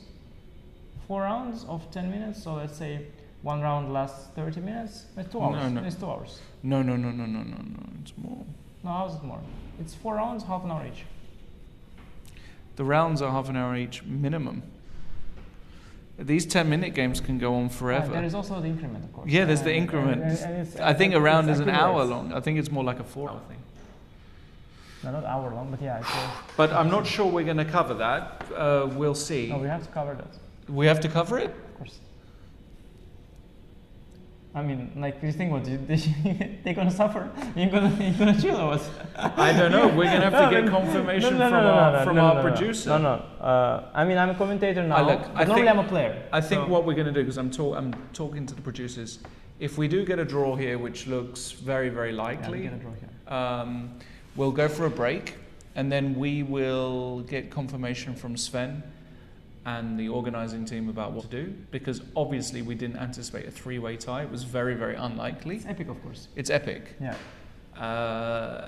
Crowds, I mean, just wild. The crowd's going wild. I know for one thing, I need a Red Bull ASAP. Have we got any Red Bull on tap? Oh, the guy just says it's under the table. Baby. That's what I'm talking about. I should have had one. What's that? Is that Red Bull? It's a blue bull. It's a blue bull. Wow, I don't even know what that is. No carbs. Beautiful. Oh, we do have a Red Bull in the. It's okay. I'm gonna have one of these because if we've got another 5 hours to go, then much required. Let's see. Daniel is yet to make a move. You're kind of hoping for some blunder here, aren't you? It's suddenly like desperately hoping. Daniel magically wins this game.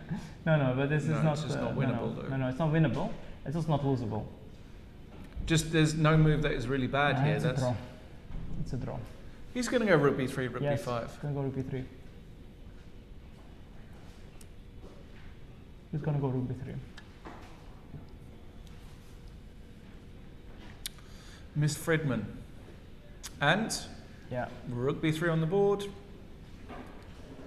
And this rook d5, rook b5, and rook b7 first. I'll go rook b7. Yeah, more accurate. Rook b7. He's had the time to figure it out now. Very accurate play here. It might just go rook d2, king h3, take. Now this is tricky because there is the g7 pawn there. So king h3, rook a2, rook c7. You cannot just take on a2 because rook c7 you are losing the g7 pawn. This is very dangerous. But king because there's rook g4 check. But instead of that you have some fancy g5 move instead of rook b2. He's gonna go rook d7 here. Rook d7 is simpler. Rook b5, I guess. Wait, what does he do after rook b5? Rook d2. King h3. Okay, rook takes b5 just. Probably a takes b5. Rook a2. Rook a2, rook c5, probably rook a7. Okay, it's actually a very ugly way to do it, but yeah, rook a7 followed by king out of the way, and then rook a5, and then c6. Okay, not like that. That's a king g6 I want. Okay. King g6 followed by rook a5, and followed by c6. c6. Yeah, that's nice. Cleanest step. Yes. This is the most forcing draw, but there are probably many others. Epic format, but yeah, I'm in general as a player, I've always loved the stuff where you play one Armageddon game. It's a great invention, Armageddon game, where you beat for the time, and it ends instantly. Any tiebreak, whatever, one game, done, finish.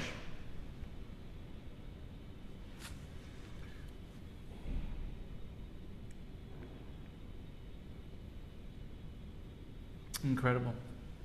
Yeah, great intrigue. And again, for Vincent, this is huge news. At the last moment, he has a chance to steal a very high placing in the tournament, to regain what was rightfully his high placement in this tournament.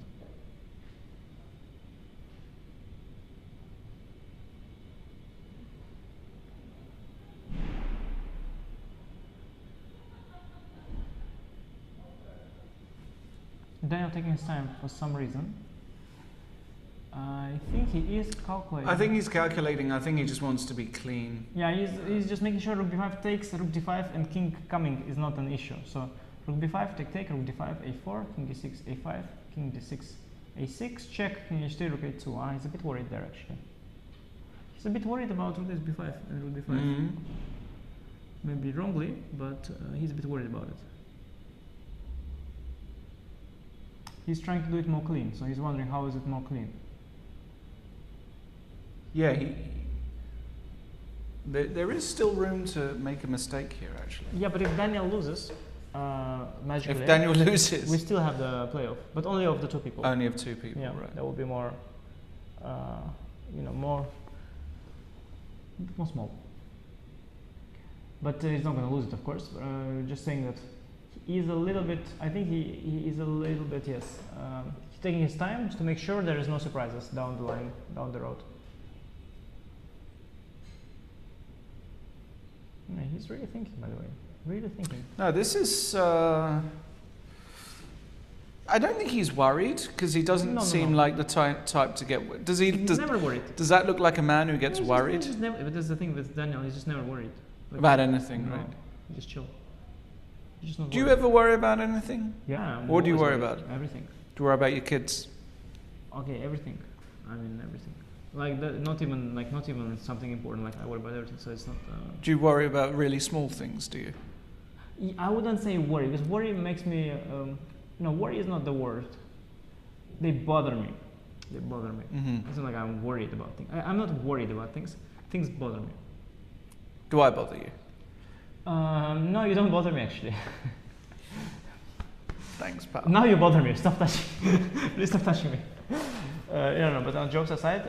Jokes aside. No. I'm by the very fine to be touched. Let me tell you, Anish, it's not worth worrying about the little things in this life. That much I can tell you. No, that's why I'm not worried. When about true it. tragedy strikes. No, I'm not worried about it. But they bother me. Like I'm getting annoyed by little things, you know. I understand. Like rook endgame, slightly unpleasant. I'm getting a bit annoyed. Oh, but but Richie is not eager. Richie is not eager. He doesn't play. He doesn't play it for a win. Yeah. Why would he? He's just embracing the draw that we showed. King G6 is the cleanest. King G6 is the cleanest solution. You need And to if get out H4? H5, King H6. So I just You can go H5. No. Okay, I can do whatever I want, but I can also just ignore. You can put the king on H6. Rook A5 and King to H6. Yeah. So King G6, H4 is not problematic Rook A5 because of Rook A5, right? Also H6, King H7, but Rook A5 is easy. H5, King H6, and then C6 next. Yeah, this is nothing to worry about. Just C6. This is a really nice solution. Yeah. No, it's a good spectacle here. They're going to unfold. Yeah, nice system in that you invite players. You tell them, okay, you know, it's gonna be 6 of you. We're gonna have a little tournament. Chill, 45 minutes per game. No pressure, no reading. And then suddenly you unleash on them some kind of format where they keep playing forever. This is nice. Or King E6. Also possible. Rook H5. Wait. Very clumsy move, King E6. Very clumsy move. Because now he provokes H6 and then he goes back, and then he goes King H5, and he leaks in there. No. Very clumsy. I mean, King G6 is draw on the spot, so why go King E6? Super clumsy. In general, what was your... okay, he wanted to go King to D6, yeah? No, but White could go B6. So he was just hoping the White will go B6 and make a draw. But Daniel, you see how sharp of Daniel to go to H5 here. How very sharp. He could go B6 and draw immediately, but he took the moment to go to H5 and say, okay, hang on a second, let's play a bit. I respect that. It's, by the way, really not easy because you're not going to give up the H pawn, of course. You're prideful. You should do that. You should go like King F7 and it's a draw on the spot. But he's not going to. There's no way he's playing King F7 in here. No. He's going to play H6. Yeah, he will play H6. And then I'm coming back. Okay, and then we talk. Then we talk. Anish, what do you estimate Daniel's true level to be at? Because 25-75 is... Look how strong Richie is. Swallowing his pride. Oh wow, he played King F7. Wow. Yeah. Rook H7, by the way, just C6, right? Rook H7, what? C6 is cleanest now. He just wants to play this... Yeah, BC Rook C7. He wants to play this 3 versus 2. Yeah. Not to play. No, but who's true level, Fridman? Yeah. Because 25-75 is a joke, right? You know, the problem nowadays is that rating is something that is relative to others, right? Mm-hmm. I mean, he's very strong, Daniel, don't get me wrong. But let's say,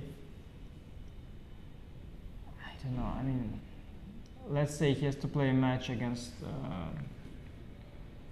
Bardia Daneshvar or something, or Makarian, or Paragan, or many people.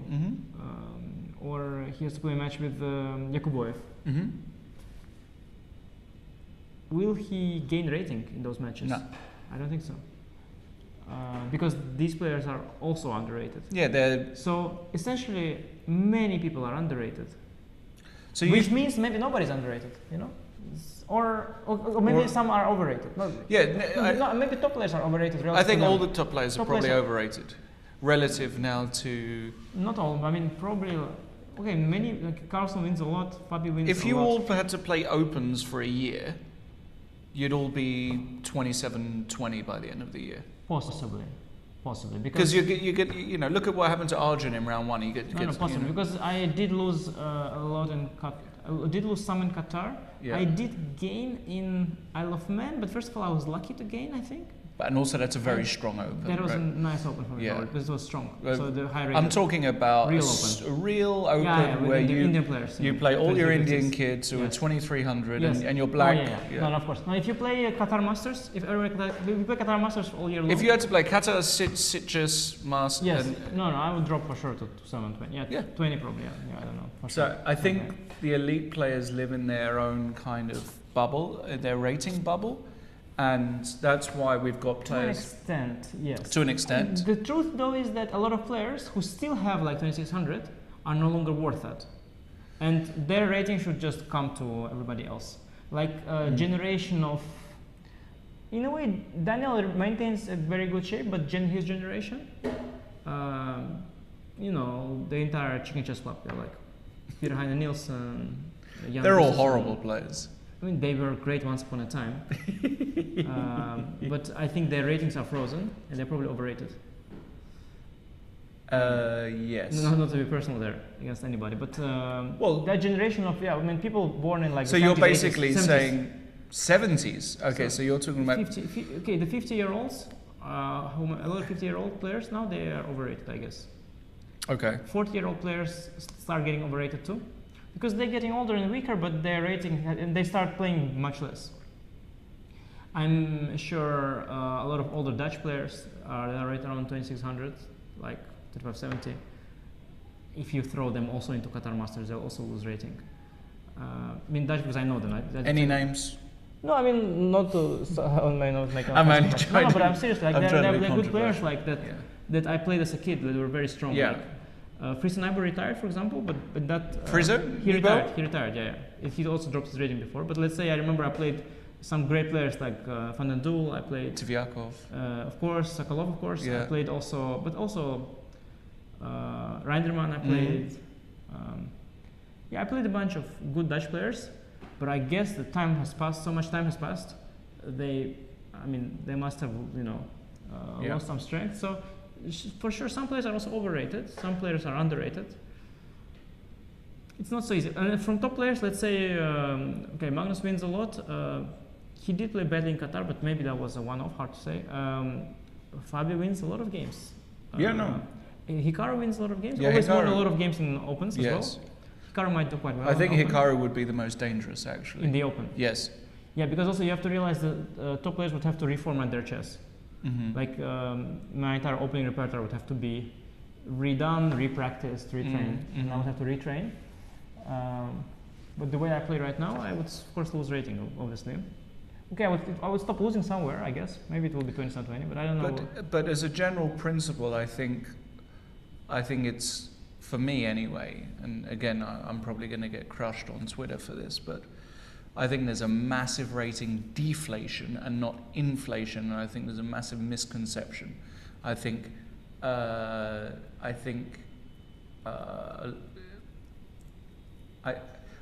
are a lot of very strong players that are massively underrated, basically, and that causes a complete kind of distortion of true ratings. Yeah, but there's a distortion because, I mean, there are people who are still overrated. So like you have to sum it all up. And in the end, maybe it's a net zero. Probably it's a deflation still. Like probably let's say the world is underrated on average. Yeah, I would say there are more underrated players than there are overrated players. That's what I would feel, and that's also logical because chess is getting more accessible. Exactly. So that's logical that there are more good players now. Exactly. And so it means that the people at the top are probably overrated relative to them, or they're underrated relative to the top. Mm-hmm. And you can say, but you can also say, okay, why do you want to take points from me? Give points to them. Like give me my 2750 back, and give them not 2000 but 2500. So it's relative. I mean, you can say you are overrated. You can say they are underrated. But for sure, I saw people in Qatar that were underrated heavily. My first round opponent, 2400. I was talking to him after the game. I mean, if that is 2400. Then I don't want to know what's 2500 because he was talking to me. We were discussing lines. I was missing a lot of things he saw, both tactical and positional, and I felt like I was discussing game to an equal player. And then we were trying to find a draw for him, and we were discussing it. And as we discuss it, we are both calculating, and he found it also blindfold before me. Wow. What was he, an Indian player? Yeah, some 24. Yeah, 2400, I think, not even 50, just 2400. I beat him somehow, I was lucky. Okay. But no, it was a very strong player. Definitely not 24, maybe 2550 or something like that, I guess. I don't know. And many others were also heavily underrated. There you go. There you have it, guys. And not everyone, Not everybody. Some are also overrated. There are still some people that are probably objectively overrated, but the crop of young talent, especially, and we do have to highlight India because the Indians dominate the opens in Europe. As you know, there are a lot of them. There are just so there many. are also some other countries that have a lot of strong underrated players. For example, I think players from Kazakhstan. I saw a few at least. I played this guy Ramazan.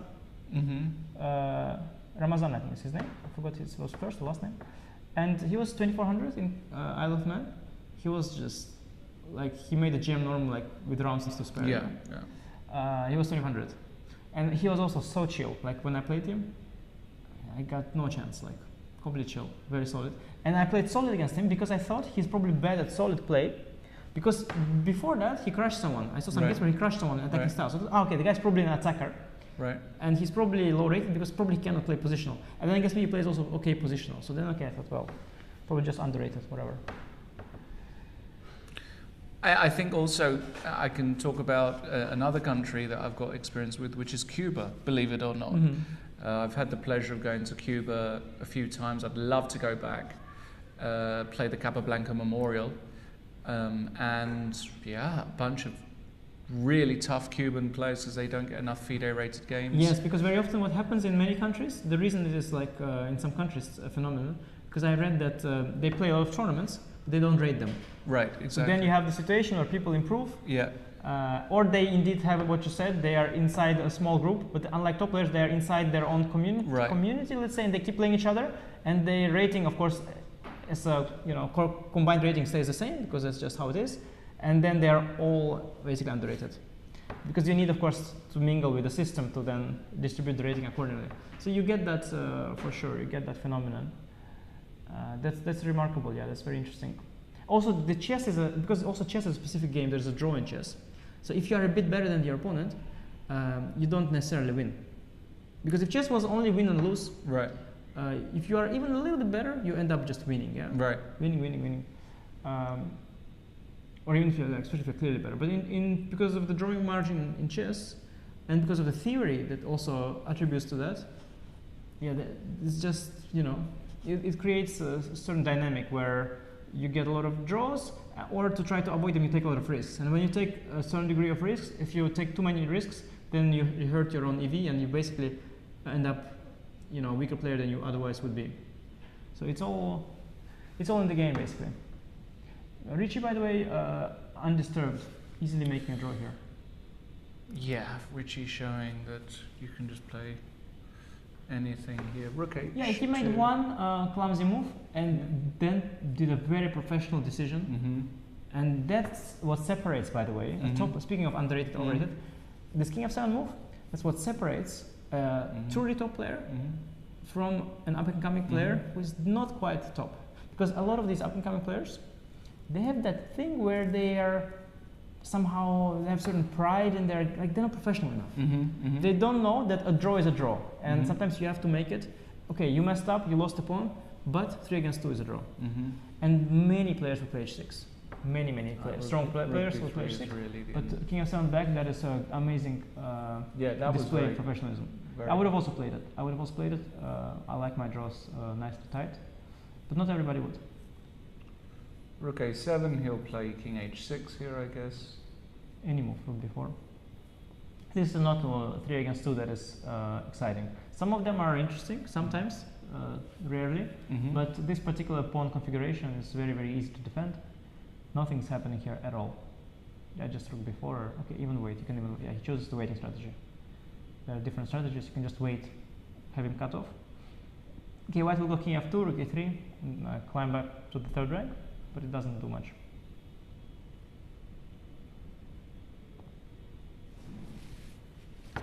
Yeah, you can go King H6 maybe if you want to force. You can force it. No need to force anything. No need to force anything. This position is totally dominating. It's already forced. Yeah. Complete draw. It's a complete draw. Yeah. All right. Now, what we will do is once this does end, and we expect it to end pretty soon, is we're going to go for a break, and then when we come back, we'll explain what we're going to do because we're just going to get some confirmation about how we're going to deal with the three-way playoff. We should order some pizzas, I think. What was your favorite pizza? Do you know what? What's your favorite That's pizza? a fantastic idea, Anish, Giri. Okay, what do you think my favorite pizza is? I think you're one of those people who liked pineapple on their pizzas. No. No? I don't mind it, but yeah, you don't mind it, definitely. I like my diavolo spicy salami. Spicy, really, yeah? Salami, all this greasy salami stuff. Yeah. Yeah. You?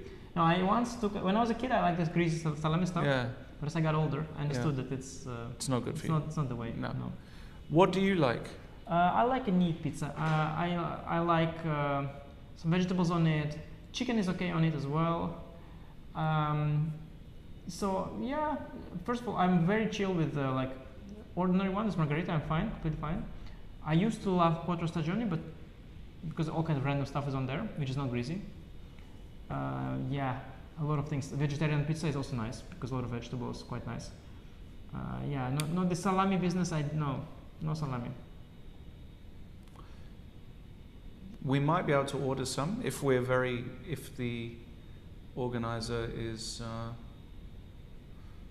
I mean, if we're that desperate, we'll order some pizzas. If we're that desperate, we'll order some pizzas because we might be here for a long time tonight. Rookie through. Yeah, but also this game is really uncalled for. Like, okay, Richie is Hungarian school of endgames. He's never ever losing this. This is just. Do you think he loses this 0% of the time? Yeah. Well, I mean, not 0 because he could something can happen like. Clock malfunctioning and he losing on time, or maybe you can faint because it's too hot in the playing hall. But in terms of like losing it on the board, yeah, 0%, I think.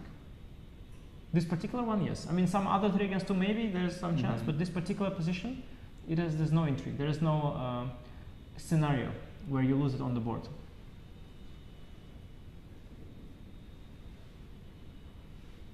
Even Saric walking past. By the way, I think he was leading the Open tournament. Wow. But still, it's probably wide open, right? I'm just gonna quickly check the standing is probably wide open. Yes, the standings. By the way, just to clarify, do you know what time control the Open tournament plays? This is, by the way, Anton Giharo. Do you know if the Open tournament plays classical chess? Yes. They play proper classical chess. Yes. I'm gonna just have a look at the Open tournament. Yeah, because they want it, of course, rated, and they want to have their norms and stuff. Yeah. Correct. Results. Oh no, let's have a look here. A Open pairings. Ranking. Let's do that. Saric at the top with 6, going 6 out of 6. Is that 6 out of 6? Yeah, but it's a massive Open. Yeah, I mean, somebody would have. Still, 6 out of 6 is massive, right? Yeah. To be honest, probably like 4 of his opponents were for him very easy, right? And then there's a whole group of Marc-André Maruzzi, Kolar, Svane, Niemann is up there on 5, and then there's just we got Arjun, Gatakamsky. We've got this young Turkish, in the house, so wow. The young Turkish guy. He's also there.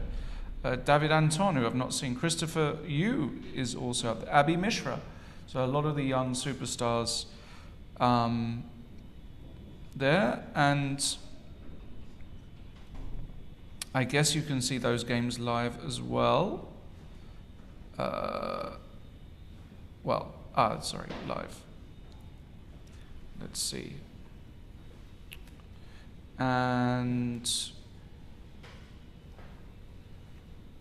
yeah, of course, the reason why that is relevant is because Anton is playing Saric as we. Yeah, Anton we saw on the camera, but actually he's playing this Saric who's walking around now. I think Anton is winning against Saric. So that's massive for the Open. It's huge. Whoever wins the Open, remember, gets qualification to this event next year. That's the important thing. By the way, we are getting finally some progress, G5. You can take that off. Yeah, that's the thing, that this G5 break doesn't help the slightest. It doesn't help the slightest. G, F, G. G, F, G, F. Yeah, if you had, for example, F5, G5 pawns, there would be a bit more hope. Right. But this particular configuration, it is extremely harmless. Correct.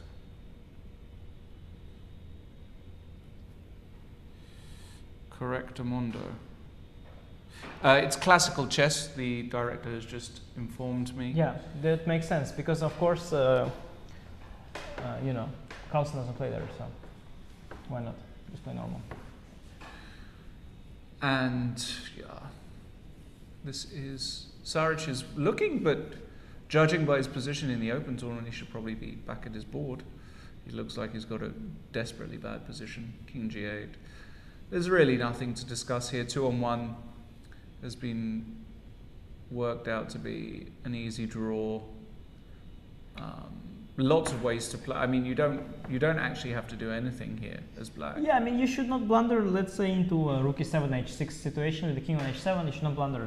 Something. That's the only thing. Yeah, if you don't blunder, the thing is, the one big issue why these positions can never be won is because at some point the king will start getting checked. Yes. That's the problem.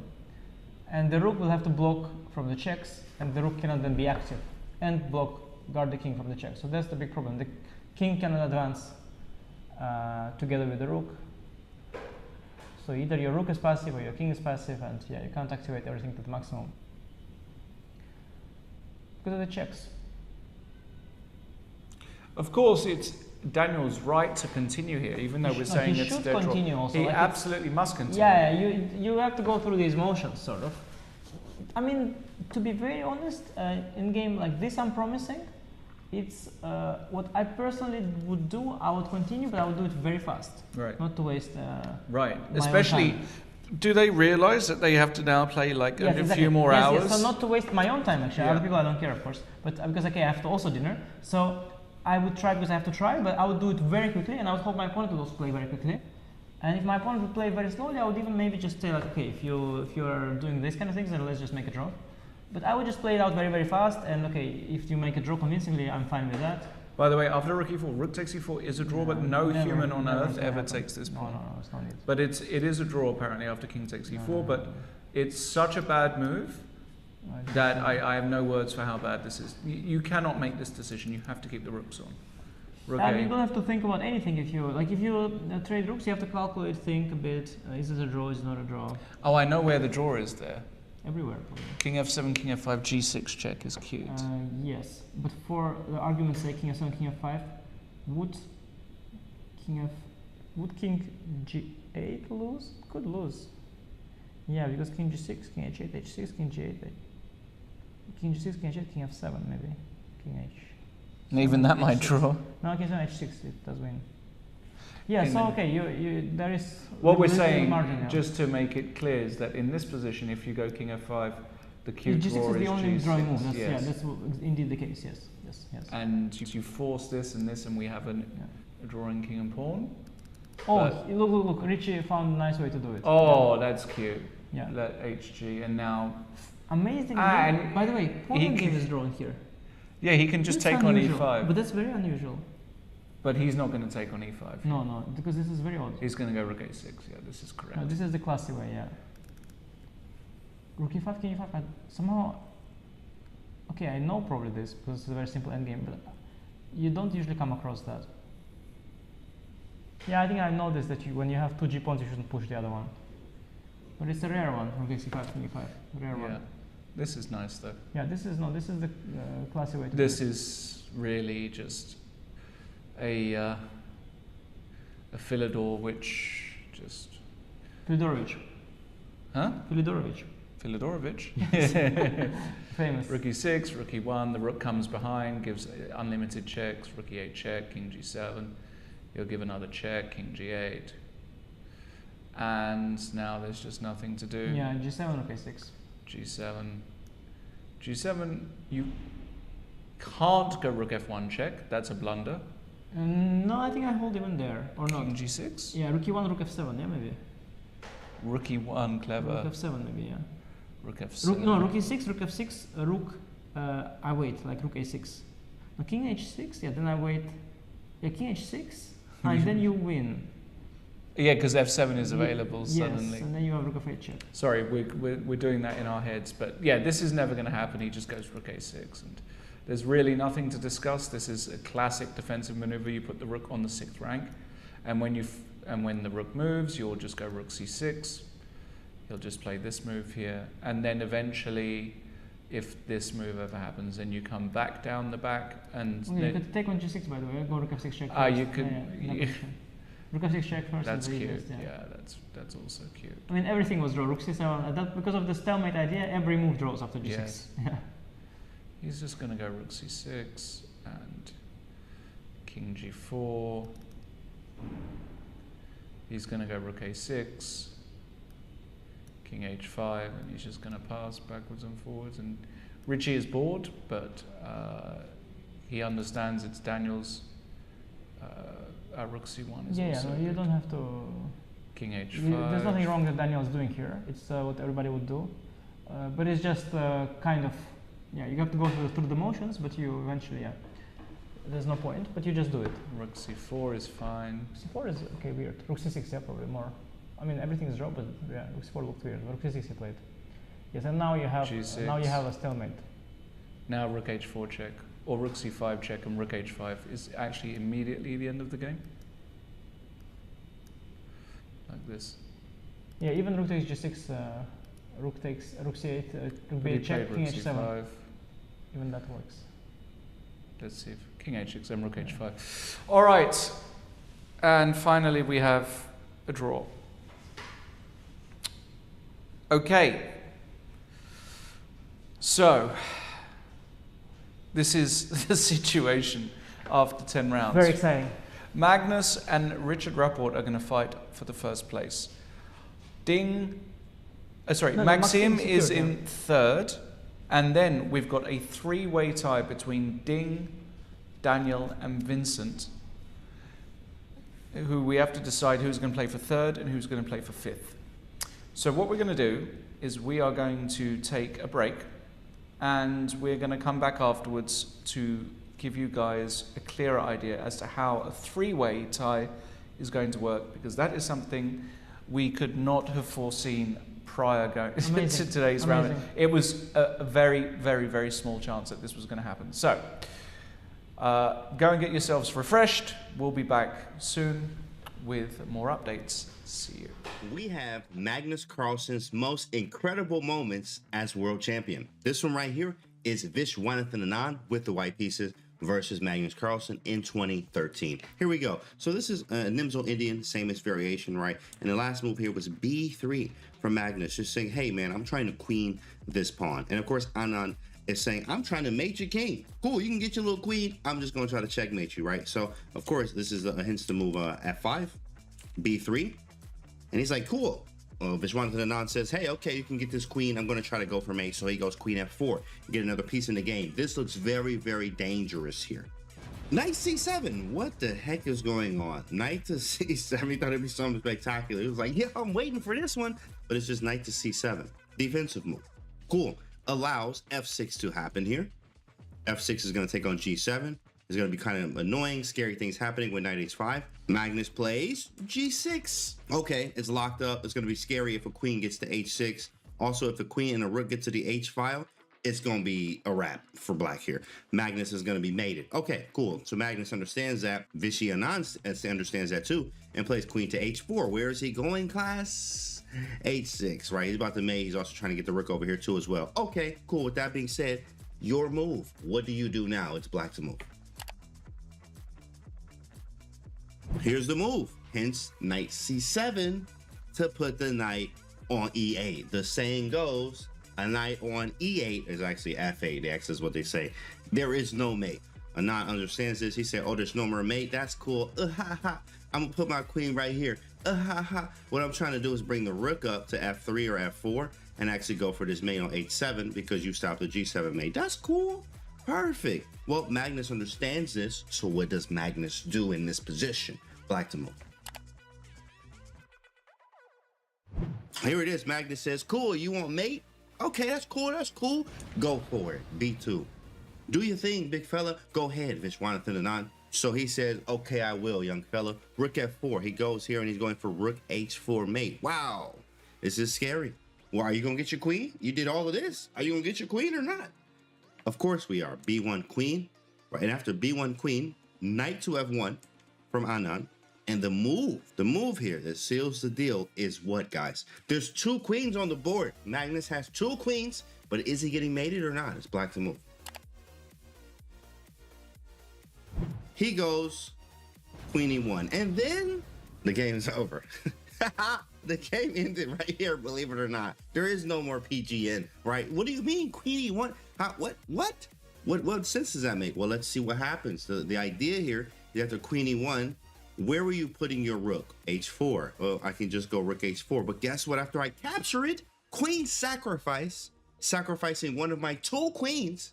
After queen takes h4, let's do a piece count. You have a queen, you have a bishop, and a knight. I have a queen, a bishop, a knight, and a rook, guys. So after that, this is done, right? I have an extra piece, an extra rook, and there's no mate here. So that's a resignation. And Magnus wins. That's incredible, right?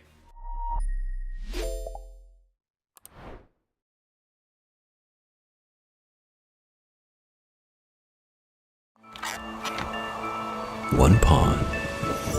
5 suspects. Bring your deductive skills to the chessboard this March and help solve the mystery. Was it the movie star, Tina Tempo? The heiress, Beatrice Bishop? The Green Pawn's coach, Remy Rook? Tournament organizer, Madame Mate, perhaps?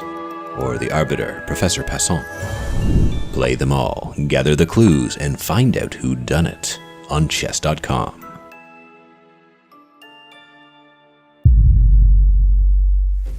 History, prestige, legacy. Words synonymous with the most coveted title in chess. To be a world champion means your name etched in the history books alongside greats of the past. Dingley Ren, a deserving world champion. Thing is overtaken by emotions. What a match this has been. But for 8 men and 8 women, it's here and it's now, as the road to the World Championship goes through Toronto, Canada. Over 3 weeks, chess's elite compete for their right to challenge for the crown. For some, it's a story of redemption. He knows this might be the last few moves of his world championship. Oh my god. There's experience, there's youth, and for one nation on the rise, fortune could favor indeed. An amazing day for Indian chess, making their way into the candidates tournament. Only one will advance. Only one will play for it all. Watch the 2024 FIDE candidates on chess.com. Hi, I'm Grandmaster Anish Giri, and welcome to Latvian Repertoire's 1e4. The so-called Latvian gambit is horrible. F5, knight takes e5. This is not how chess is played. He played too many moves with pawns and the queen, and didn't develop his light pieces. And if knight e4, this is a very important trick to remember. Many people fall for it, actually. Knight to b5, brilliant idea. ab and queen g7, and after rook f8, bishop h6, queen c5 and f3, and surprisingly, queen f2 is almost checkmate, but it's not. If your opponent wants to be solid, we go for the aggressive, for the kill. If your opponent wants us to go for the kill, we play simple chess. And just use the fact that we have more space in the center, clear-cut plans, and nothing to worry about.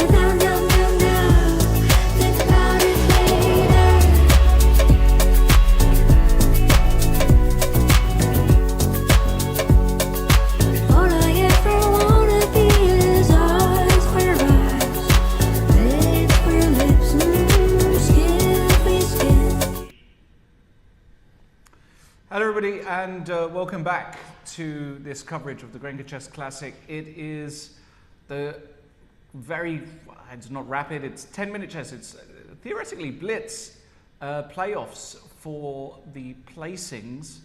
What we're doing now is we're going to be seeing Ding, Vincent and Daniel Fridman fight it out in a 6-round double round robin Blitz playoff. Yes, they play each other twice basically. Yeah. They play each other twice. I made a mistake, so each player plays 4 games, but of course it's a 6-round event because 2 of the rounds you don't play. Right. Something I didn't realize.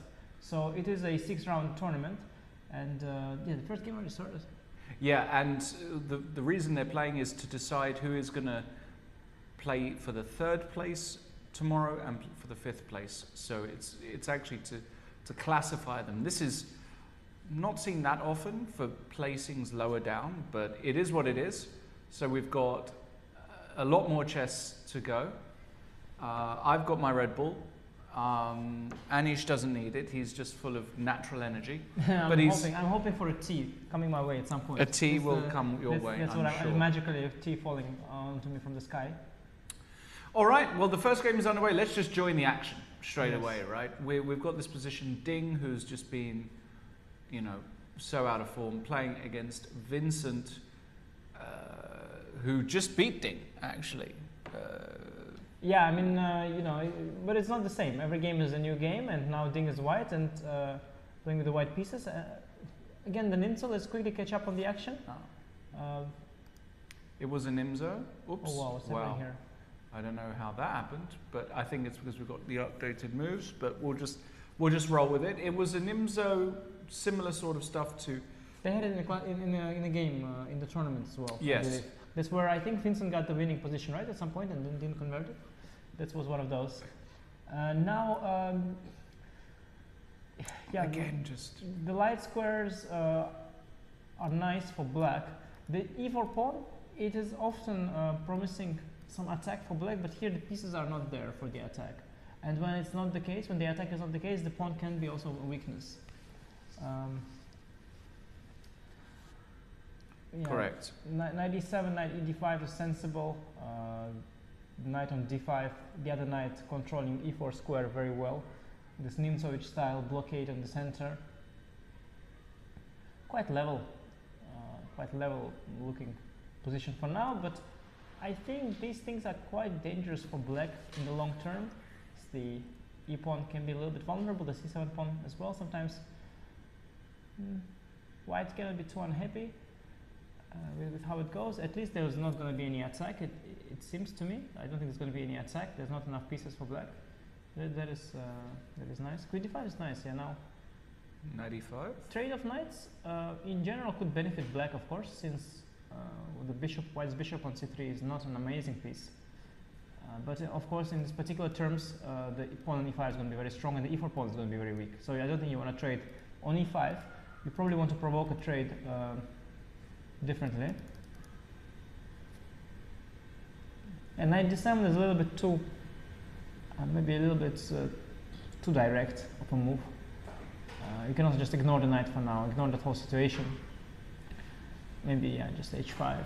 I like h5. Yeah, h5 is generally the move you make. This kind of position is always useful.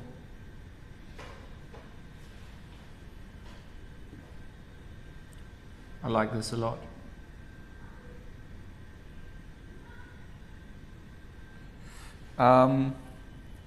Yeah.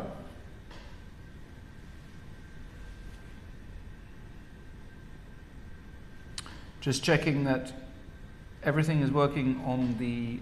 Yeah, because our setup is a bit different. The setup is different. We see ourselves there, and we don't see it. And it's difficult. I mean, I'm used to seeing Lawrence there, and there are 2 Lawrences that I see. It's just double the happiness for me, and now it's only 1. I'm not used to it. Me neither. You also want to see 2 Lawrences, right? I want to see, yeah. Or at least 1.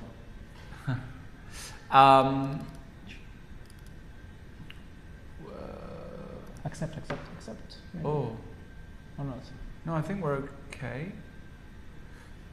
We might have some small technical things just Maybe to. there's red thing, yeah? This red thing there. What red thing? Not the Z, but it's the red. I'm not even controlling you're that. not controlling No. that. Ah, okay. Yeah, no, there's a lot of action there. Yeah, because. Meanwhile, is Vincent really? Here we go. Okay, it's beautiful. We're back. It's beautiful. We are back. Is Vincent really thinking that long here? Yeah, and He's completely lost the pace, right? He's lost the pace completely. D5, knight D7.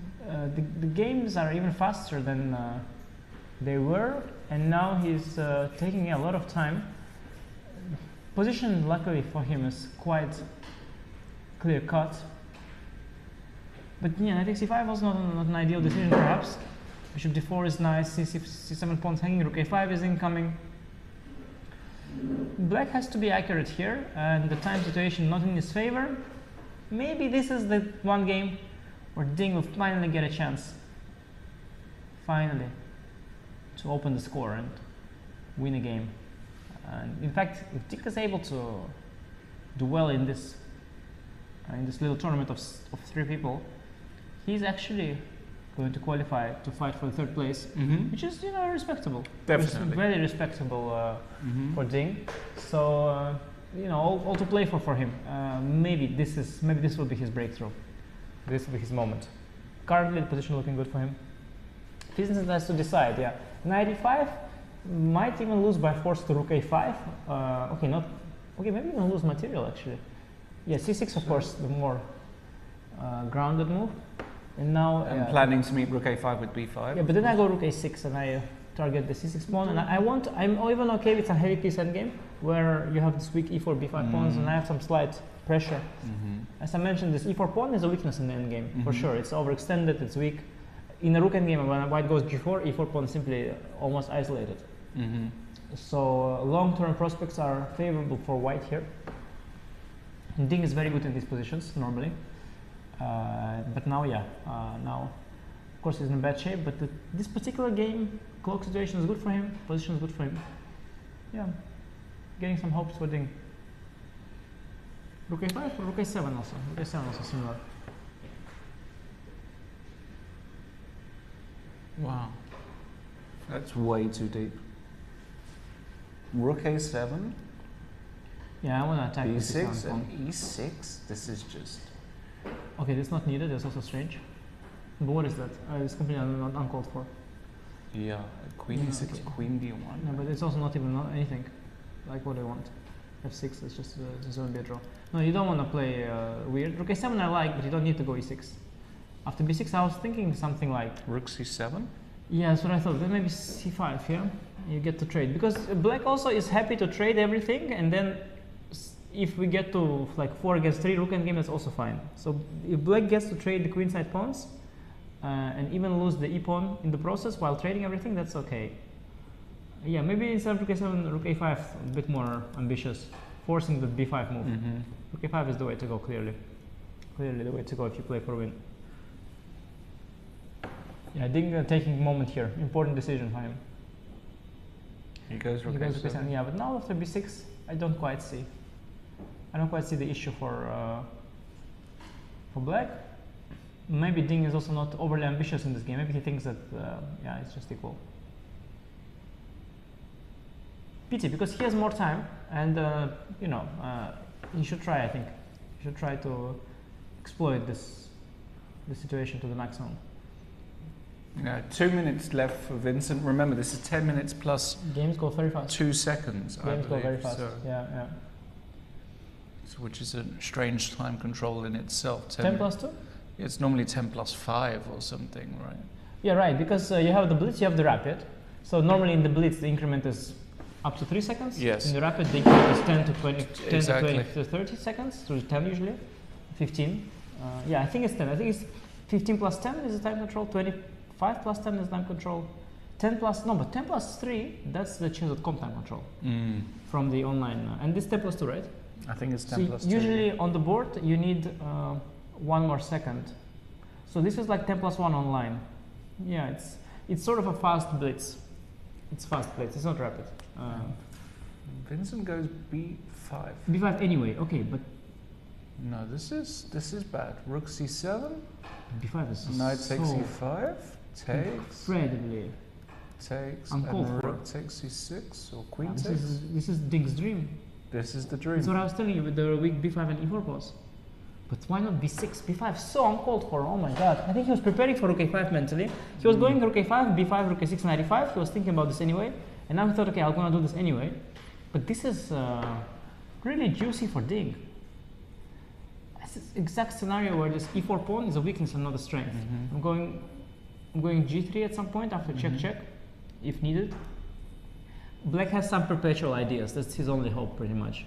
But no active pieces around the white king, and the weaknesses of the light squares around the white king not going to be relevant.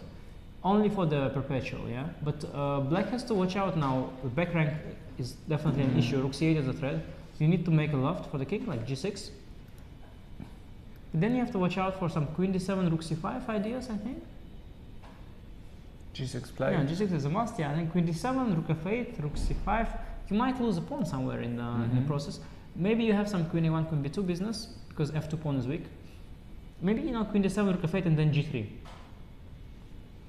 Rook b7 by Ding, allowing rook d8. Was that a mistake by Ding to allow the rook to get active? And now suddenly there's the back rank ideas. What's going on here? Yeah. Rook b7 feels like a mistake to me. Rook d7? No. Wow. That's the draw, yeah? Check, and queen b2, yeah? Check, and queen b2 Yeah, is it's a forced just draw. a forced draw. Check, king h2, check g3. I think it's a forced draw. And queen b2, and you're attacking 2 pawns, and that's that. Yeah, I mean, a little bit strange, because to be honest, what more do you need here? I mean... in fact, hold on. no, I have queen e8, queen e5 in the end. You think if black can play for a win? Yeah. No, he accepted the draw. It was a draw? Yeah, Oh, also okay. he just got king g1. You don't even need to ask that question. Ah, yeah, right. No, okay, very sloppy from Ding. I mean, very sloppy. Got chance there. He's just so pessimistic, I think, at that point, so down on confidence, he doesn't realize the chances are there. Like, unlike Magnus, nothing vibrates. Yeah, his internal vibration is not working. Nothing vibrates. He doesn't get that tingling sensation when he sees, when he has a better position. He doesn't feel that radar is off. He's pessimistic. Radar is just off. He's pessimistic. He doesn't realize he's having a chance. He doesn't realize he can play for a win. Let Vincent off the hook there very easily. I mean, it was not a winning position by no means, but he could have tied him down. He could have, I mean, here after g6, prevented him from activating the piece of queen d7. Queen d7. You force rook f8 basically. You absolutely force rook f8. Yes, and now okay, you can think, you can g3. Yeah, g3 is a move. Rook c5 is a move. On computer says queen e7 is also an interesting move. I like the queen e7 move. g3 is the most, probably the most ambitious, most accurate move probably. Preparing king g2, and you know all these perpetual ideas and this queen b2 idea is out of the way now. Such position can be very unpleasant. Of course, black should probably still somehow hold, escape into some kind of rook endgame somewhere. But what more do you want? Absolutely risk-free position. Everything is tied up. There's clearly nothing wrong with this for white. Black's absolute dream is to make a draw. He just blundered rook d8, and then yeah, it was all gone. Unfortunate for Ding, but we are back. Probably another game is going to start soon. I guess Daniel Fridman entering the building, taking a seat, facing Ding with white pieces. Yeah. Moment for Daniel to make his mark, maybe. Yeah, I think so. I think this is an interesting spot for Daniel. Yeah. This is his chance to squeeze in into the fight for the third place. To beat Ding right now would be a good moment for Daniel to shine. Yeah, we just saw him again outside with his family. Looking happy. Looking... Well, not so happy with the fact that he has to play no. forever. But no, I think he was, I think he's actually happy to get the chance to fight for, actually fight for third place. I think he must be happy with that. He's a fighter.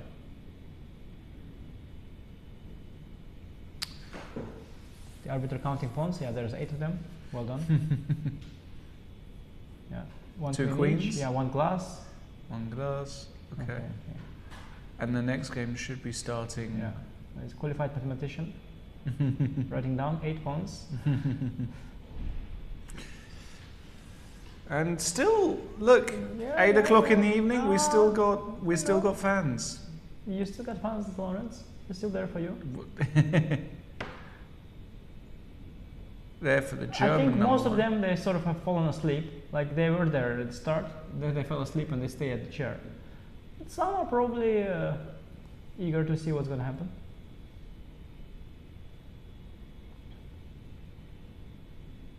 So the rules of the tiebreak are that if we have a winner with a round to spare, let's say, it's over. It's over. We don't have to wait for the finish. Correct, because we already know that 4th and 5th Yes. are going to play each And other. that's possible, let's say, if one of the players runs away with it. Yeah, but and after a finish- draw first round, it's becoming less and less becoming likely. less and less likely. Indeed, indeed. And who will that player be? I mean, the one who seems the sharpest to me right now is Vincent. He's young, probably most fit, just the most energy, right? Youthful energy. Daniel, of course, a very strong player, but of course an underdog in this field. And Ding in a very poor form. Of course, since these are the 3 players that are sharing the last spot, none of them are in amazing form. But Vincent won the last game. The last game of the initial portion of the tournament. Vincent probably the one who is the most on a high here from the 3.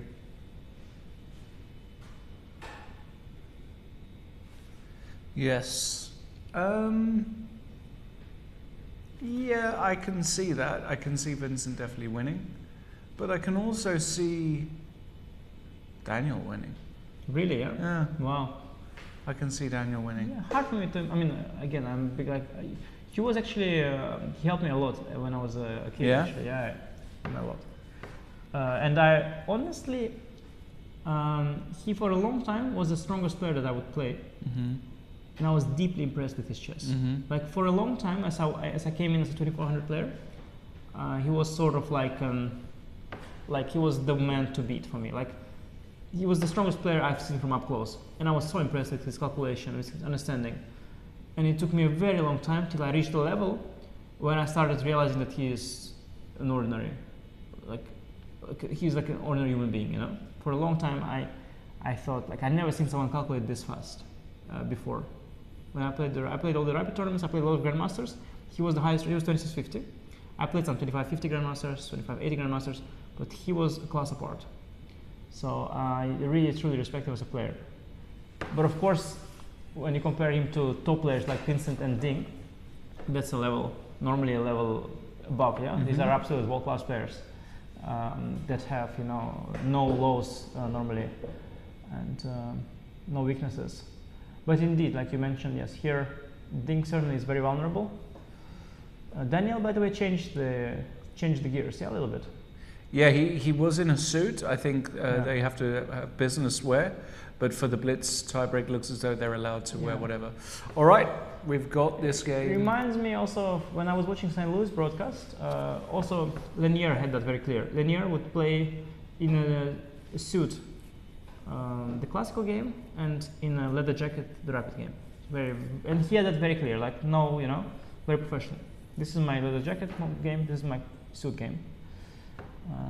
But we came in a suit. We should also change, of course, as commentators. I think somebody should wear pajamas. As this goes on into the night, we should get the. Okay, so we got the Reti. Yeah, Daniel. Yeah, I think back in the days, he was playing knight f3 g3 against me too. I was playing some king c, and he was going d4 c4. Maybe he started with d4 c4. Don't remember anymore. Okay, Reti is nice. Ding's playing this g6 system probably, yeah? Or e6, sorry, e6 is what he plays here. He plays e6. Very ambitious system that he always played. Still plays it seems. Now white has choice to go for king c setup or for a Benoni setup with c4. Lots of different setups. Also d4 is a move. The boss checked in. The boss checked in. We're working, boss. You guys still working? No, the boss is like, yeah, we're still, all good here. Daniel thinking was he didn't prepare, of course, for a game with Ding. I guess today he didn't expect to end up in this tiebreak, because if he would prepare for Ding, he would know that this is Ding's main system, and he would have some plan ready. Yeah, it's c4, d4, d3 options. Okay, c4. Ding's gonna go d4, e3, and we get this reverse Benoni. d3. Okay, bishop d6, reverse Benoni. Yeah, takes. They played this though in the main tournament game. So Fridman against Ding. Yeah. Oh, I don't remember that. Yeah. How, They it played must be a something draw, very right? similar. Must have been a draw, right? Yeah. They played something very, very similar. Are you sure? Yes. Which round was? This one game that somehow I missed. Yeah. I'm pretty sure. I think I clicked through all the games, so maybe I missed this one. This is theory. Yeah, bishop c7 before. Yeah, this is a big theory. I've seen it been played a lot in. There was a Blitz match between Abdusatorov and Gukesh, the Armageddon tournament, and they were debating this position in their Blitz match. They had a lot of games in this, and it was like going like b4 takes, lots of trades, but in the end still some life continued there. c5. C5, yeah. What sometimes happens is the white is ready to sack the pawn. F5, knight d6. This is a thing, yeah. Yeah, it's a thing. Knight fd2 maybe. F5, knight d6, take, the knight comes to c4. I've seen these ideas, yeah. You don't need to rush with f5, but if you do, then I'm going to sack, and I'm going to play in like rook e1, plant. Okay, knight c4 first, maybe it doesn't matter actually, yeah. Have control over the e5 square, and have the c file, the e file, plenty of compensation here. Queen b3 is an idea. A lot of compensation for the pawn. Yeah, nice position to play maybe in a rapid game. Yeah, knight fd2 is played.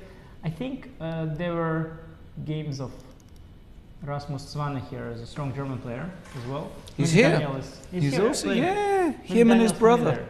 Yeah, the Svanne brothers, both playing in the Open. Yeah? By the way, are they the strongest brothers in the history of chess? Not sure at I know all. that No, not sure. last- Jordan and Lucas are stronger probably together. Although, No. Well, Jordan is stronger, but maybe Lucas not. Yeah. Yeah. And of course, Zhigalko brothers were good. yeah, the Zhigalko. Were good at some point. Right.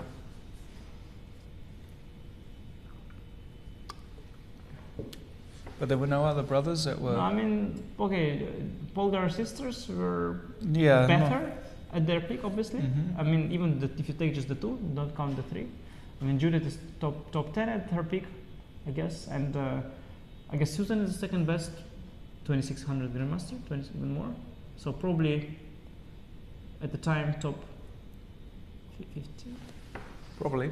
Yeah. So definitely strongest siblings, maybe. Maybe they were strongest siblings. I was thinking more specifically brothers. You're being sexist there. You just wanted really the. Not being sexist, but I'm just thinking more. Yeah, of course, it's a different thing. Yeah. It's a different thing. Brothers. You have a brother? Or? I do. I have a brother. Yeah. He was not a bad little player, but he got bored with chess and like so many other people. So you were also. How can you get bored with chess? Amazing, no? But seriously, so he had rating, your brother? He was about 2100. Oh, Never. Okay. So you guys could have also been one of the strongest. Well, not really. No, I could don't. have been. I mean, if you know. I always thought he had much more talent than me. But he was just not that it's hard to interested. say what it exactly means.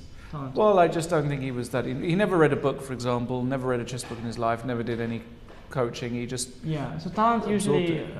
what people usually mean with he was very talented, this means that he was very lazy.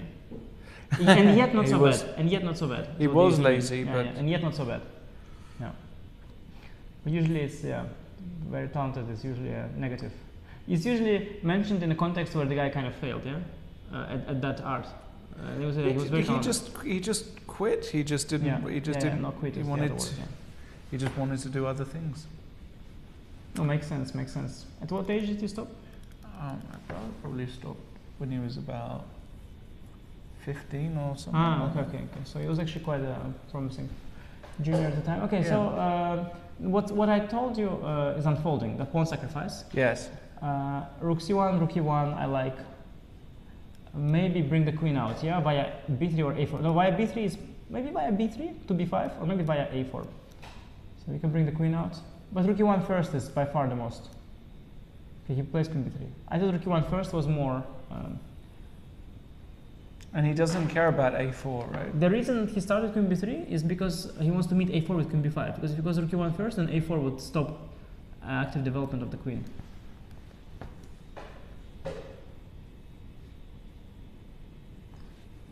Yes, queen on b5 is kind of nice. It's kind of nice. It controls a lot of squares. The c8 bishop is uncomfortable, you know, it cannot develop to d7 because the b7 pawn hangs. Yeah, you know, these positions optically, they look kind of nice for white, don't they? I mean, I would take white here every day of the week and twice on Sundays. I analyzed them. I remember I was analyzing them with the computer. Usually, you know, would show some. Computer would say they're equal usually, but I was not so sure if it was the case practically. Okay, f4 is cool. That's cool. Yeah, f4 generating some play there. Queen f6 coming, e5, active play. I like that. I like that for doing. King h8 f4 is a nicely human way to do it. Human way to generate counterplay. Now white cannot focus fully on the queen side because it gets distracted there on the king side. Indeed, yes. Yeah,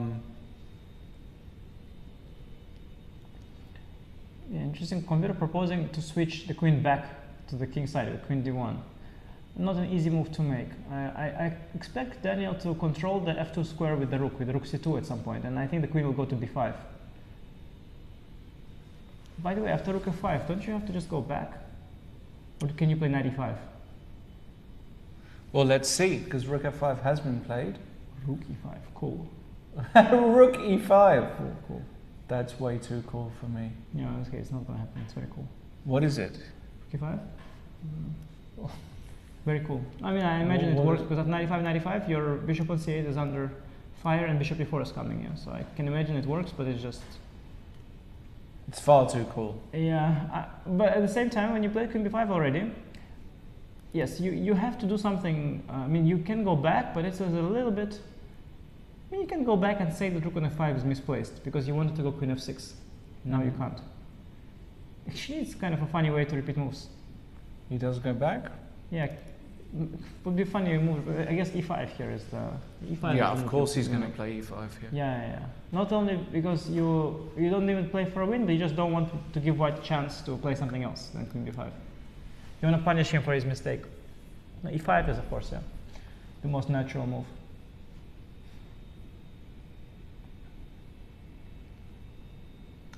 I don't know. Can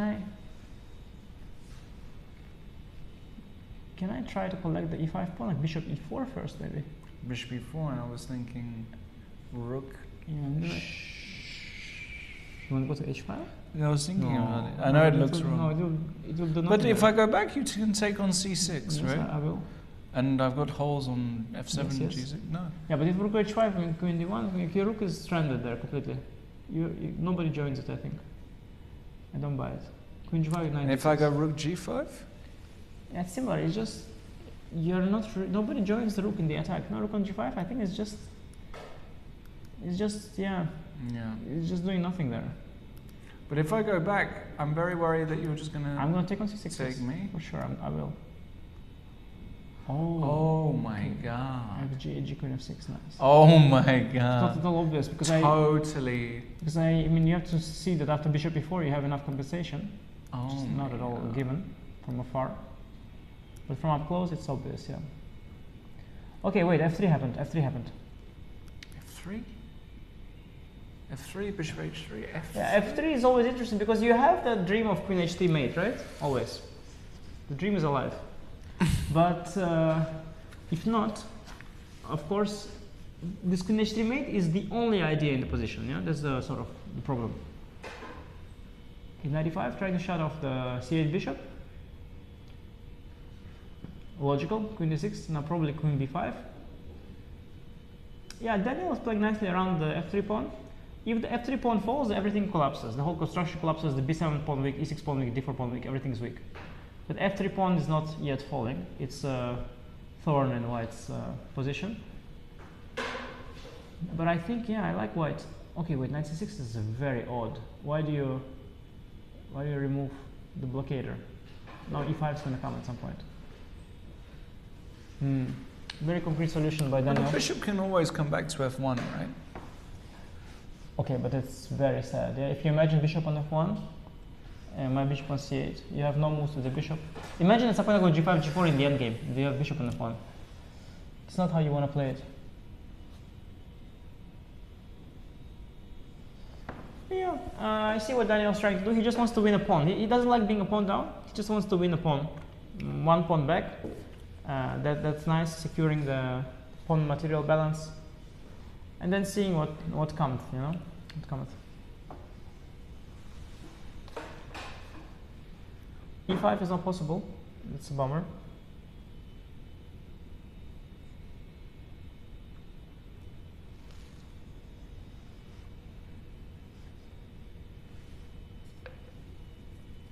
Difficult moment here for Ding, as e5 is a move you want to make at some point. Is not there. Rook takes c1 is not tempting. Bishop d7 loses the b7 pawn. Tough position. Difficult. Difficult to suggest a move. Difficult to suggest a move. Yes. a5 pawn is falling. Yeah, this rook f8 move is. Yeah, it's possible, but it's not obvious exactly why. King h7 maybe is slightly a move to improve your position. Slightly, but after queen a5, I'm not sure. What's the next move? What's the next move? Yeah, with rook f8, at least you maybe want to go e5 next. Maybe. Not even sure. Queen c7. Okay, rook c6, bc6. Queen c5. Queen c5, e5 though. Yeah, queen c7 a very logical move now. e5. Bishop. Now your bishop f1 move, yeah. Okay, but this move is this I don't like. Okay, wait. After queen c7, let's think for white. What is the Daniel also takes. Daniel also will consider queen e5 maybe to transition into some kind of endgame. Queen e5 or also queen h5 actually. If you don't want an endgame, queen h5 certainly logical. I don't like this queen c5 e5 bishop f1 suggestion. I don't think that Daniel will play it.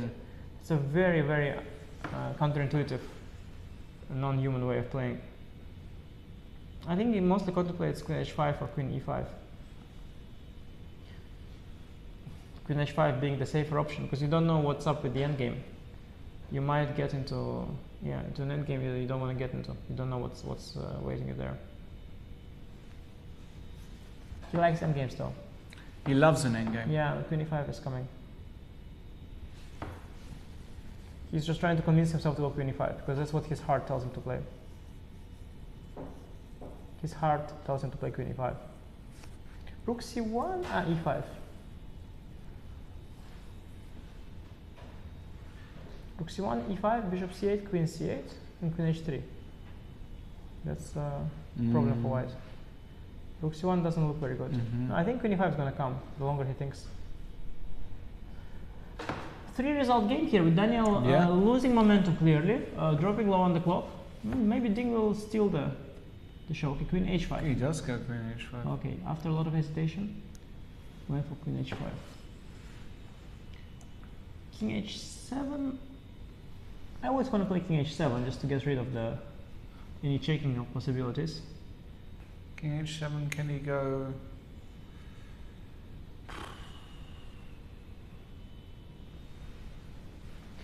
Yeah, I'd go king h7. c5. c5. Okay, cool. Rook c1. Nah. Rook c1. e5. Yeah, because e5. Rook e5 c4. I guess is the idea. You have to be very careful allowing, leaving.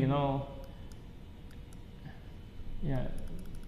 Rook c1. So now e5 is the question. For me, queen e8 check. Sorry, queen e8 check wins. So you cannot play e5. Bishop a6. Okay. Rook takes c5. Probably is gonna come. Oh, also. Wait, he can check and bishop takes e6. Yeah. Just check. It's just oh winning. My goodness. Okay. Oh no, and Ding has now to give up the exchange. Yeah, your prediction. And queen d5. Queen d5 also collects the f3 pawn and all the pawns. No. Bishop e2. There is even queen takes d4 idea. Ding is probably looking at this thinking, how is this happening? He's probably just like beyond the point of, it's a level of disbelief now that maybe, and that's it. He's had enough. I mean, he's just had enough. He has had enough. He is done. He's got nothing left in the tank. Nothing. Whoa. He's calculating poorly. He's blundering left, right, and center. Yeah, but I tell you, his system is... The system is... It's just an intuitive game. Calculation it's all nice, but it's at the end of the day, there's a move coming to your mind and you're executing the move. That's how you play chess. And wrong moves are coming to his mind because his system is out of tune. Do you think he needs like a feng shui, like a Zen reset? Yeah, the good thing is that, of course, in the Eastern world, they are really... They believe in that. Yeah, they're very advanced in that. In maybe matters. he should see. Maybe there's something to he should there. see like a feng shui like master or doctor or something just to change the energies. Because also learn some kung fu while at it. Just nice, just extra. Well, whatever. Why I mean, not? Yeah. As he needs to change to kick their ass. The energy is all wrong. It's all wrong. Everything he's doing is just not working, and also even the fact that he resigned in this position. I mean, it is completely lost. But that even normally you don't resign here in the Blitz game against opponent 200 points lower rated than you. So it also shows certain, at this point already, he sort of doesn't believe in it anymore. Yeah, it is completely lost, but like you can still try some move like Queen E7, I don't know, make 2 more moves. Wow. You can make many more than 2 more moves, by the way, but okay. But it's just the nature of the collapse. It's just... You just blundered Queen E8 check. You know, Queen E8 check and... To blunder Queen E8 check. Though Rook C5 also good for white, so it's like he just got both. Like outplayed, blundered, like again, just... yeah. No, I told you, Fridman is not the kind of player that you can play bad against. No. He calculates very well, he understands very well. At a certain level, his chess is for a very high level. And you can only overcome him if you play like a top player. And Ding is not in that shape right now. Just shocking. Just shocking. I think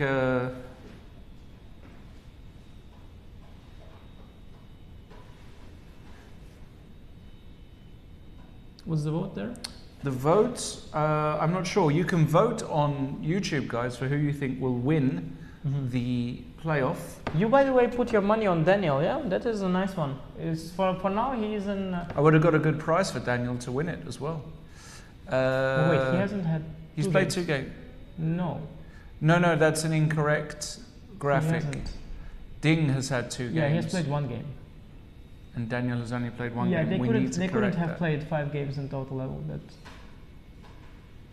All right, we're going to get that fixed, I think. And Daniel is in a proper lead. He's 1 out of 1, which is good. Vincent is doing okay. He's on 50%. But Ding is doing poorly with -1. So the crucial game is, of course, Vincent Fridman now. If Vincent beats Fridman, he overtakes the lead. If he doesn't, Daniel keeps it. Short tournament, only 4 rounds only 4 games for each player. 1 game down, 3 to go. Fridman off to a good start.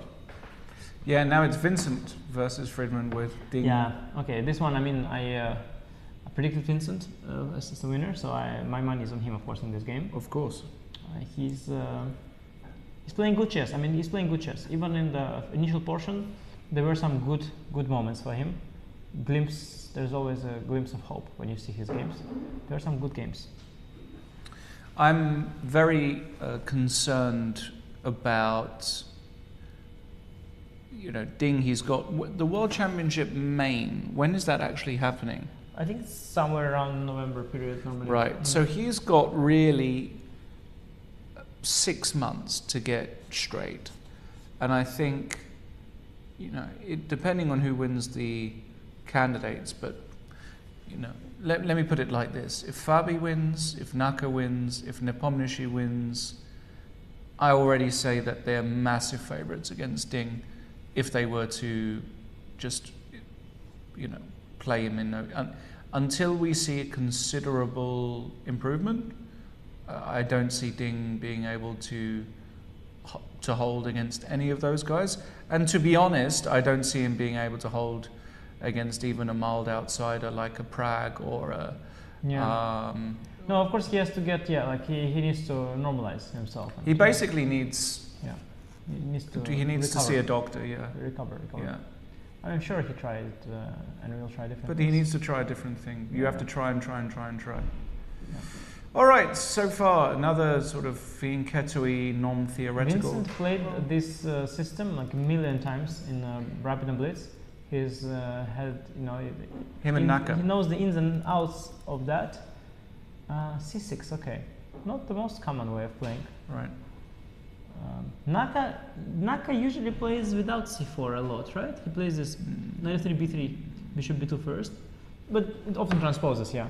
Hikaru does. The pawn later comes in c4, but Vincent really does this particular move order: knight f3, e3, c4, or c4, knight f3, e3, and then this bishop to b2. Yes, e5 by Daniel. Usually you collect the cd, knight b5. You collect that bishop then. Yeah, this is good. Vincent had it in 173 Blitz games. So far, yeah. And what now? D4, E4, knight E5. Yeah, that happened in 83 games. D4, queen b4 check. It looks like Daniel's... Yeah, it's rare. Vincent had it only 17 times against him in bullet chess. But it looks as though Daniel's come very prepared, right? Bluffing, I think. No, I don't think so. He's bluffing. No, I don't think so. True, you don't bluff with king b4 check. No, you don't bluff this move. This is prep. Takes, knight e4 check, king e1 f6. This is beautiful. What's beautiful about it? Just a bishop pair, no, for white? No. In an endgame? No. I think it's knight e4, king e1, knight b4. That's probably beautiful. But also, I don't know, some king f1. Okay, it must be prep, yeah, it's too random. It's too random. You don't just play queen before check instantly. But, again, from my games as a child against Daniel, he has that thing where he moves at an epic pace, and it looks like it's all prep, sort of. He just does that. Sometimes he plays just like that, by hand. He just plays very fast, right? He does it. He could be bluffing this one, but maybe not, maybe not. Okay, also... Yeah, no, he doesn't bluff. No. Wow, okay. This is prep, no it's bluff. It's prep. Also, the computer is... Yeah, this 94 f6 is prep, yeah. Wow, I didn't know this system. Amazing. There's so many different ways of playing chess are out there. I've never seen this before. Not even close. It's in my notes, but I didn't want to reveal it. It's fine. Do you want my notes? Are you interested in my notes? How do I politely refuse? You just I don't think your notes are... No, I mean, it's fine. Sticky notes. It's fine. Sticky notes. That's where I've got my analysis. Sticky notes. Your sticky notes. That's where I've got my analysis. No, it's fine. It's fine, Lawrence. But the key in this position, what it all revolves around, is that white's rooks are disconnected, and the h1 rook is struggling to get into the game as the king cannot castle. So the position looks amazing for white because you want to castle short, right? But you just can't because you already moved the king. You could try it. But Daniel is prepared. He knows. He's like, no. I know. I read. I tried. There's the rule here. Because they're not playing online, so it won't automatically dismiss it. True. But no. But Daniel is gonna control this. I have to say, nice piece of prep by Daniel, and no wonder because he prepared for the tournament, and Vincent always plays the system. So he has come well prepared for this. Amazing stuff. Very, very interesting. Very hard for white to untangle. Knight d2 though is knight d2 is the normal move for me. Knight d2. I want to solve the issue of disconnected rooks. Rook c1. Okay. Now he's going to play a5 instantly. Watch. a5 in the next... It's still following your notes, yeah? It's in my notes. a5 is the move. Because it's so logical. I guess white responds with a3, yeah? Just stopping any a4 business. Yeah, but... Okay. Bishop g4 is also a move. Very logical. Logical. And he's going to put the rook to c8 and... I'm curious what was up with knight d2. Was there an issue with that move? Can you just check briefly instead of rook c1? What was the point after knight d2? I just want to see. And knight d2. What is the response? ed, knight e4. Yeah, okay, you probably have some counterplay against the d pawn, rook d8. Yeah, and if ed, then knight d6, and knight f5 will come. Yeah, knight d6 is a nice one. And f3 you have knight f5. So if I want to sort of get a trick king f2, rook d1, knight f1, then I'm better. But after f3 you go knight f5, and I'm not in time to consolidate this business. Yes. Okay, bishop g4, h3. Mysterious, you know, this bishop g4 move. Like if you go now back to e6, you provoke this h3, yeah, for some mysterious reason. But that's what computer wants us to play. Because bishop g4, oh, he takes. Okay, now g takes, otherwise knight b4, knight g5.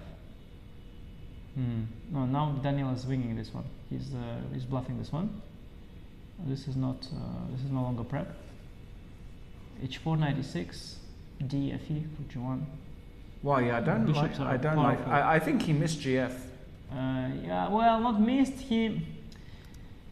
I think he missed this. He may be mixed up, you know. I think this is very missable. Mixed up, I think. I think this is what black plays. Bishop g4, h3, take, knight g5 against some other move maybe, but not here probably.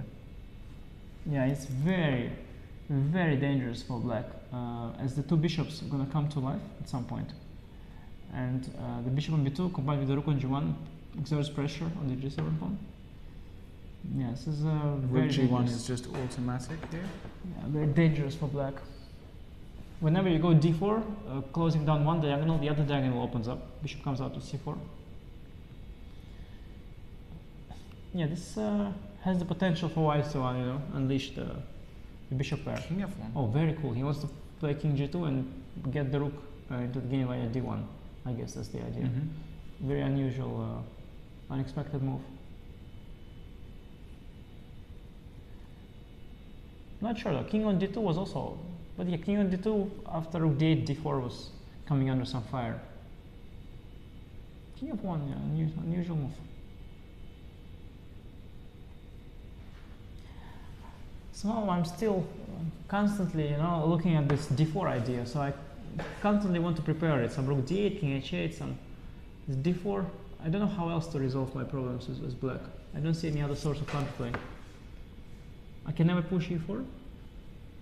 You know, I don't want to keep the tension forever. I want to generate some plays. d4 always is something I want to do. Start with rook a8. a5 you can even just play. Yeah. a8, rook g1.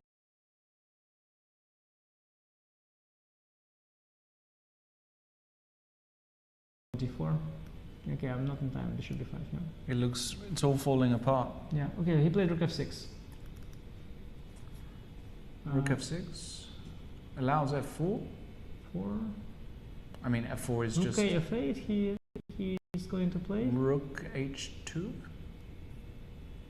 Yeah, d4 maybe. Yeah, you have to play it out well. Yeah, but, it gets. No, okay, you'll have some options there. Some counterplay there for sure. Bishop c4, rook d1, some options for white. Very shaky setup for black. Very, very shaky setup as the bishops are unleashing. Rook f6 was a very provocative move. Rook comes under the rook h3 under fire. Okay.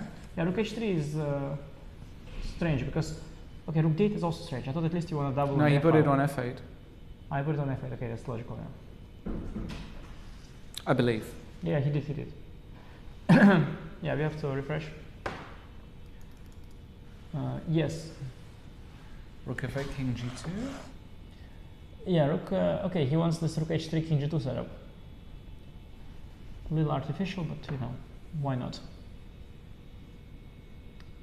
d4. Also, this knight c4 is a cool move. Yeah, I'm not sure it does much, but it's a nice move. Wait, why does he give a check? Rook anyway will have to come to g3. What does he want now? If rook h6 and rook g4, rook enters the game through a ladder. On g4, rook is controlling a lot of squares. Yeah, I think Daniel is losing the thread here. Yeah, slightly. his position is gradually falling apart, I guess. If no side will make any rush movements, any weird movements, gradually black's position has to fall apart as the bishops and the rooks. Just too much scope here. You know, the bishop pair advantage in this kind of position is lethal. So unless something special happens, unless somebody blunders a tactical trick, white has to just gradually mobilize and open. And he took. Okay, now FG, yeah. Fixing up the pawns is so nice. Yeah, just definitely would go FG, fix up my pawns. Okay, but this is amazing for white. This is amazing for white. Wow. Yeah, black's position is collapsing completely here. Pity, Daniel had nice prep, but followed it up very badly. I like the idea of this king on e1 being in the way of two rooks. I liked it. But by going bishop f4 and bishop f3, he opened the g file for the other rook, you know. He made it develop in a way. He developed it by himself, which is, was not great. Pity, because the concept was nice. Nice concept. I'll check it out. Something to play against Vincent in a long bullet match. Late afternoon. All right, just checking here. I can see people are being very active in the chat. Thanks very much, chat. That's much appreciated. Keep it up. I am watching. You can vote in the YouTube chat as well. So feel free to vote away if that's something you guys want to do. And yeah, this is all good stuff. Anish, you've got the last of the. No, have it. Have it. I saw you engrossed in the phones. I thought it's my opportunity to. I'm just replying here. To eat the chocolate. No, this is it. That's usually what my kids would do. If I'm too much in the phone, they would just start eating my chocolate. You have that chocolate while I reply to these guys. Rapport on Twitter, they would eat the chocolate. And yeah, feel free to vote in the YouTube chat. I'm watching you guys. Elon says Lawrence. Yes. Coyote says hi, Lawrence. Owner says thanks, Lawrence. Thank you all for. We've got 4.6 thousand of you on YouTube alone. That's not in. That's only on one channel. Yeah, that's only on YouTube. Which channel? They restream. We've got a load of channels. That's just on the Chess24 No, there are channel. there's billions of people There's watching literally billions. Yeah, don't worry. We'll get some more. Can we get some more chocolate eggs in this? Okay, I'm so sorry. You really wanted one. No. There was an entire day there was chocolate egg. I had one. I had one earlier. No, you have that. That's for But it you. always happens like that. We're going to get some chocolate eggs. There's a chocolate egg here lying the entire day. The moment I take anything, it, all hell breaks loose. I am just, we're here for 10 hours a day. It's Easter. I want a bunny. And I want a tea then. I'm a simple man. If we are doing orders, then I would like a tea. A tea and a. Can we get a tea and a bunny? Big bunny. We'll see what we can do. Bishop b5. Good man. I love this man. Shout out to the crew here, by the way. 98. Things getting worse and worse with Daniel Fridman. So passive. Going backwards and backwards. It's horrible. So passive. Also, the knights are really badly positioned when they are defending each other. It's well known because they control the least squares this way. Rook d1. Oh wow! Is there bishop a3, rook d5? It's a beautiful tactic. Rook d1, king e6, bishop a3, followed by rook takes d5. It's checkmate. That's beautiful, Anish. You see what chocolate does to your brain? Yeah, I mean it's wow. Look at that. And bishop c4. Checkmate. Schachmat. But it was in the air. That could happen. No, he missed it. You missed it. But what he did is a more conceptual way of winning it. Let's say, positionally winning.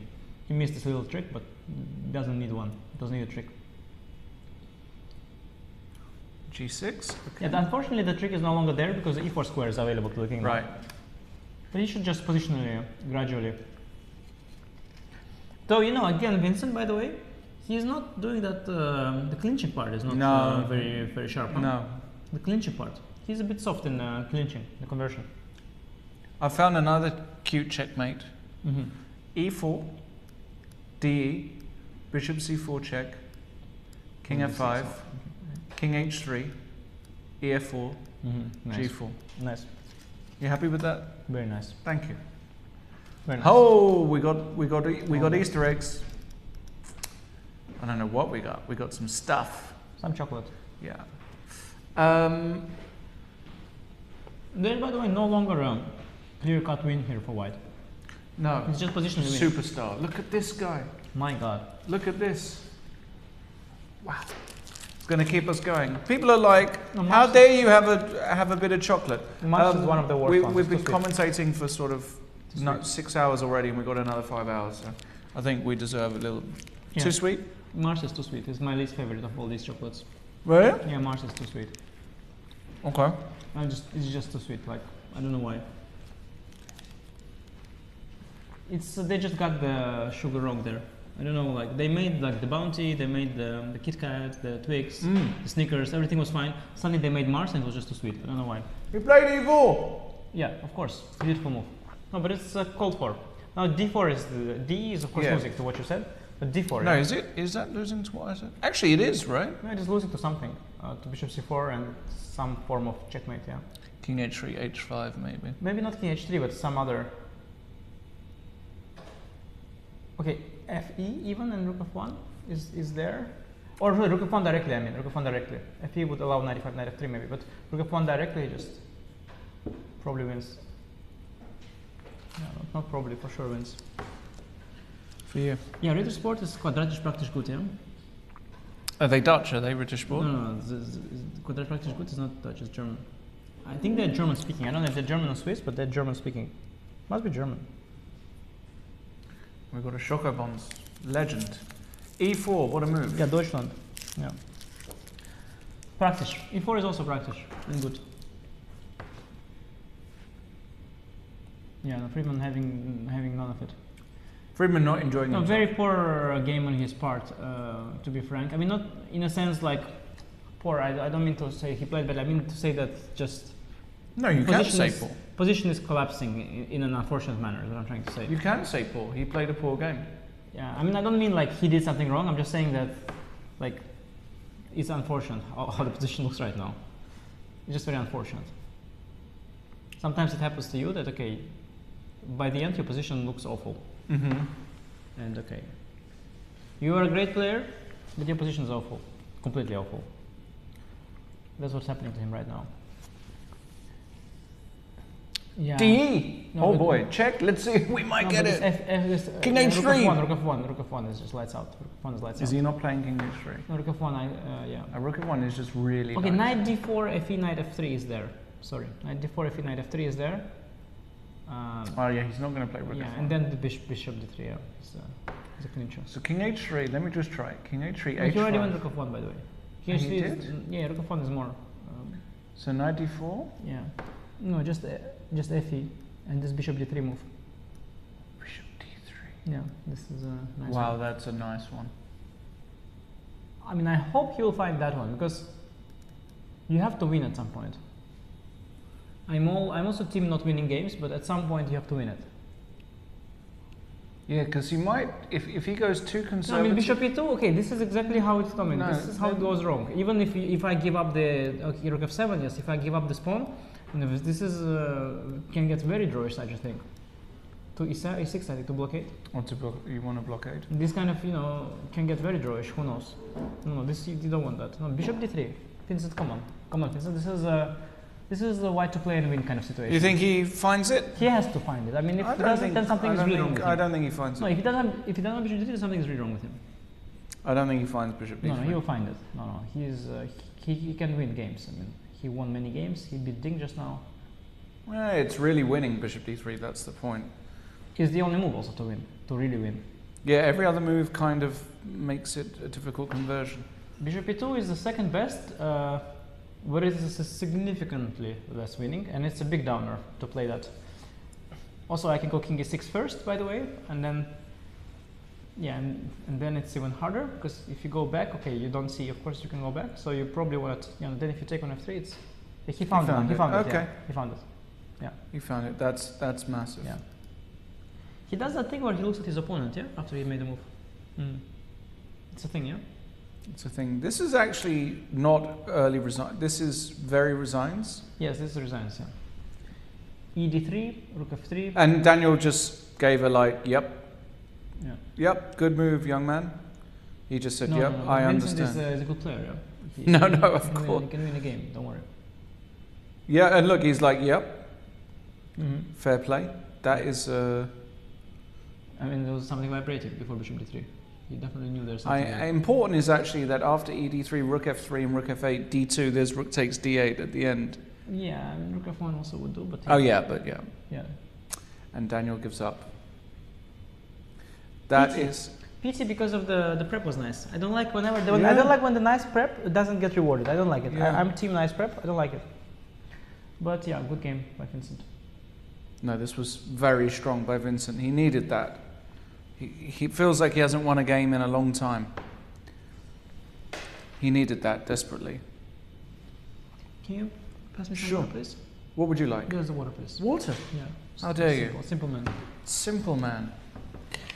All right. Beautiful finish.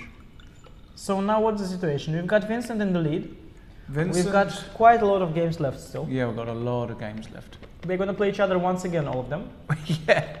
Which is beautiful. But the more they play each other, the happier we are. As long as we have chocolate. Yeah, I'm sure we'll get a standings update very soon. But it's clear, Vincent is ahead. Ding has to beat Vincent. That's his goal.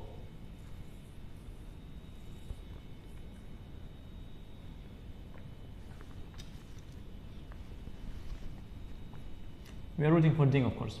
We want Ding to win. I just want Ding to win a game of chess. I know from experience. Sometimes that's all you want, all you need, and it's very hard. Then sometimes to win one game in a row of chess, it's very hard.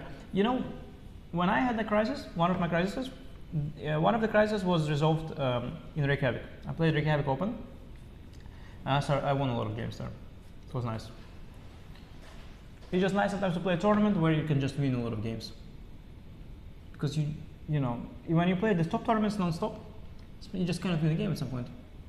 Because the level of position is so high, if your system is broken, you just cannot win one. But if your system is broken and you play a total mode, then you can still win, of course. Yeah. Because you are like so much stronger just by some sort of class you win. All right, who have we got next? Probably Ding Vincent, right? Must be the game. Vincent White against Ding, it seems. And well, not great for Ding, I would say. And look at that, your T No, but as like well. I'm like that Neuralink patient. With my yeah. mind, I wanted the T, and it's just appeared. I'm like the first Neuralink patient that is able to get a T with his sheer thought. By the way, that's incredible, that Neuralink project. Absolutely. But if he plays a tournament, I'm going to say that yes, he was using computer assistance. Nah, I'm going to not make really. that complaint. I don't think you surely can connect. Can they connect? They must be able to connect the whole thing to the engine, right? As well. I don't know. Because right I was now only making a joke, but no, yeah. no. But right now he can operate. He can move cursor of the mouse with his like eyes and thought. I guess it's like a chip in the brain, right? Exactly. I guess it is also possible to because I remember there was some guy receiving.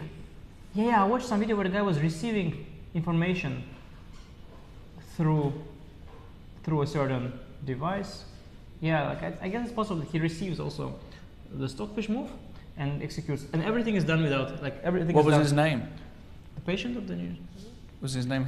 Did it begin No. with an? No.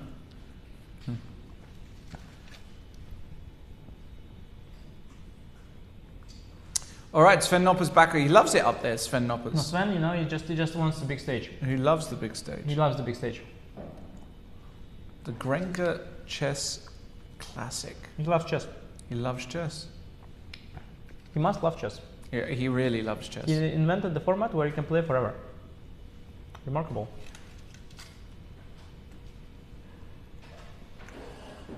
Either he loves chess or he hates people. Or both. And knowing him, he must love chess. He's an amazing guy.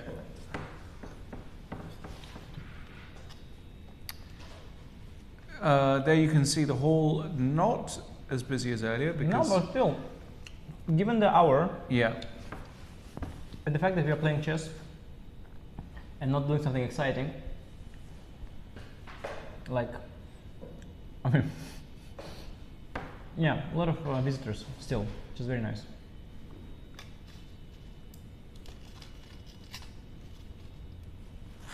Well, chess, of course, is like, frankly, if we played at night, we would be more occupied than any nightclub. We just don't do it. We just don't compete with nightclubs. But if we wanted to compete with nightclubs and like the whole nightlife thing, we'd be crushing them, I think. It is what you can see from the number of people present here. Honestly, the playing hall is big. If you make it small, you put like this disco ball, it would look like a packed nightclub. No, 3-5-3. Okay, Vincent is back at it. He just keeps playing the same position, I tell you, every single game. Okay, now he played knight c3. Last time he played b3. How exciting. He had 178 games with b3 and 242 with knight c3. And look at this, takes and g3. That's the thing, yeah. That's the thing. He pretended to develop the bishop to that side and then you can check to it, having provoked b6. What you can do with black sometimes is not develop the bishop to b7, wait for bishop g2 and then play bishop a6. And then if d3? Yeah, okay, at least it's not d4. And then you continue development. Also a move like c5 comes to mind, very principled. Let me tell you the move that I would play in a bullet game. Nice. Move 5 check. Bishop b7. And I go back to f3. Ah, yeah, that one I missed. Yeah, you don't have any. Also, bishop b5 check there was good. Yeah, but now f3 back bishop g2, like you don't. You don't even disrupt my scheme. I can't disrupt you. Yeah. There's no disruption. Bishop d6 is nice. Yeah, yeah. Now, okay, you just castle. That's fine. Castle. You don't want to rush maybe bishop b7 move. You don't need to rush it. Rook e1. Yeah, Vincent has played this also multiple times before. Very subtle move order, rook e1. Very important finesse. You're waiting for d3 or b3. Because eventually you're going to do both.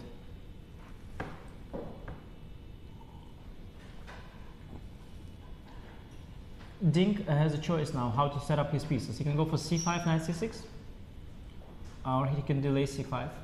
He can choose to develop first the bishop or first the knight. And knight d7 seems to be the most flexible.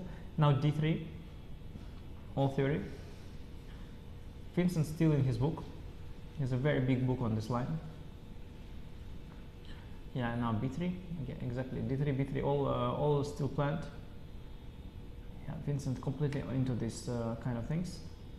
And after c5, at some point you might want to go d4 because you want to get engaged with those central pawns.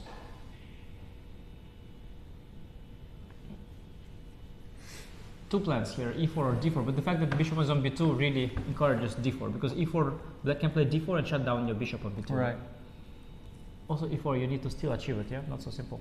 No, I guess d4 is what he wants.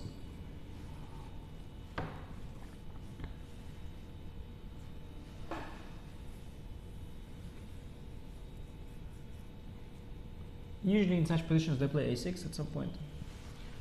To get this knight b5 out of the way, to maybe prepare b5 at some point. Yeah, I can imagine Ding playing a6 here.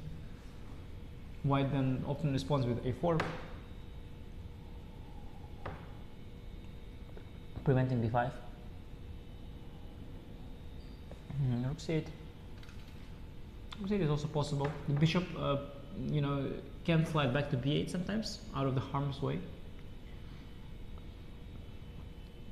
Yes, now it's a moment for Vincent. Rook c1 may be nice. Rook c1, flexible move. Keep the flexibility. I like this move, rook c1. Yeah, I think he'll play rook c1. And then he's going to go rook c2. Okay, d4, yeah. D4 is very direct. Yeah. Maybe it's smart, he chooses a good moment to do that. c4 is always principled, but very strategically risky. Especially because after, let's say, a move like knight d2, I'm not sure you're able, like if you were able to get a6 b5 to connect your pawns, you'd be fine, but you're not in time here. So that's why maybe rook c8 was more risky than a6. Now after d4, yeah, if you cannot go c4, then well, d4 has been a fine idea from white. I want to go DC, probably create some hanging pawns. That's why the bishop on g2 is very good against the hanging pawns. It's already there, attacking the d5 pawn. Knight f8. Knight f8 by Ding.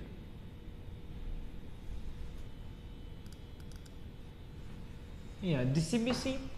This knight h4 kind of moves are very, very common. Yeah, knight h4, opening the bishop on g2 and going to f5 square. And if g6, then you weaken b2.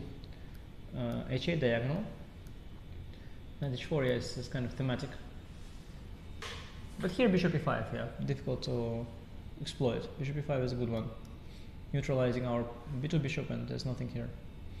So maybe taking knight h4 is premature.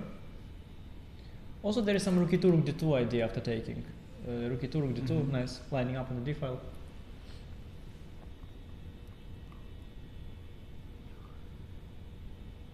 Yeah, Vincent keeps getting interesting positions when he plays the system. For sure. Very nice. Vincent Keymer, 19 years old. Think you're more than 10 years older than him. Yeah. Unbelievable. I'm not surprised, because I remember when he was a little kid playing this tournament, I was already, I was not a little kid anymore, so not surprised. But he's much taller than me already. He's much for a long time. Yeah, it's okay.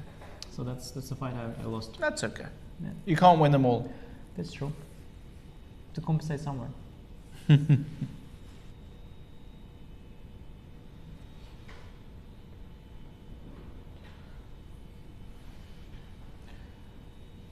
Vincent in deep thought at the same time, not a problem for Vincent because Ding also took a lot of time already in the opening.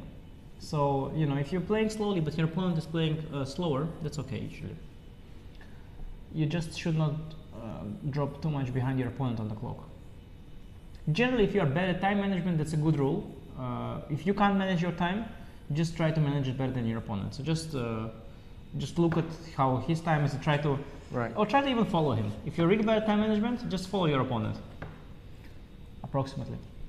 Don't lag too much behind. An important moment here. Very important moment. What would you do? Probably go and have a bath. You mean if I was playing the game or just in general? I think you would have a bath in both cases, right? Yeah.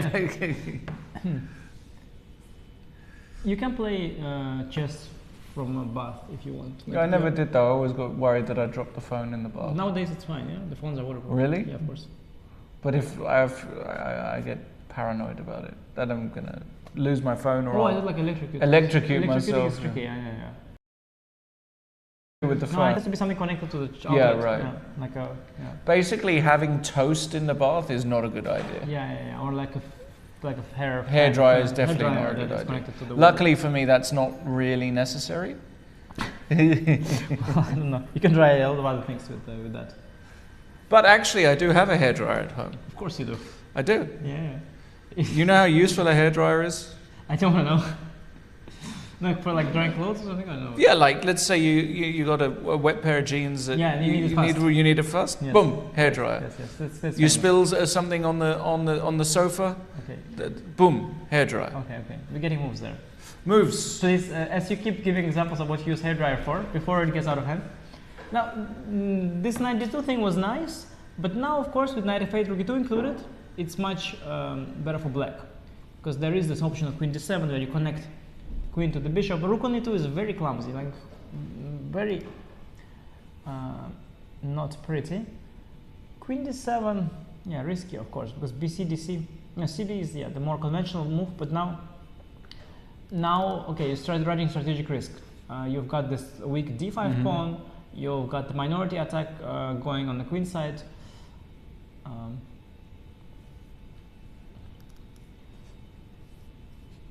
Computer proposes a very drastic solution, which is e4, which is completely not a positional way of playing it.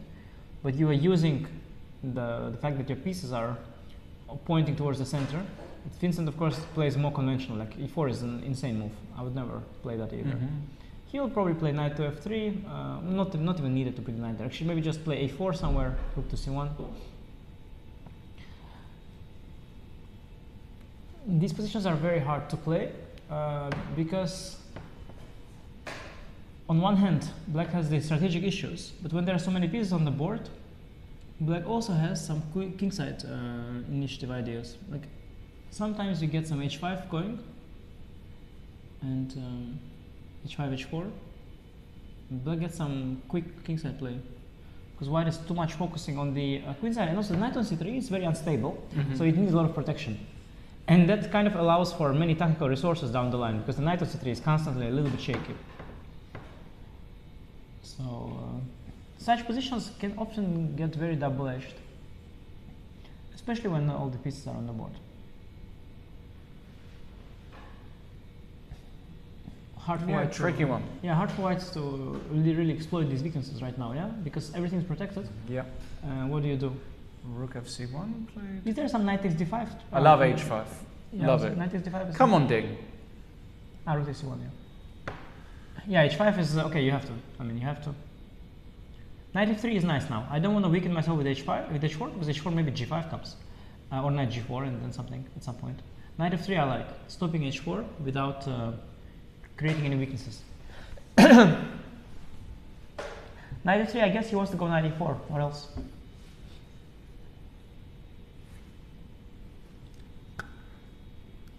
Knight e4, I guess.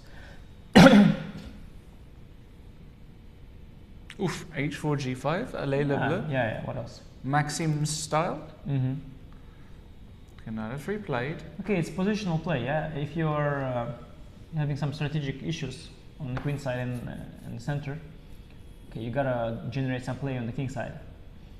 And you know, if you don't play g5, you're risking to get squeezed slowly. So g5 is the right approach after knight e4, h4. Knight e4 played. Yeah, I don't think h4 will come. h4 is a very strange move. There's no way he's playing h4. There's no threat of h4 also. h4 is completely logical. There's no way on earth he's playing h4. Yeah, wow. Deep. This is where they're going to go mad in chat. Yeah, knight h4 is... Oh, just give it to me, chat. I deserve it. Just give me hell. But seriously, h4 is a very strange move, don't you think? I hate it. It's like ridiculous. I don't even get it. What's the idea? Of course, you control the g5 square. Yeah, but if I just... So for... Maybe black wanted to go g5? Maybe, anyway? So you I mean, I'm going g5 here. I mean, yeah, but like now, maybe, okay, it's not good, yeah? Maybe I'll take on g5 and it's weak, I don't know. Maybe black wanted to go g5 anyway. Okay, you probably want the other knight, yeah? Because this knight is nicely placed actively on the board. Okay, yeah, the other knight. On the other knight. And now I take knight takes g5. Yeah. Queen takes g5. Okay, b6 is hanging, by the way. No, b6 is hanging. Yeah, but I just don't care. Knight takes f2. No, I mean, I'll take on e4 first, of course. Ah, okay. That's really over, actually, right? Is it? Not over, but it's a pawn, and I guess, yeah, you don't have enough. I mean, no. You need to first defend the bishop. You still haven't gone h4. You're probably too slow. Knight f6 back is cool. Heading to g4. Knight f6 back is cool. Okay, let's go knight f6 back.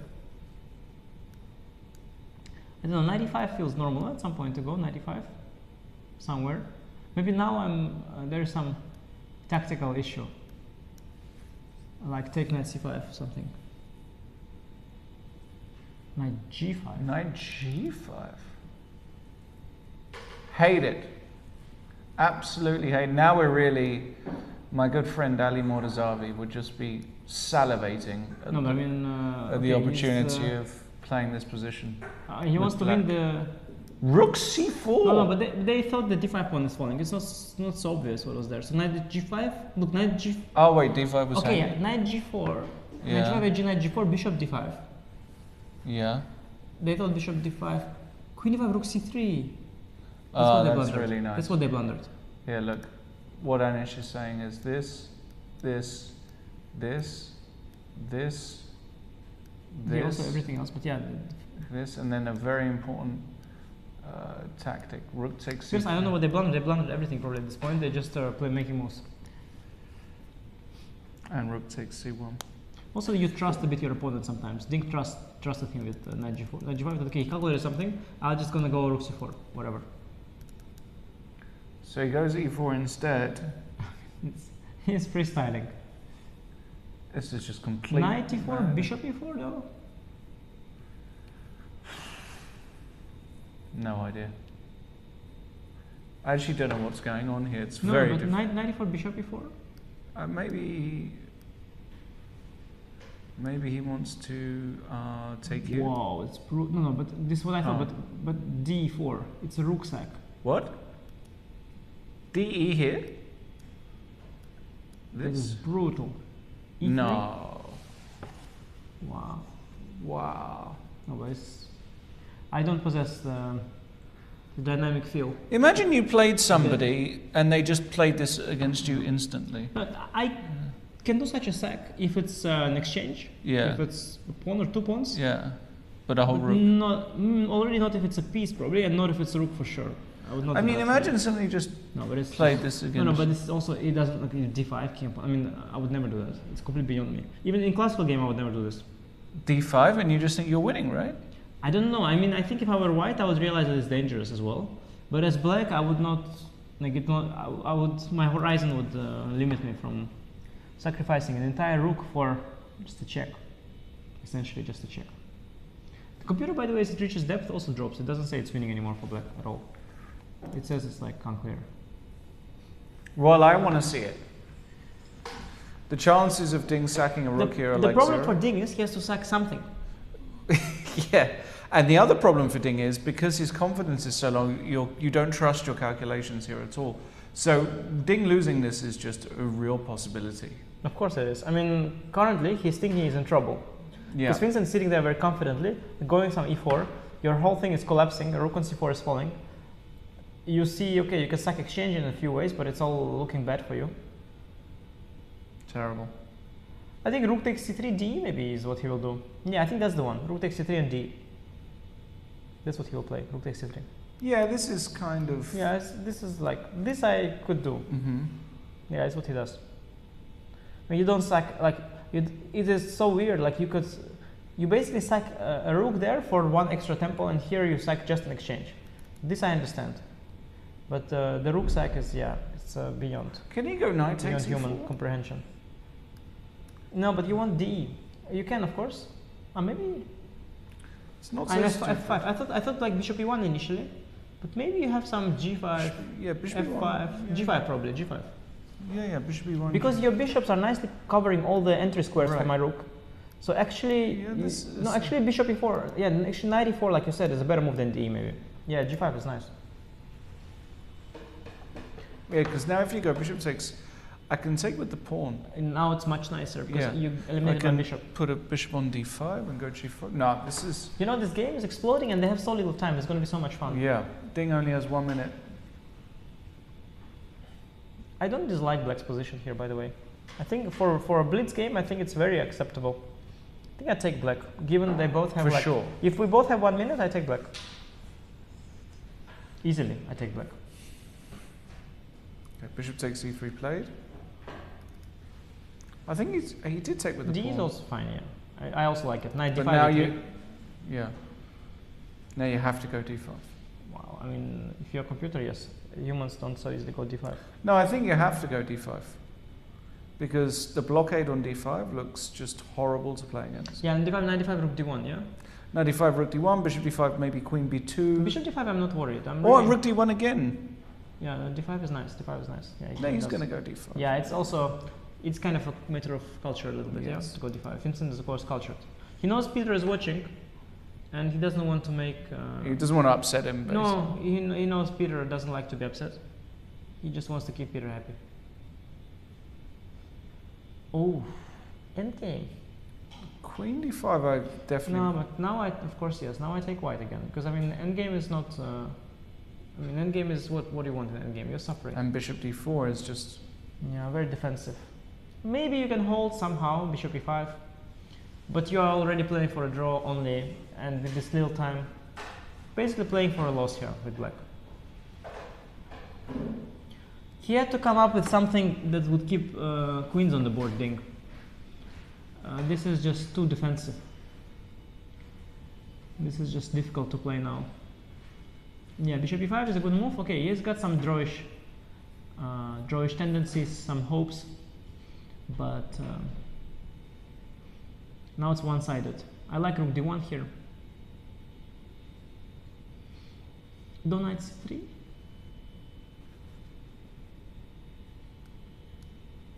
Some funny bishop e5 idea maybe. Bishop e5 and knight d1, bishop d4. Very nice, Anish. Yeah. I can also just trade on e5. Yeah, actually yes. Trade on e5, rook e5, rook ab1. Oh, rook ab1 is not liked. a5 it says. a5 is beautiful. Yeah, knight b4. Oof. f5 is lungy. But bishop f1, yeah, you're collapsing. Bishop c4 and. Oh no, this is. He's going to lose, isn't he? e3. No, of course, going to lose. Bishop. Now, bishop g2 back is nice, by the way.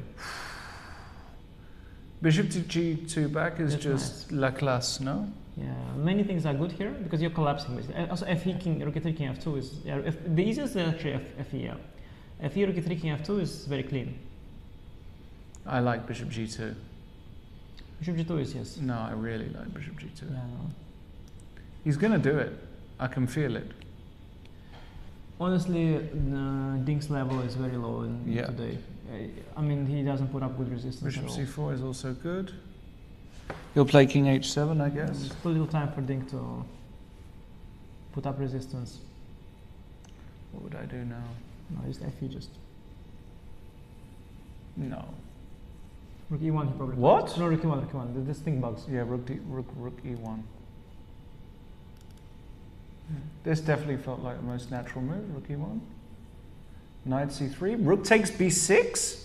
I mean, what is going on here? No, it's just panic, he has no time. Oh my god, he's just... His position is collapsing and he has no time.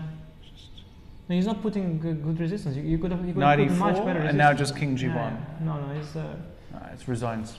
It's a Vincent show. No, but this is resigns, rook c5. It's a Vincent show today. Today is a Vincent show because he also made this happen. He beat Ding first, then he beat Fridman, then he beat Ding again. He's just climbing in the ranks. Fast. Very impressive. Bishop f7. Bishop f7, the most logical move, yes. Maybe not the most accurate according to computer, but the most logical. You want to give the check on g6? Oh, time. No, in time, yeah. Yeah, no, not... no. Just gone. Yeah. He's just gone. He's everything. Everything's wrong. Poor guy, he has to play these games as well. This is the last thing he wants to do after a long day. No, but then he has to play tomorrow as well. He has to play tomorrow as well. Seriously. For last position. Yeah. What can we say? I mean, it was a very interesting game. Very, very interesting. Lots of... He didn't use... there was so much potential in his position. Yeah. So many resources he could have generated on a good day, but he didn't generate any. The position was really full of potential. There were a lot of interesting ideas. That rook sack was sick, of course. I don't say he could find it, but he could find something similar. Something that maybe doesn't quite work objectively, but that practically would work. Instead, he just went for an endgame, which is half lost, and just lost it without any fight as well. He missed every resource. Yeah, I think knight takes e4 was better in hindsight. Yeah, for sure. But even after d5, Ding in good form, he would not collapse that easily. Even in the endgame, he would not collapse that easily. There was this option to go a5 as well. Around here. Yeah, this a5 move by computer was actually very nice. Yes, strong. Very nice. You can post to get knight to b4, bishop comes out to c6 or to d5 sometimes if needed. Nicely regrouping everything.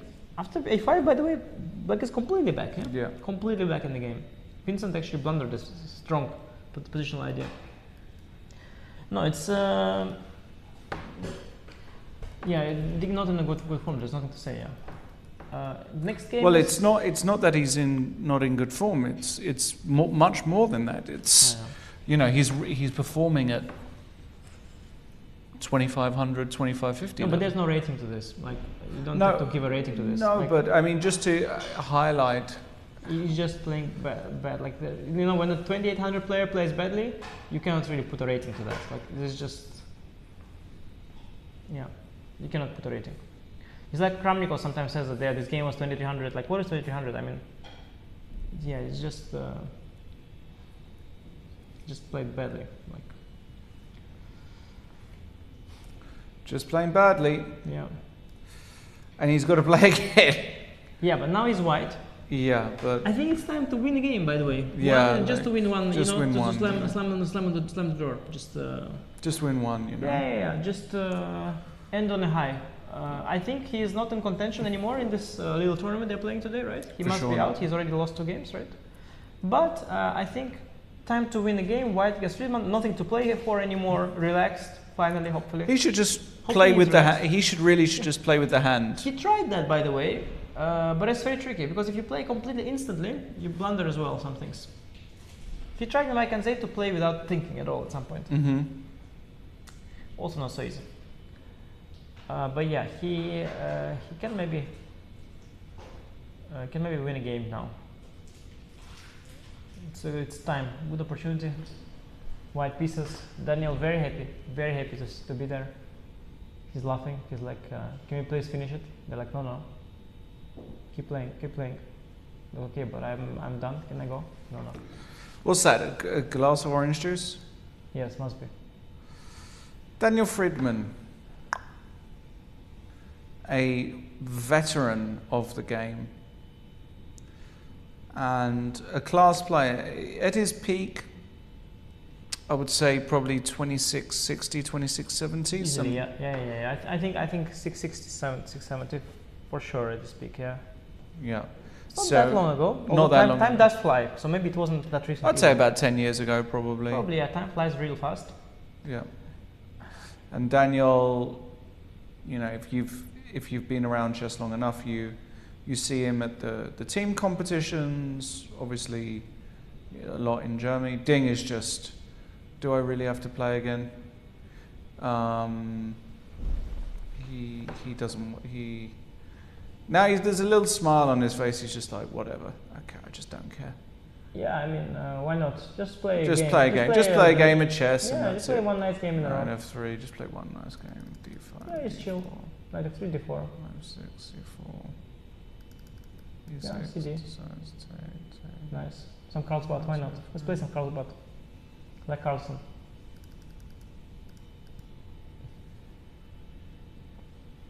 Carlsen's favorite line, this one. With white? Clarify the pawn structure. Yeah, he had a lot of games. He had a game here. He didn't beat. He drew Ding in one of the early rounds with this system. Yeah, E3. Bishop F5. You can go Knight H4. Ask the bishop whether he wants to commit to the diagonal. Queen B3. Yeah, also common. Touching the B7 pawn. Queen A3 preventing castle is interesting. Maybe it's interesting. Queen A3 may be interesting, no? I like the look of it. Yeah, I like it. Preventing castle. I like it. Black maybe can play A5 Queen B4, yeah? Solving that issue. Mm-hmm.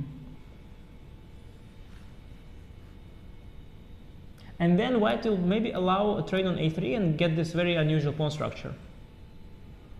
Ah, right, yeah. And they use the B file, but yeah. you can't get there easy with the. So like here. Black will also not take on A3 necessarily. Black will just stay on B4, yeah. And just wait. Yeah. Yes. Okay, now it's a big question. First of all, what move he makes? Knight A4. Knight H4 and then Bishop D3. That's a thematic idea in this kind of variation. Yeah. You really want your bishop on that diagonal with white. You don't want black to have the bishop on F5 and your bishop on E2. You want your bishop on D3, much more active.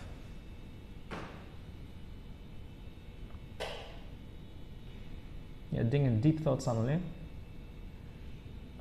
Yeah, there's nothing deep here, I think. Not an amazing tactic or anything like that, right? You just have to make a move here. You can offer a trade of bishops with knight e5, bishop d3.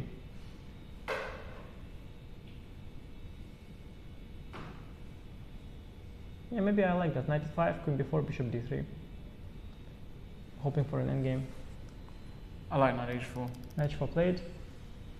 Yeah, thematic idea. And now sometimes you can also consider just simply bishop g6. Just, okay, trade me. You don't have the bishop pair anyway. You just have a bishop against knight. Or you can go something very ambitious. Most ambitious to go bishop e4, provoke f3 and then go. But the most normal is to go bishop e6, of course. But now you get bishop d3.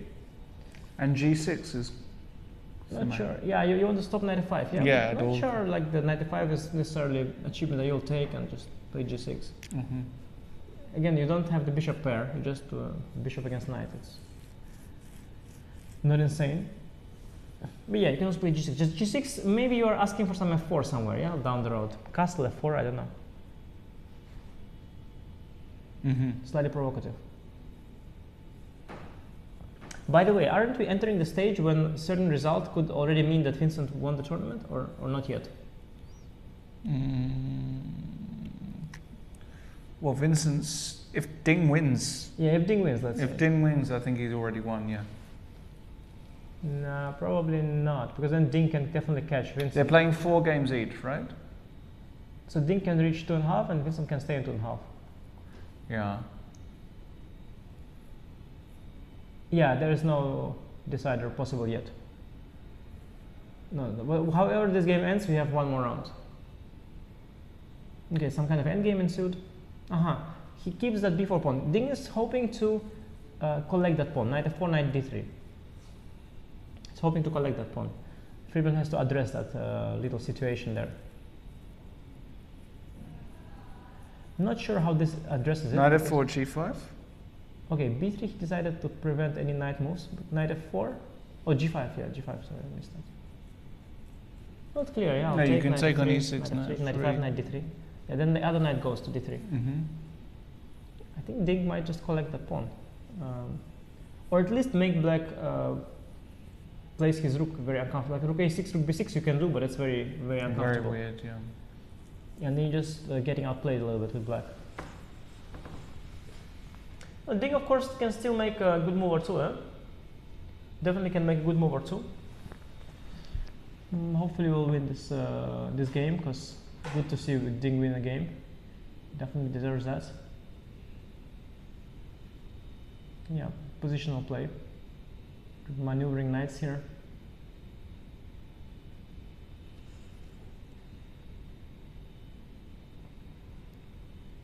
If Ding wins this game,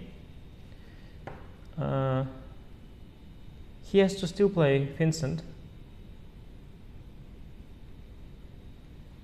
Possible. Anything is possible. Imagine Ding winning this game, then beating Vincent, and then suddenly coming back. But Vincent has to lose 2 games for that, yeah? Vincent? No, I think I've just got...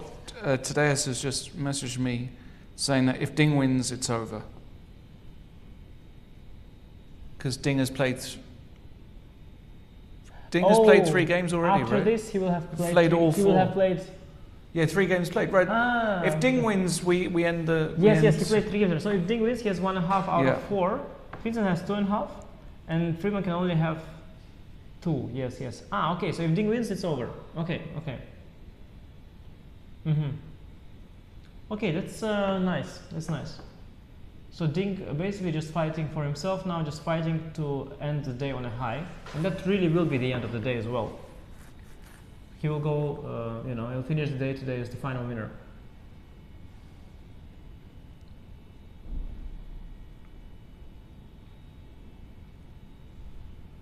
So what are the odds of Ding winning this? Well, he's got a chance. Well, how much would you give him? Of winning this? Yeah, this game.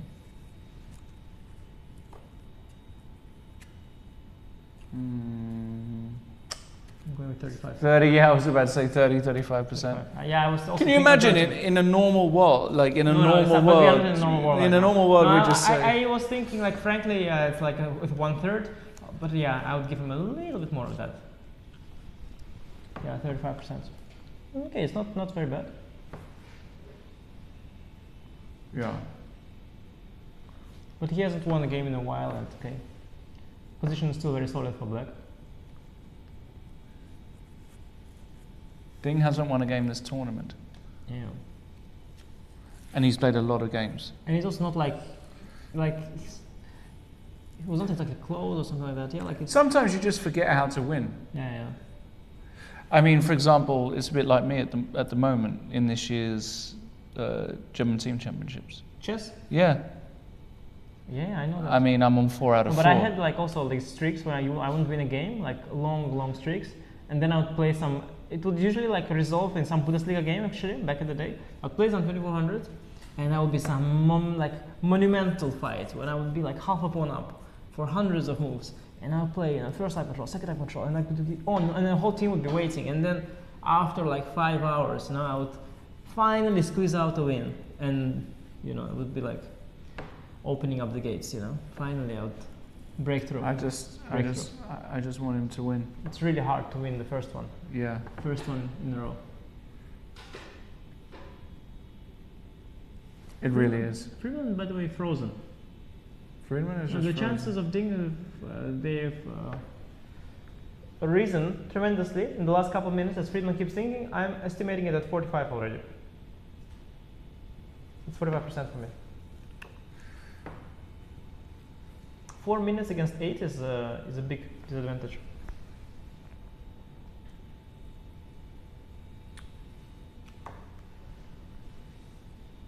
Yeah. No, it's big. Also, Daniel eventually does go for G5 because he doesn't see anything better. FE, Yeah, but this 95, 93. 93 is coming yet again. And you have also weakened yourself on the king side a little bit. Yeah. H4 coming at some point, softening up your king side as well. Very shaky position for Daniel. Ding is winning this game. I'm calling it. Wow. I'm calling it right here. Ding Very is winning. early and bold call because the position is still not fully clarified. Still very solid for black, but yeah, things are looking good for Ding. Happy to see him do well for a change here. Indeed.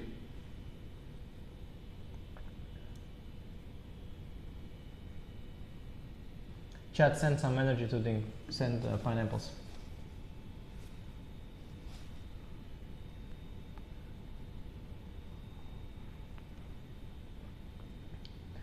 Ding needs your support, guys. A lot of pineapples in the chat, and Ding probably will convert this one. I don't see after 95 how you rook a6, yeah? Rook a6, rook b6. 95, rook a6, h4, g4.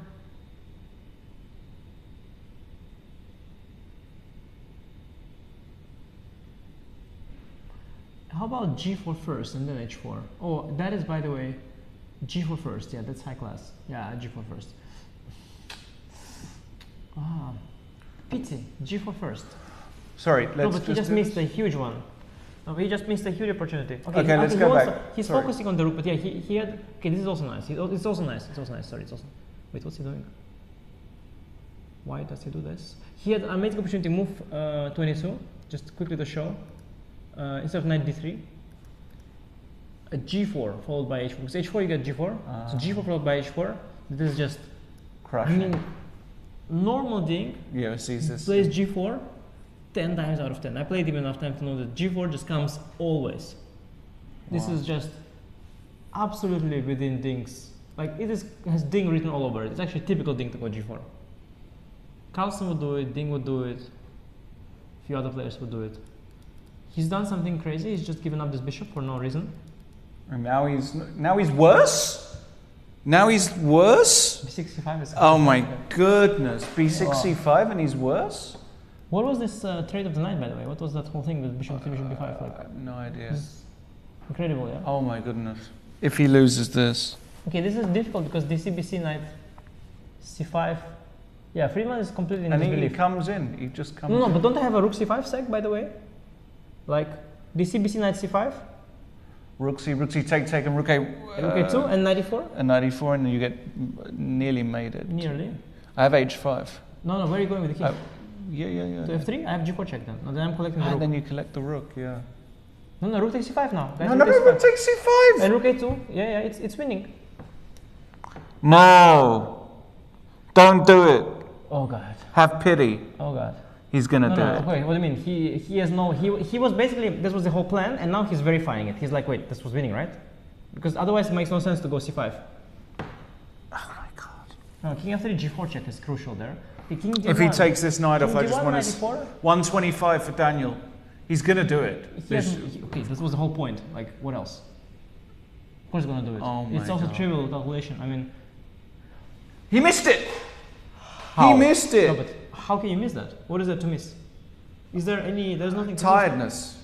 No, but like the whole line is so straightforward. No, the king f3 is g4. That's just by force. Oh my king d3 god. is knight e4. Check king d6 or rook c2, knight f2. The only other option is king d1, then knight e4. Oh, but there's not. I really don't see the, like, it's screaming also, and this one I really don't see, by the way. Like, I'm not really criticizing players ever, but this is like just so trivial. I don't know. Wow. Now this is really. He's not going to lose it, but okay, this is just he just gave a pawn, and okay, this is just insane. Like, the knight goes to e4, and the rook's he coming. also like he. Wow. What was his point? He wanted to go take on c5, Incredible. and somehow he. Incredible. I think he missed g4 check after king f3. That's the only move that I find a little bit difficult. Yeah, king f3, I think g4 check is what he must have missed. But knight e4 is also good enough. Yeah, knight e4 is. No, knight e4 is also, so yeah, what did he miss? There's nothing to miss. And g4, king f4? Take on and then, f2, yeah. But this is the This classic. is also winning.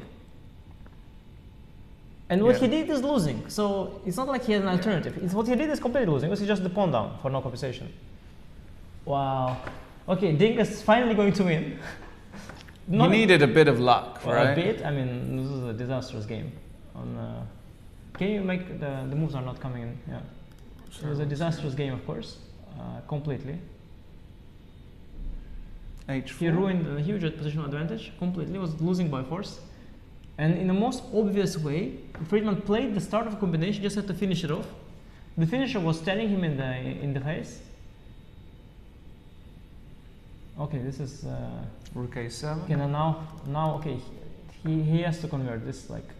If he doesn't convert this, I think he's just never To going be to honest, play. it can happen. I think at this point, like the game is so random, it can go wrong still, for white.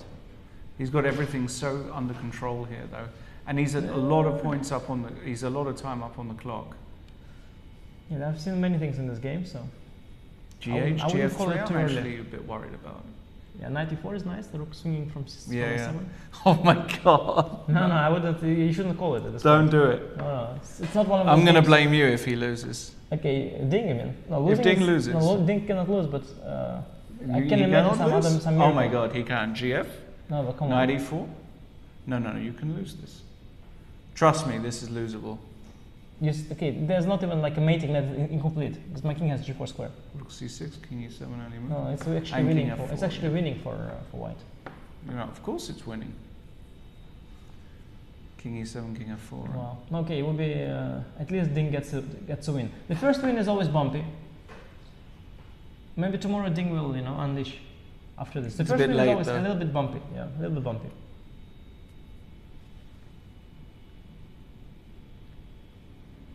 Yeah, also fighting for 5th place, of course, for Ding is not very motivating. 3rd is different. 3rd is okay, it's prestigious, it's a podium. Sven will call you up on the stage if you finish 3rd. But 5th is, yeah, not too motivating, I guess, for Ding.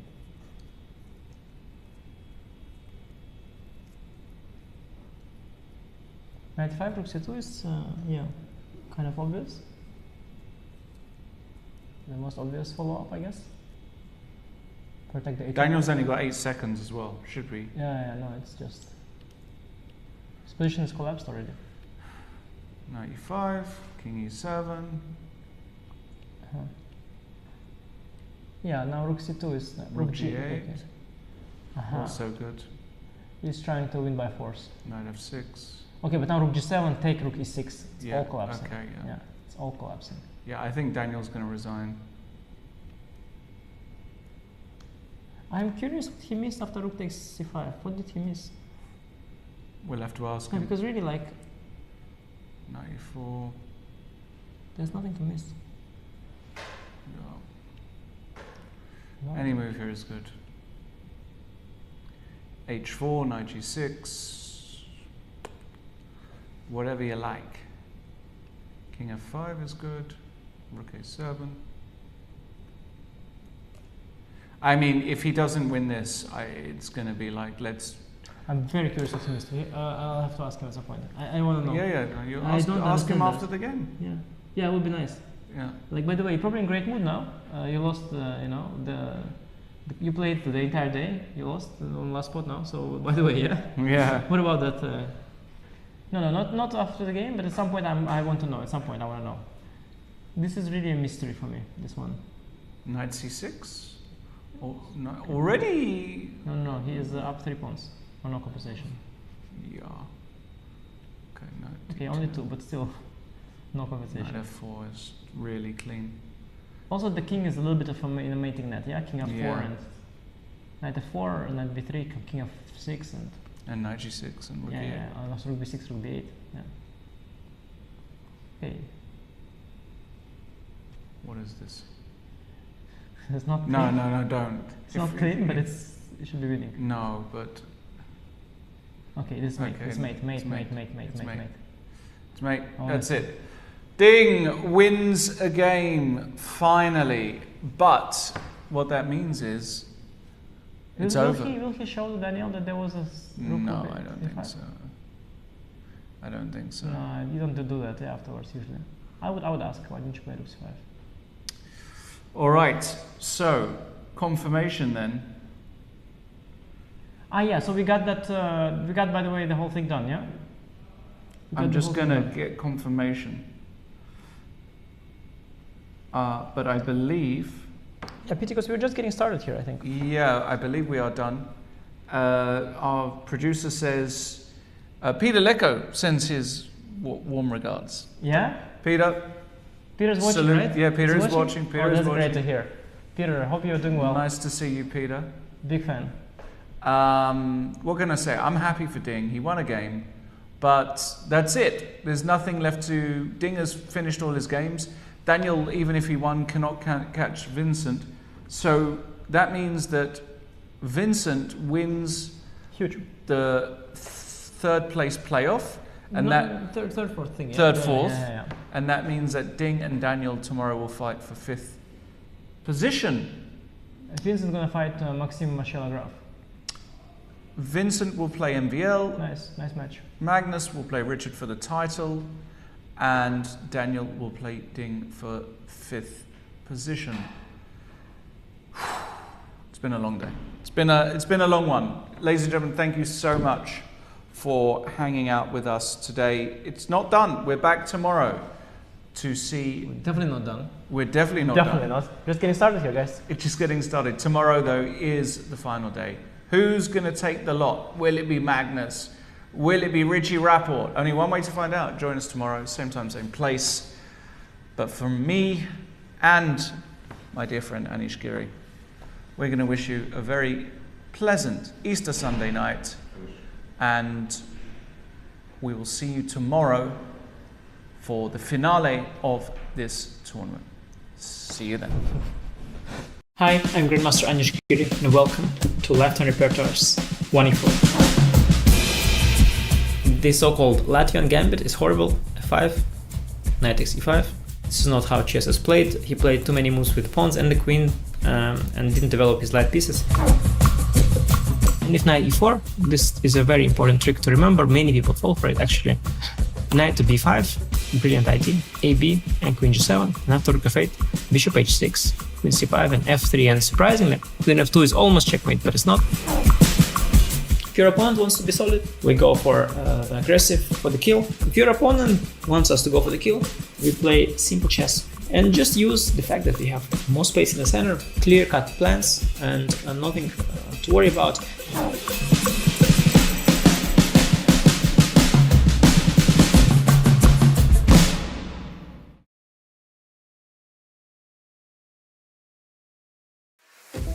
History, prestige, legacy. Words synonymous with the most coveted title in chess. To be a world champion means your name etched in the history books alongside greats of the past. Dingley Rent a deserving world champion. Thing is overtaken by emotions. What a match this has been. But for 8 men and 8 women, it's here and it's now, as the road to the World Championship goes through Toronto, Canada. Over 3 weeks, chess's elite compete for their right to challenge for the crown. For some, it's a story of redemption. He knows this might be the last few moves of his world championship. Oh my god. There's experience, there's youth, and for one nation on the rise, fortune could favor indeed. An amazing day for Indian chess, making their way into the candidates tournament. Only one will advance. Only one will play for it all. Watch the 2024 FIDE candidates on chess.com.